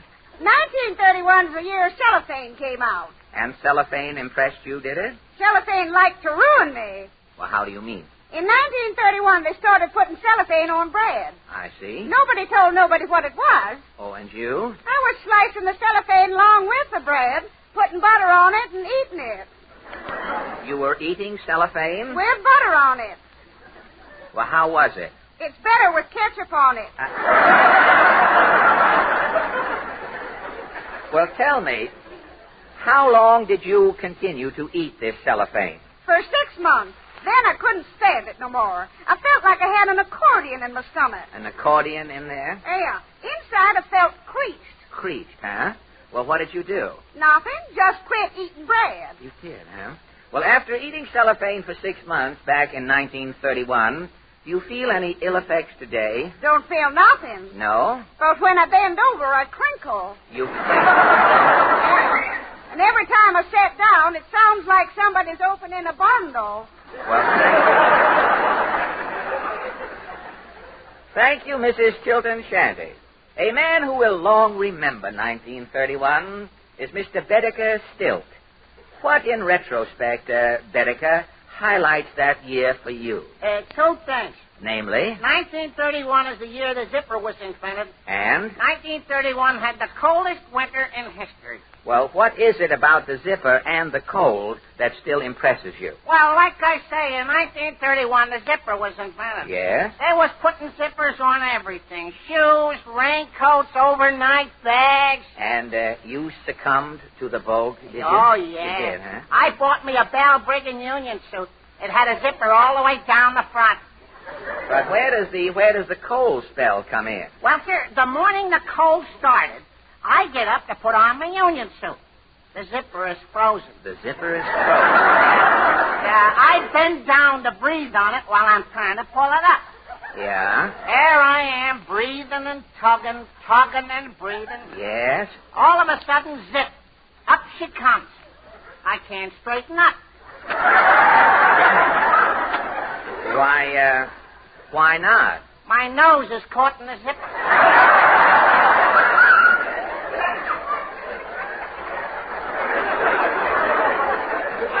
You couldn't get it out? Oh, for 2 weeks, if you seen me on the street and wanted to know who I was, you had to open my vest. I was right on the inside. You were inside, with business going on as usual. How did you finally get your nose out of the zipper? Well, I kept poking my nose into the zipper and making the hole bigger. Uh-huh. When the hole got big enough, I crawled into the union suit and got out through the leg.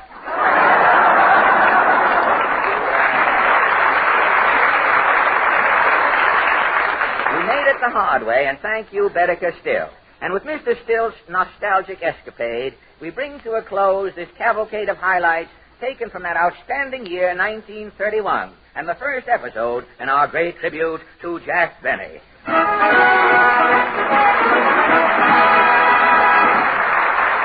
Thank you. And now, ladies and gentlemen... Excuse me, Fred. Yes, Jimmy? I don't like to butt in, but where was the tribute? You didn't even mention Jack's name. Now, look, Mr. Wallington, you stick to your announcing. I'm handling the festivities here. Yes, but I still don't see where the tribute comes in. Look, Benny started 10 years ago, didn't he? Well, yes, but... We gave you everything of importance that happened in 1931, didn't we? But you didn't mention Jack Benny. You can draw your own conclusions. And now, ladies and gentlemen, Kenny Baker sings a number with our idol in mind. Kenny's song explains why he is on this program, and it's dedicated to Jack Benny. The song is appropriately called Because of You, if you get what we mean, Mr. Benny.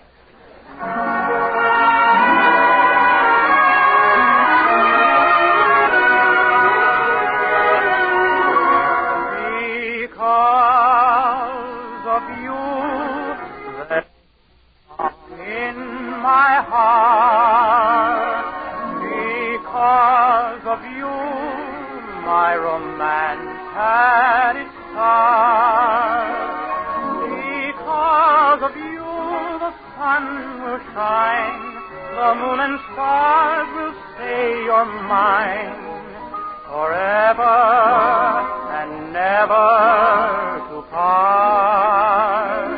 I only live for your love and your kiss.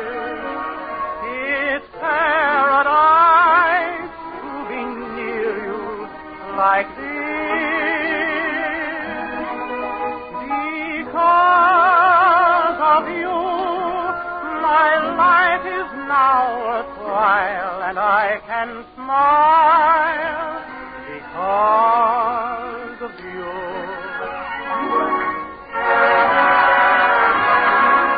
There's a song in my heart. My romance had to start. Because of you, the sun will shine, the moon and stars will say you're mine, forever and never to part.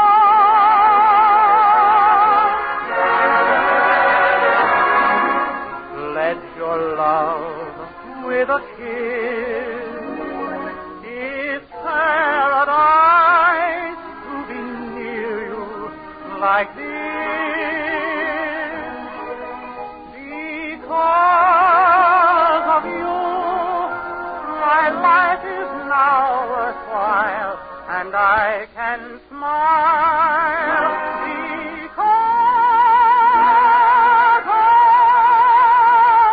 of you.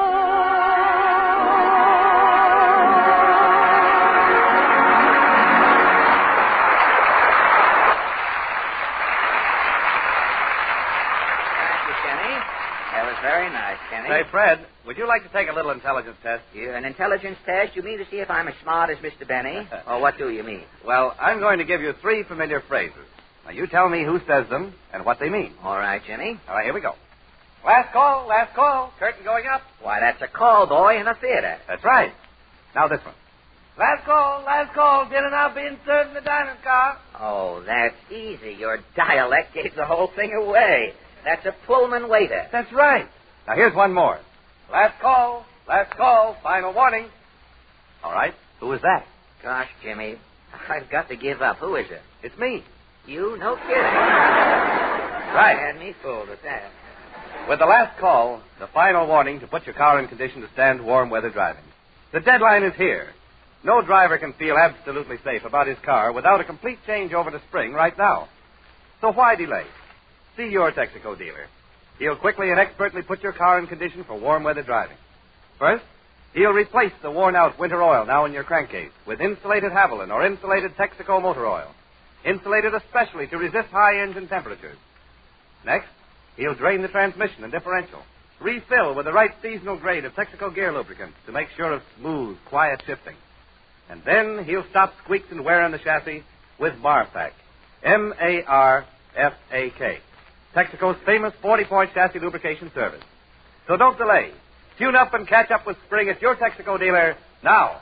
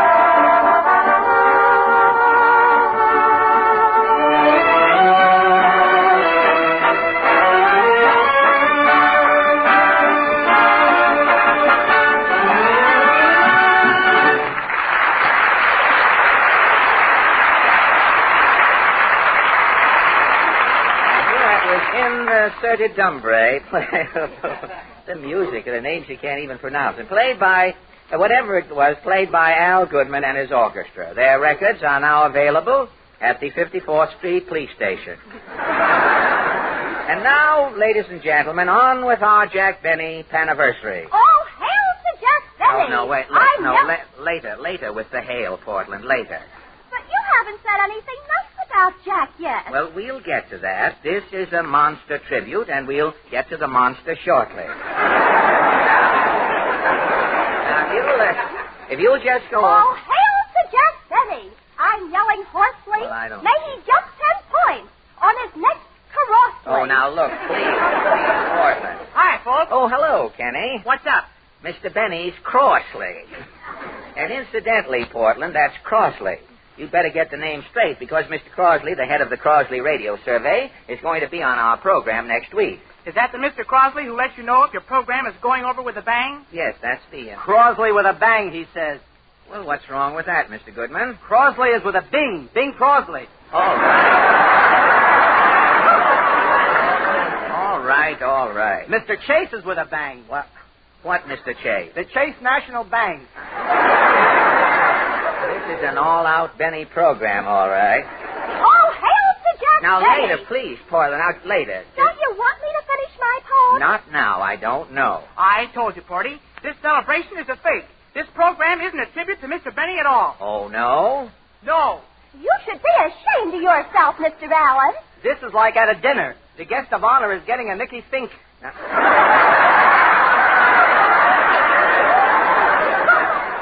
Now, just a minute. You too, Maestro. You all think I'm faking. Now, I'll show you what I'm going to do. When a man makes good, everybody slaps him on the back.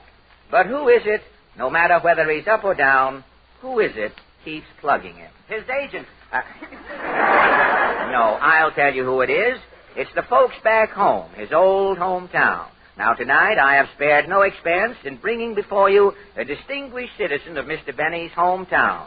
Who is more qualified, more eager to heap praises on a hometown boy who had made good than the mayor of that hometown in person? Mr. Allen, you Yes, mean? Portland. Ladies and gentlemen, may I present the mayor of Waukegan, Illinois, His Honor Mansell Talcott.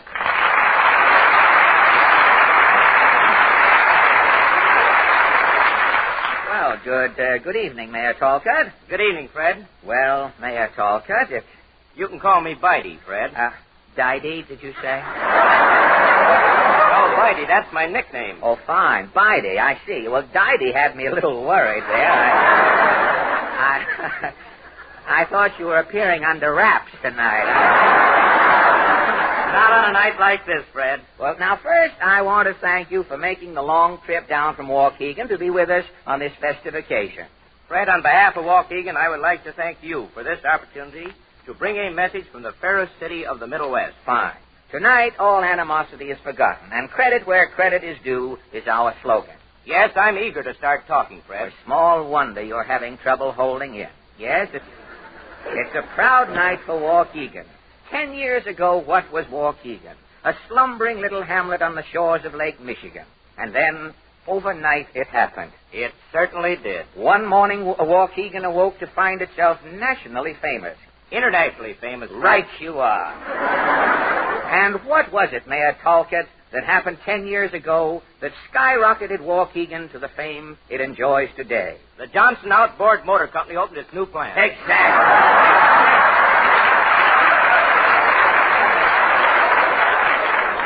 The Johnson Outboard Motor Company. Why, today you can't say putt-putt without thinking of Waukegan. Truly an industrial triumph. Thank you, Fred. Mayor, I can think of no better way of spending the rest of our time tonight than going deeper into this enchanting subject of outboard motors. Well, of course, I'm really not here to talk about outboard motors. I sense the civic subtlety of your rejoinder, Mayor. There is, shall we say, another thing that has made Waukegan famous. Too true, too true. I'm sure everyone knows to what I'm referring. Well, if everybody knows, why bring it up, Mayor? Well, Fred, after all, that's why I'm here. Yes, I guess we may as well face it. Of course, no one will be surprised to hear that I am referring to Waukegan's pride and joy. And Waukegan's pride and joy, Mayor Talcott, is? Factory number 6 of the American Can Company. Then, of course, you know that Waukegan is the home of the Johns Manville Asbestos Company, the Cyclone Fence Company, the Abbott Laboratories, and many others. Well, haven't you overlooked one other thing Waukegan is justly proud of? You mean the new super silo of the Blackford Cast Meal Company, Fred? Exactly. It was uppermost in my mind at the time. But, Mr. Talcott, isn't Waukegan famous because of a local boy who made good? Portland, please, Portland. That's all right, Fred. Portland asked a question that I, as mayor, have answered many times. But, Mayor, we don't want you to tax your throat talking about a Waukegan celebrity. I'll risk it, Fred. We in Waukegan never tire of talking about him. And the man you mean is? Waukegan's own Bob O'Farrell. Bob O'Farrell! Bob O'Farrell was one of the greatest catchers the Cubs ever had. Why, I remember... But, Mayor Talcott, hasn't Waukegan another celebrity? Yes, Portland. Portland, let's not grill our guest. Well, Mayor Talcott, it's been a pleasure to talk to you about Waukegan's great, and I hope that... Mr. Allen! Our time is limited, Portland. We can't discuss every Tom, Dick, and Harry who comes from Waukegan. But this isn't any Tom, Dick, or Harry. He's a famous movie star. Waukegan isn't a movie center. None of our cinema stars come from Waukegan, do they, Mayor? Not that I know of. Possibly a few extras here and there. You see, Portland, a few extras here and there. A thing like that could happen to any town. But, Mr. Talcott, doesn't a great radio star come from Waukegan? Portland, you're embarrassing the mayor. So they haven't anybody in radio. That's no crime. I know the man Portland is referring to, Fred. You do? Yes, Waukegan is responsible for radio's greatest sensation the past year. You mean? Yes, Mr. Muncie. Mr. Muncie created a sensation in radio? Yes.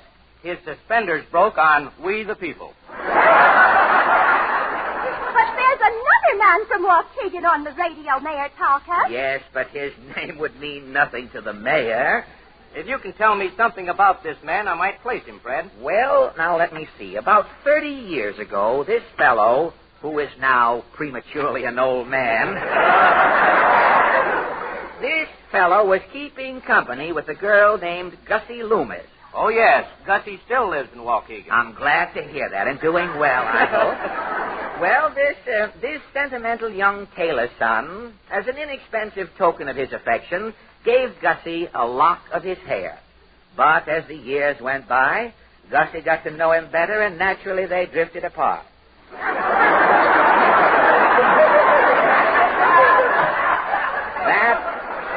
That was 30 years ago.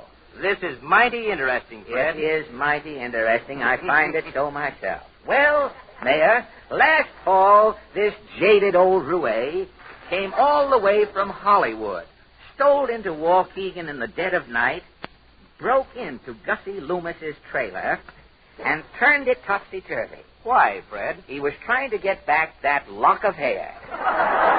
And not for sentimental reasons, believe me. Today, that guy is combing his hair with military sponges. Now do you know who he is, Mr. Talcott? Not offhand, Portland. But this man's on the radio. Didn't you go on a radio program last year? Yes, I did, but I'd rather not mention it. Oh, you mean there were repercussions when you got back to Waukegan? There were delayed repercussions, Fred. Delayed repercussions? Well, how do you mean? Well, this year I ran for re-election in Waukegan. And how did you come out? Well, Fred, shake hands with the ex-mayor of Waukegan. The ex-mayor? Do you mean to say that you lost the election because you merely appeared on the same program with this questionable character? That is a question you'll have to ask the voters of Waukegan, Fred. Well, thank you, Mayor Talcott, for this enlightening interview about Waukegan. We're certainly sorry you lost the recent election, and we wish you every success in your return to private life. Your outstanding record certainly entitles you to the very best. Thank you, Fred. Good night. Good night, and thank you, ex-mayor Mel Talcott. Well, now, ladies and gentlemen, Wynn Murray gives us a short breathing spell in our Benny celebration as she sings A Romantic Gal I.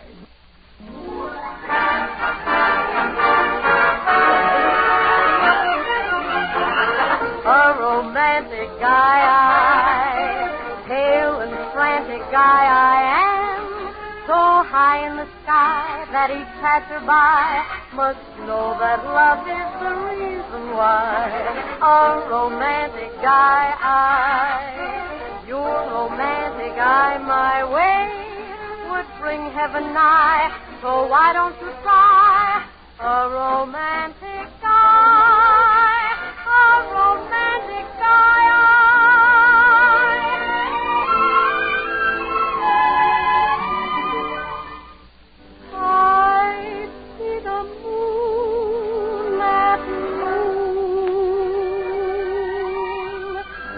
I see red roses in the snow.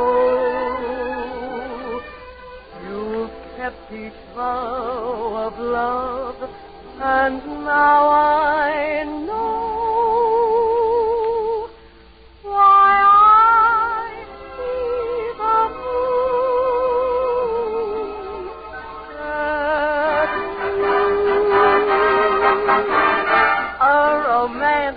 I. Pale and frantic guy I am. So high in the sky that each passerby must know that love is the reason why.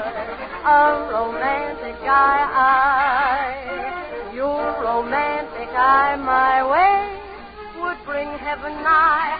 So why don't you try a romantic guy? I'm too romantic. I'm high in the sky. A romantic guy.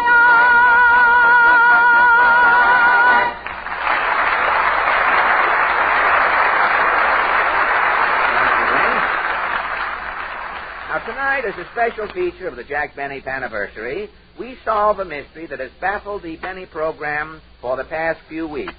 The mystery, to wit, what became of the gas man? Now, at great expense, we have engaged that famous crystal gazer, Swami Schmaltz, to, that's the Boston pronunciation for schmaltz, to locate the gas man for us. Proceed, Swami. I am now gazing into my crystal ball. Yes? All is darkness. Ah, now the darkness is taking form. I see a whirling dark spot. Is it the 8 ball? No. The shadows are clearing. Yes? I see something. Ah, the gas man. Where is he? He's standing beside a gas pump. The gas man is a Texaco dealer. Well, the mystery is solved. There's your gas man. Wait a minute. What does it say on that gas pump? I look, Mr. Elliot. Mm-hmm. It says Sky Chief. Ah, then there's no mystery there either, my friend. Even though that name does have a magical attraction for everyone who drives a car. No mystery in that name. Texaco Sky Chief. Just a big promise. A promise of something out of the ordinary in gasoline performance.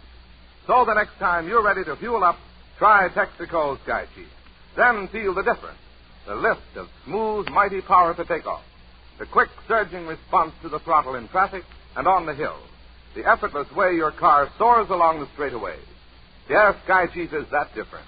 Introduce yourself soon to the thrill of flying the highway with your Texaco dealer's premium gasoline for those who want the best.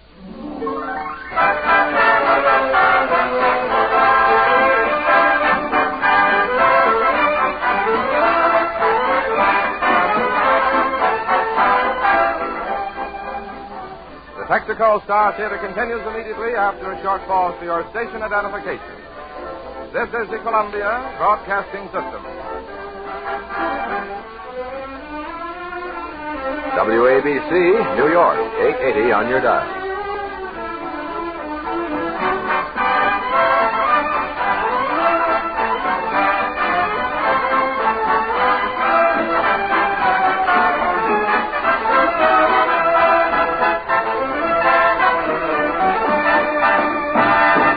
And now, ladies and gentlemen,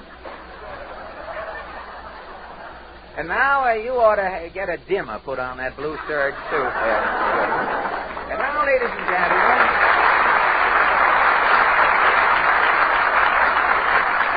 gentlemen, we continue our great Benny Mardi Gras. It is indeed a rare privilege to present our next guest. Radio made Jack Benny famous, but the two comedians who made radio famous are Freeman Gosden and Charles Correll, better known to radio audiences everywhere as Amos and Andy.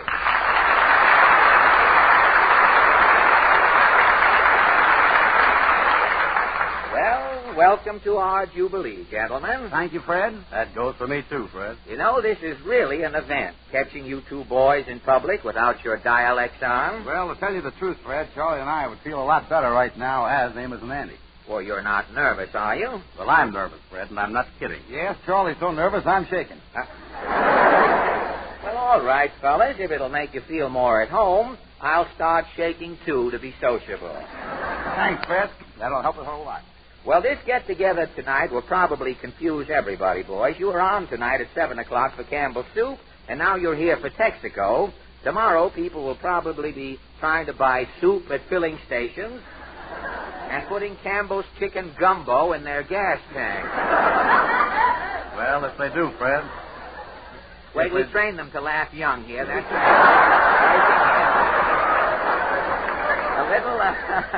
a little apprentice laugher we brought in for tonight. Well, it's your own fault. You invited us over here. Well, yes, I did, Charlie, and now I'll tell you why. Tonight we are celebrating Jack Benny's anniversary. It's a big night. Now, I thought if you fellas would take me up to Harlem to see Amos and Andy, I might get them to help out with the festivities.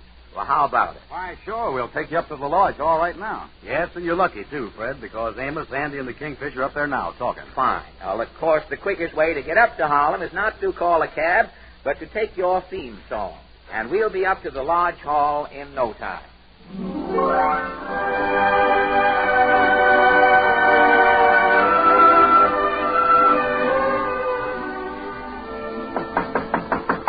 Come in.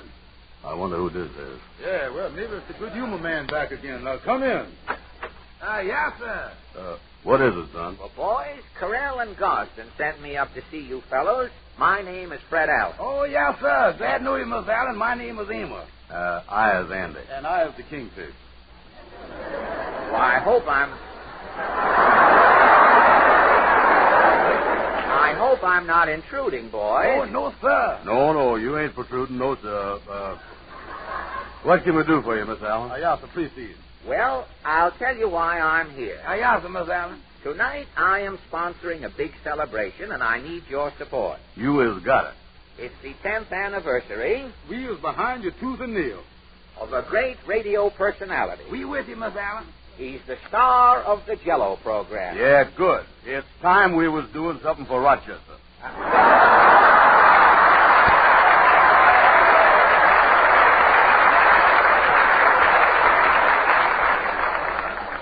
Rochester? Yes, sir. He is the star of the Jell-O program. Yes, sir. The Jell-O program is a one-man show, and that one man is Rochester. But, boys, you don't... Rochester, Harlem is behind you. Rochester is a character and a member of our Lord. He deserves that recognition. Well, just a minute, fellows. After all, the star of the Jell-O program... Wait a minute. You don't have to tell us nothing about Rochester. Little old Rochester seemed like only yesterday that he was sweeping out the lodge. Today he is sweeping the country. Yeah. Temper sure do fidget, don't it? Boys, this tribute I'm talking about... Mr. Allen is right, Andy. We ought to pay a tribute. Oh, nothing is too good for Rochester. What can we do for him? Boys, wait a minute. I got it. The idea done hit me. As the head of the Mystic Knights of the Sea, I move second and carries the motion that we erect a monument to Rochester. Yeah, a monument to Rochester on a horse. Yeah, with the horse rearing, with his front feet up in the air, pawing and all that stuff. Yeah. How is that, Miss Allen? Why, that's a good idea, Andy. Rochester, the Lone Ranger of Lenox Avenue. I can see it now. Rochester on a horse with a sign on it, a prescription reading... E pluribus Jell-O. But wait a minute, Andy. Mr. Allen, what would a statue like this on a horse cost? Oh, let me see. I'd say about $200 for Rochester and $200 for the horse. Oh, sounds great. Yeah, sounds great to me, too. Even better than that. Now, hold on a minute, though, fella. Look here. You know the lodge ain't got that kind of money. Well, if that's the case, boys, perhaps we'd better retrench. I agree with Mr. Allen. We ought to have a bigger statue. Oh, wait a minute, He means to cut it down. Yeah, cut it down. That sounds great. How about Rochester on a pony? Yeah. That's the idea right there. You got something there. A little sweatling pony. Now, just wait a minute, fellas. We can't afford a pony. Well, if you can't afford it, boys, say, how would this be? You can take Rochester down off the horse and just have him standing there, a pedestrian. Now, instead of the $400, why, the statue will only cost you half of that. Yeah, but that's $200, and we ain't got $200. It's got to be cheaper. Cheaper, eh? Well, how about making the statue smaller? You can have a statue of Rochester as a boy. As a boy, yes, sir. That's great, Miss Allen. Yeah, well, what'll that cost? Well, Rochester is a little boy with no hat on and barefooted. It'll cost around $100. $100? Oh, no. Well, we could get a bust for $50. Yeah, a bust. Now, that sounds great. A bust, that's right. That is our tribute to Rochester. Yeah, but, Andy, wait a minute. Where is it going to get $50?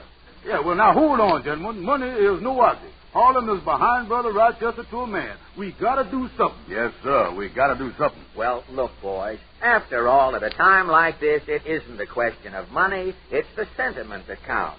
Now, why don't you forget about the statue and just send Rochester a present, a little token of your esteem? So how about a floral horseshoe? Horseshoe? Sounds great. Yeah, that's right. Now you get somewhere. A floral horseshoe. Yeah, with a ribbon on it. The ribbon reading good luck to Rochester. We'll make the flowers them chrysanthemum things. Oh, wait a minute. Yeah. Well, what you going to use for money to buy the flowers? How about sending Rochester a telegram? Oh, great idea. Now you got a good idea there. A night letter from the mystic Knights of the Sea. Yeah, but he's in California. A telegram costs money. Yes, you can't. Amos is right. You can't send congratulations collect. Oh, yeah, wait a minute there. Now, here's what we'll do. Forget the telegram. Let's write Rochester a nice letter. Okay, that's good. Write him the letter. All right, I'll write him a nice letter. Of course, I'll get a stamp. Now, let me see. A stamp, that's 3 cents, ain't it? 3 cents. 3 cents. You know I done left my wallet home here. What's the matter with me? Amos, you got any change? No, I ain't. Is you holding, Andy? No, I is empty, too. Well, fellas? Mr. Allen, you know how the Lord feels about Rochester. We love the boy. And ain't nothing we wouldn't do for him. But what about the Lodge's tribute, Kingfish? Here's what we'll do. Yes? The next time you see Rochester... Yes? Give him our regards, will you? That's what I'm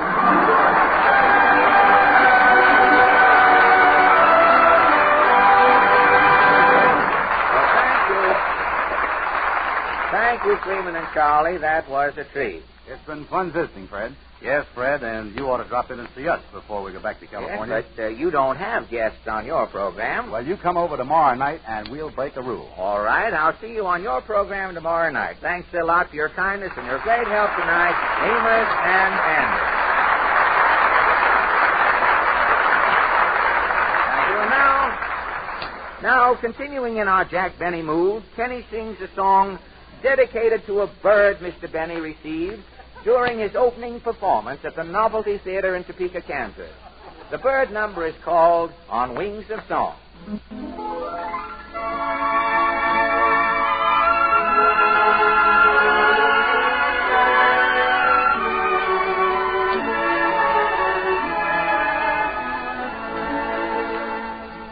On wings of song I will take thee, in dreams, my love, we will go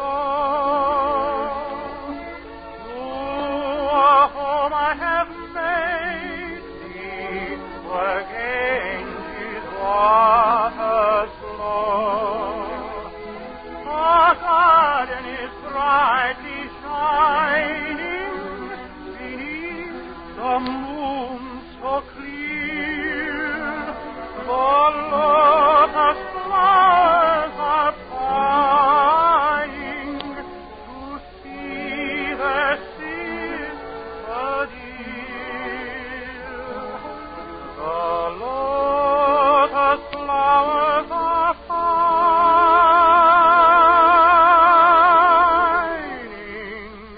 to see their sister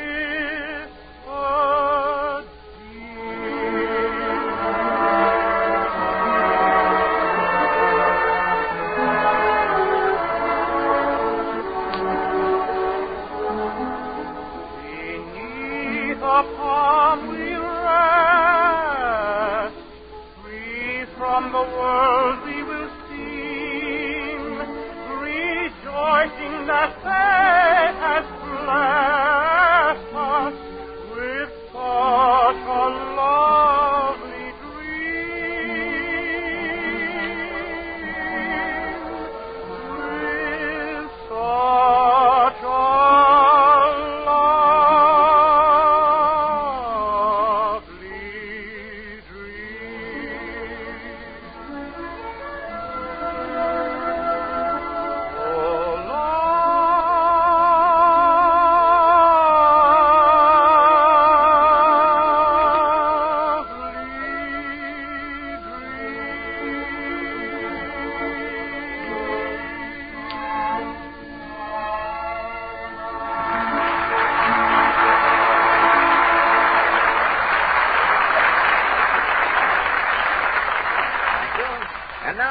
another tribute to Jack Benny. Duds just don't belong in fast-acting company. You won't beat them among the men of action who drive fire engines or for that matter, patrol cars, ambulances, and other emergency duty vehicles. They want action, and they want it from gasoline, too.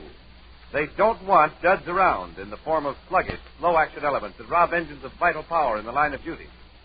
So because the duds are out of Texaco Fire Chief, it's famous as the emergency duty gasoline. Every drop is packed with quick-acting power for fast starts, steady, sustained power for long, hard runs. That's what you get for your everyday driving in Fire Chief at regular gasoline prices. Next time, try a Texaco dealer and Fire Chief. And now, ladies and gentlemen, we continue our salute to Jack Benny. Oh, hail to Jack Benny. No. Not yet, Portland. But the program's almost over, and you haven't even mentioned Jack. Haven't mentioned why the whole program. You heard Mr. Talcott, the mayor of Waukegan. The mayor is plugging only Waukegan. Well, what about Amos and Andy? Amos and Andy went to town for Rochester. All right.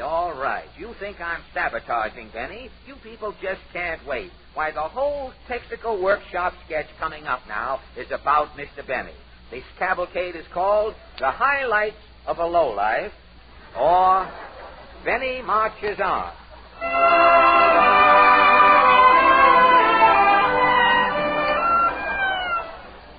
Our story opens in a tiny log cabin in a small town in Illinois. A young husband eagerly awaits the arrival of his first child. The husband and doctor stand together at the window. Anxiously, they scan the sky. The husband speaks. Any sign of the stork yet, Doc? No, I don't see nothing. Look, what's that bird coming this way? Whoopee, it's the stork. For a stork, he's flying mighty low, Doc. Yeah, and his beak's bent double like a hairpin. It must be a heavy bundle he's carrying, Doc. Stand back. The stork let go. It's coming down the chimney. Well, jumping. Gee, Jehoshaphat. Boy, that's some fat baby. Congratulations, Mr. Wilson. It's a boy. Oh, just look at the little feller. Speak to your paw, son. Say something.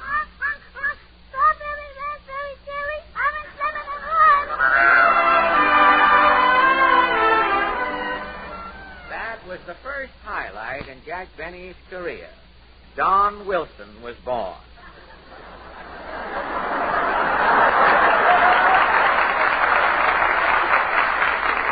And now, our scene changes to a scrubby and fallow plantation deep down in the Old South.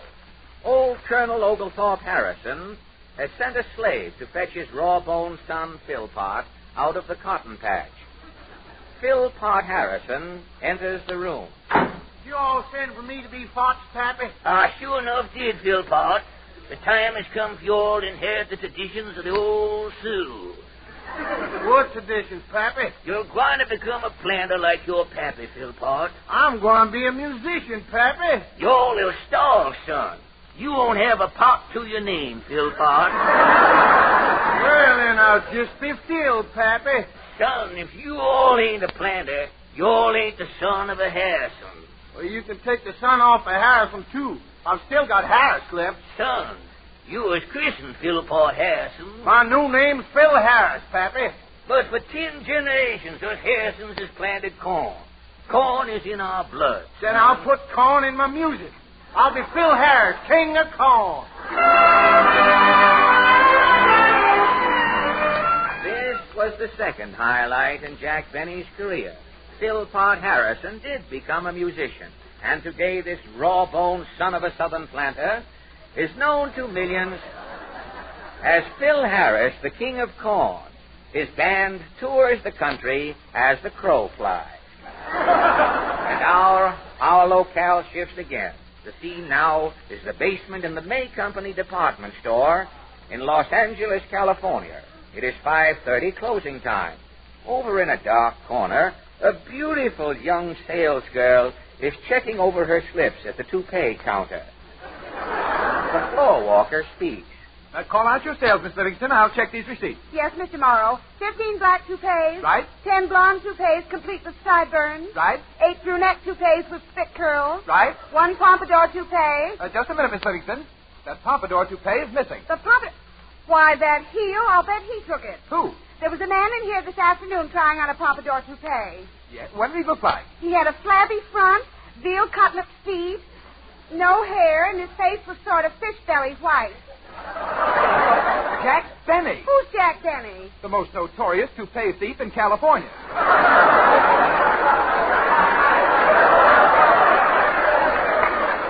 Why, Mr. Benny's been toplifting for years. Gee. You'll have to recover that toupee. But how, Mr. Morrow? That is your problem, Miss Livingston. You're fired. Fired? Don't darken the May Company's doors until you get Benny to pay for that toupee.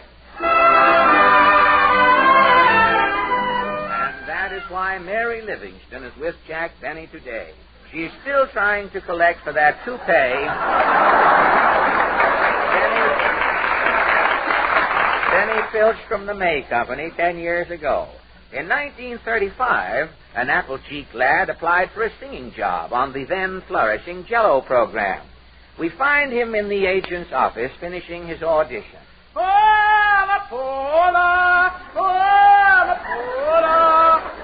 I love to hear you say, I love you.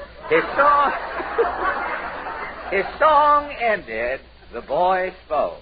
Well, Mr. Lyons, did you like my voice? That's okay, kid. What's your name?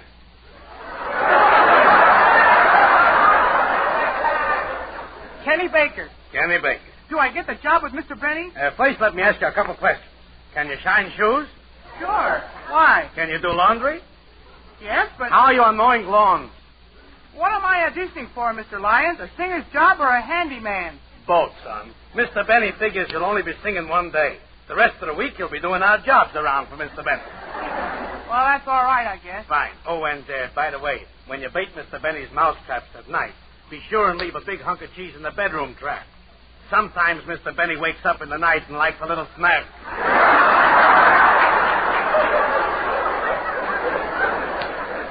Yes, sir. When do I start to work, Mr. Lyons? Just a minute, Keith. There's one more thing. I can cook, sir. No, it ain't that. We ain't discussed your salary. What salary? Your money. What's money? You're just the boy for Mr. Benny, son. You're hired. And so this innocent lad who didn't know what money was joined the Benny menage. On Sunday nights he sang, but during the other 6 days he toiled about the Benny household. 2 years later, Kenny Baker won a screeno game at a little theater in Glendale, California. They gave him a handful of green stuff, which later he learned was money. The following day, Kenny said to Mr. Benny's agent, I know what it is, Mr. Lyons. You know what is, Kenny? I know what money is. I knew this day would come, Baker. You're fired. Kenny Baker, freed from bondage, rose to fame and fortune. Mr. Benny replaced him with another bumpkin named Dennis Day, who still works for Mr. Benny and who to this day is being paid off in Wilkie buttons.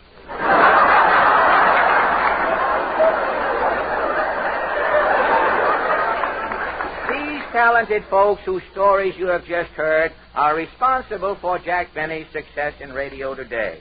But what about Mr. Benny's movie career? For you discriminating moviegoers, you entertainment lovers who never wait for the companion feature at the double feature theaters, we bring you a few histrionic highlights picked at random from Mr. Benny's epic productions. 6 years ago, Mr. Benny startled Hollywood when he starred in The Man Without. His big scene in The Man Without was... Hey, there's somebody at the door, Butch.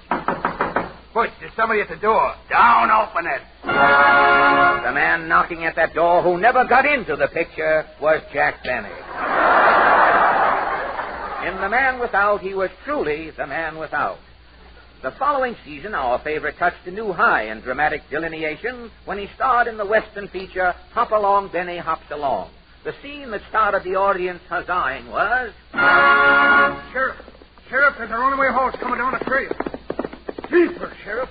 The saddle was empty. I wonder who was formerly a settin' in that saddle. The man who was formerly a settin' in that saddle was Jack Benny. And finally, Mr. Benny's most brilliant characterization in the celluloid epic, that muck and fuss woman. The scene that got an encore and had to be repeated 3 times in the picture was... Basil, this thing we've done is murder. No matter, Lady Muck and Fuss. We are alone. No one will ever know. The telephone, Basil. The telephone is ringing, Basil. Don't answer that phone. The party whose call was never answered, whose voice was never heard in the picture That Muck and Fuss Woman, was Jack Benny. There were other cinema triumphs. You may recall The Petrified Forest, in which Mr. Benny appeared as the petrified sap. You may remember Mr. Benny's Technicolor appearance in Yellow Jack. You may Just a minute, Mr. Allen. Quiet, please, folks. I have to finish this sketch. What sketch? You are giving Jack Benny the work. Mr. Goodman is right. I thought this hour was going to be a tribute. Oh, hail to Jack Portland, Benny! now, just a minute, all of you. You think I've been ignoring our idol on purpose. You don't understand. I've been saving Mr. Benny's mellow golden voice for the big climax. Oh. And now, ladies and gentlemen, we present the crescendo of this dragged-out tribute. You will hear the golden voice of our hero himself in his greatest comedy scene of all time. On the Jello program of March 3rd, 1939, Rochester said, Mr. Benny, when are you trading in your Maxwell? At this point, Mr. Benny convulsed the nation when he replied, Attention! We interrupt the Fred Allen program to bring you a special news bulletin. Wangle from New Mexico. Tonight at 9 o'clock, 23 Colbys were seen giggling on the Biddlesea near Fiddleground. Nobody was hurt enough, but 14 Zippadoos are rumored to be lost off. For further bibble jib, see your local doppelganger. We return you now to the Fred Allen program. Yes, folks. That was positively Jack Benny's greatest comedy high spot of all time. And now, as we conclude our tribute to this grand old man of radio on this, his 10th anniversary, let us bow in reverence to... Oh, hail to Jack Again Benny! with the hail. All right, Portland, I give up. Go ahead. Oh, hail to Jack Benny! Music, Lord, may he maestro. reign! King of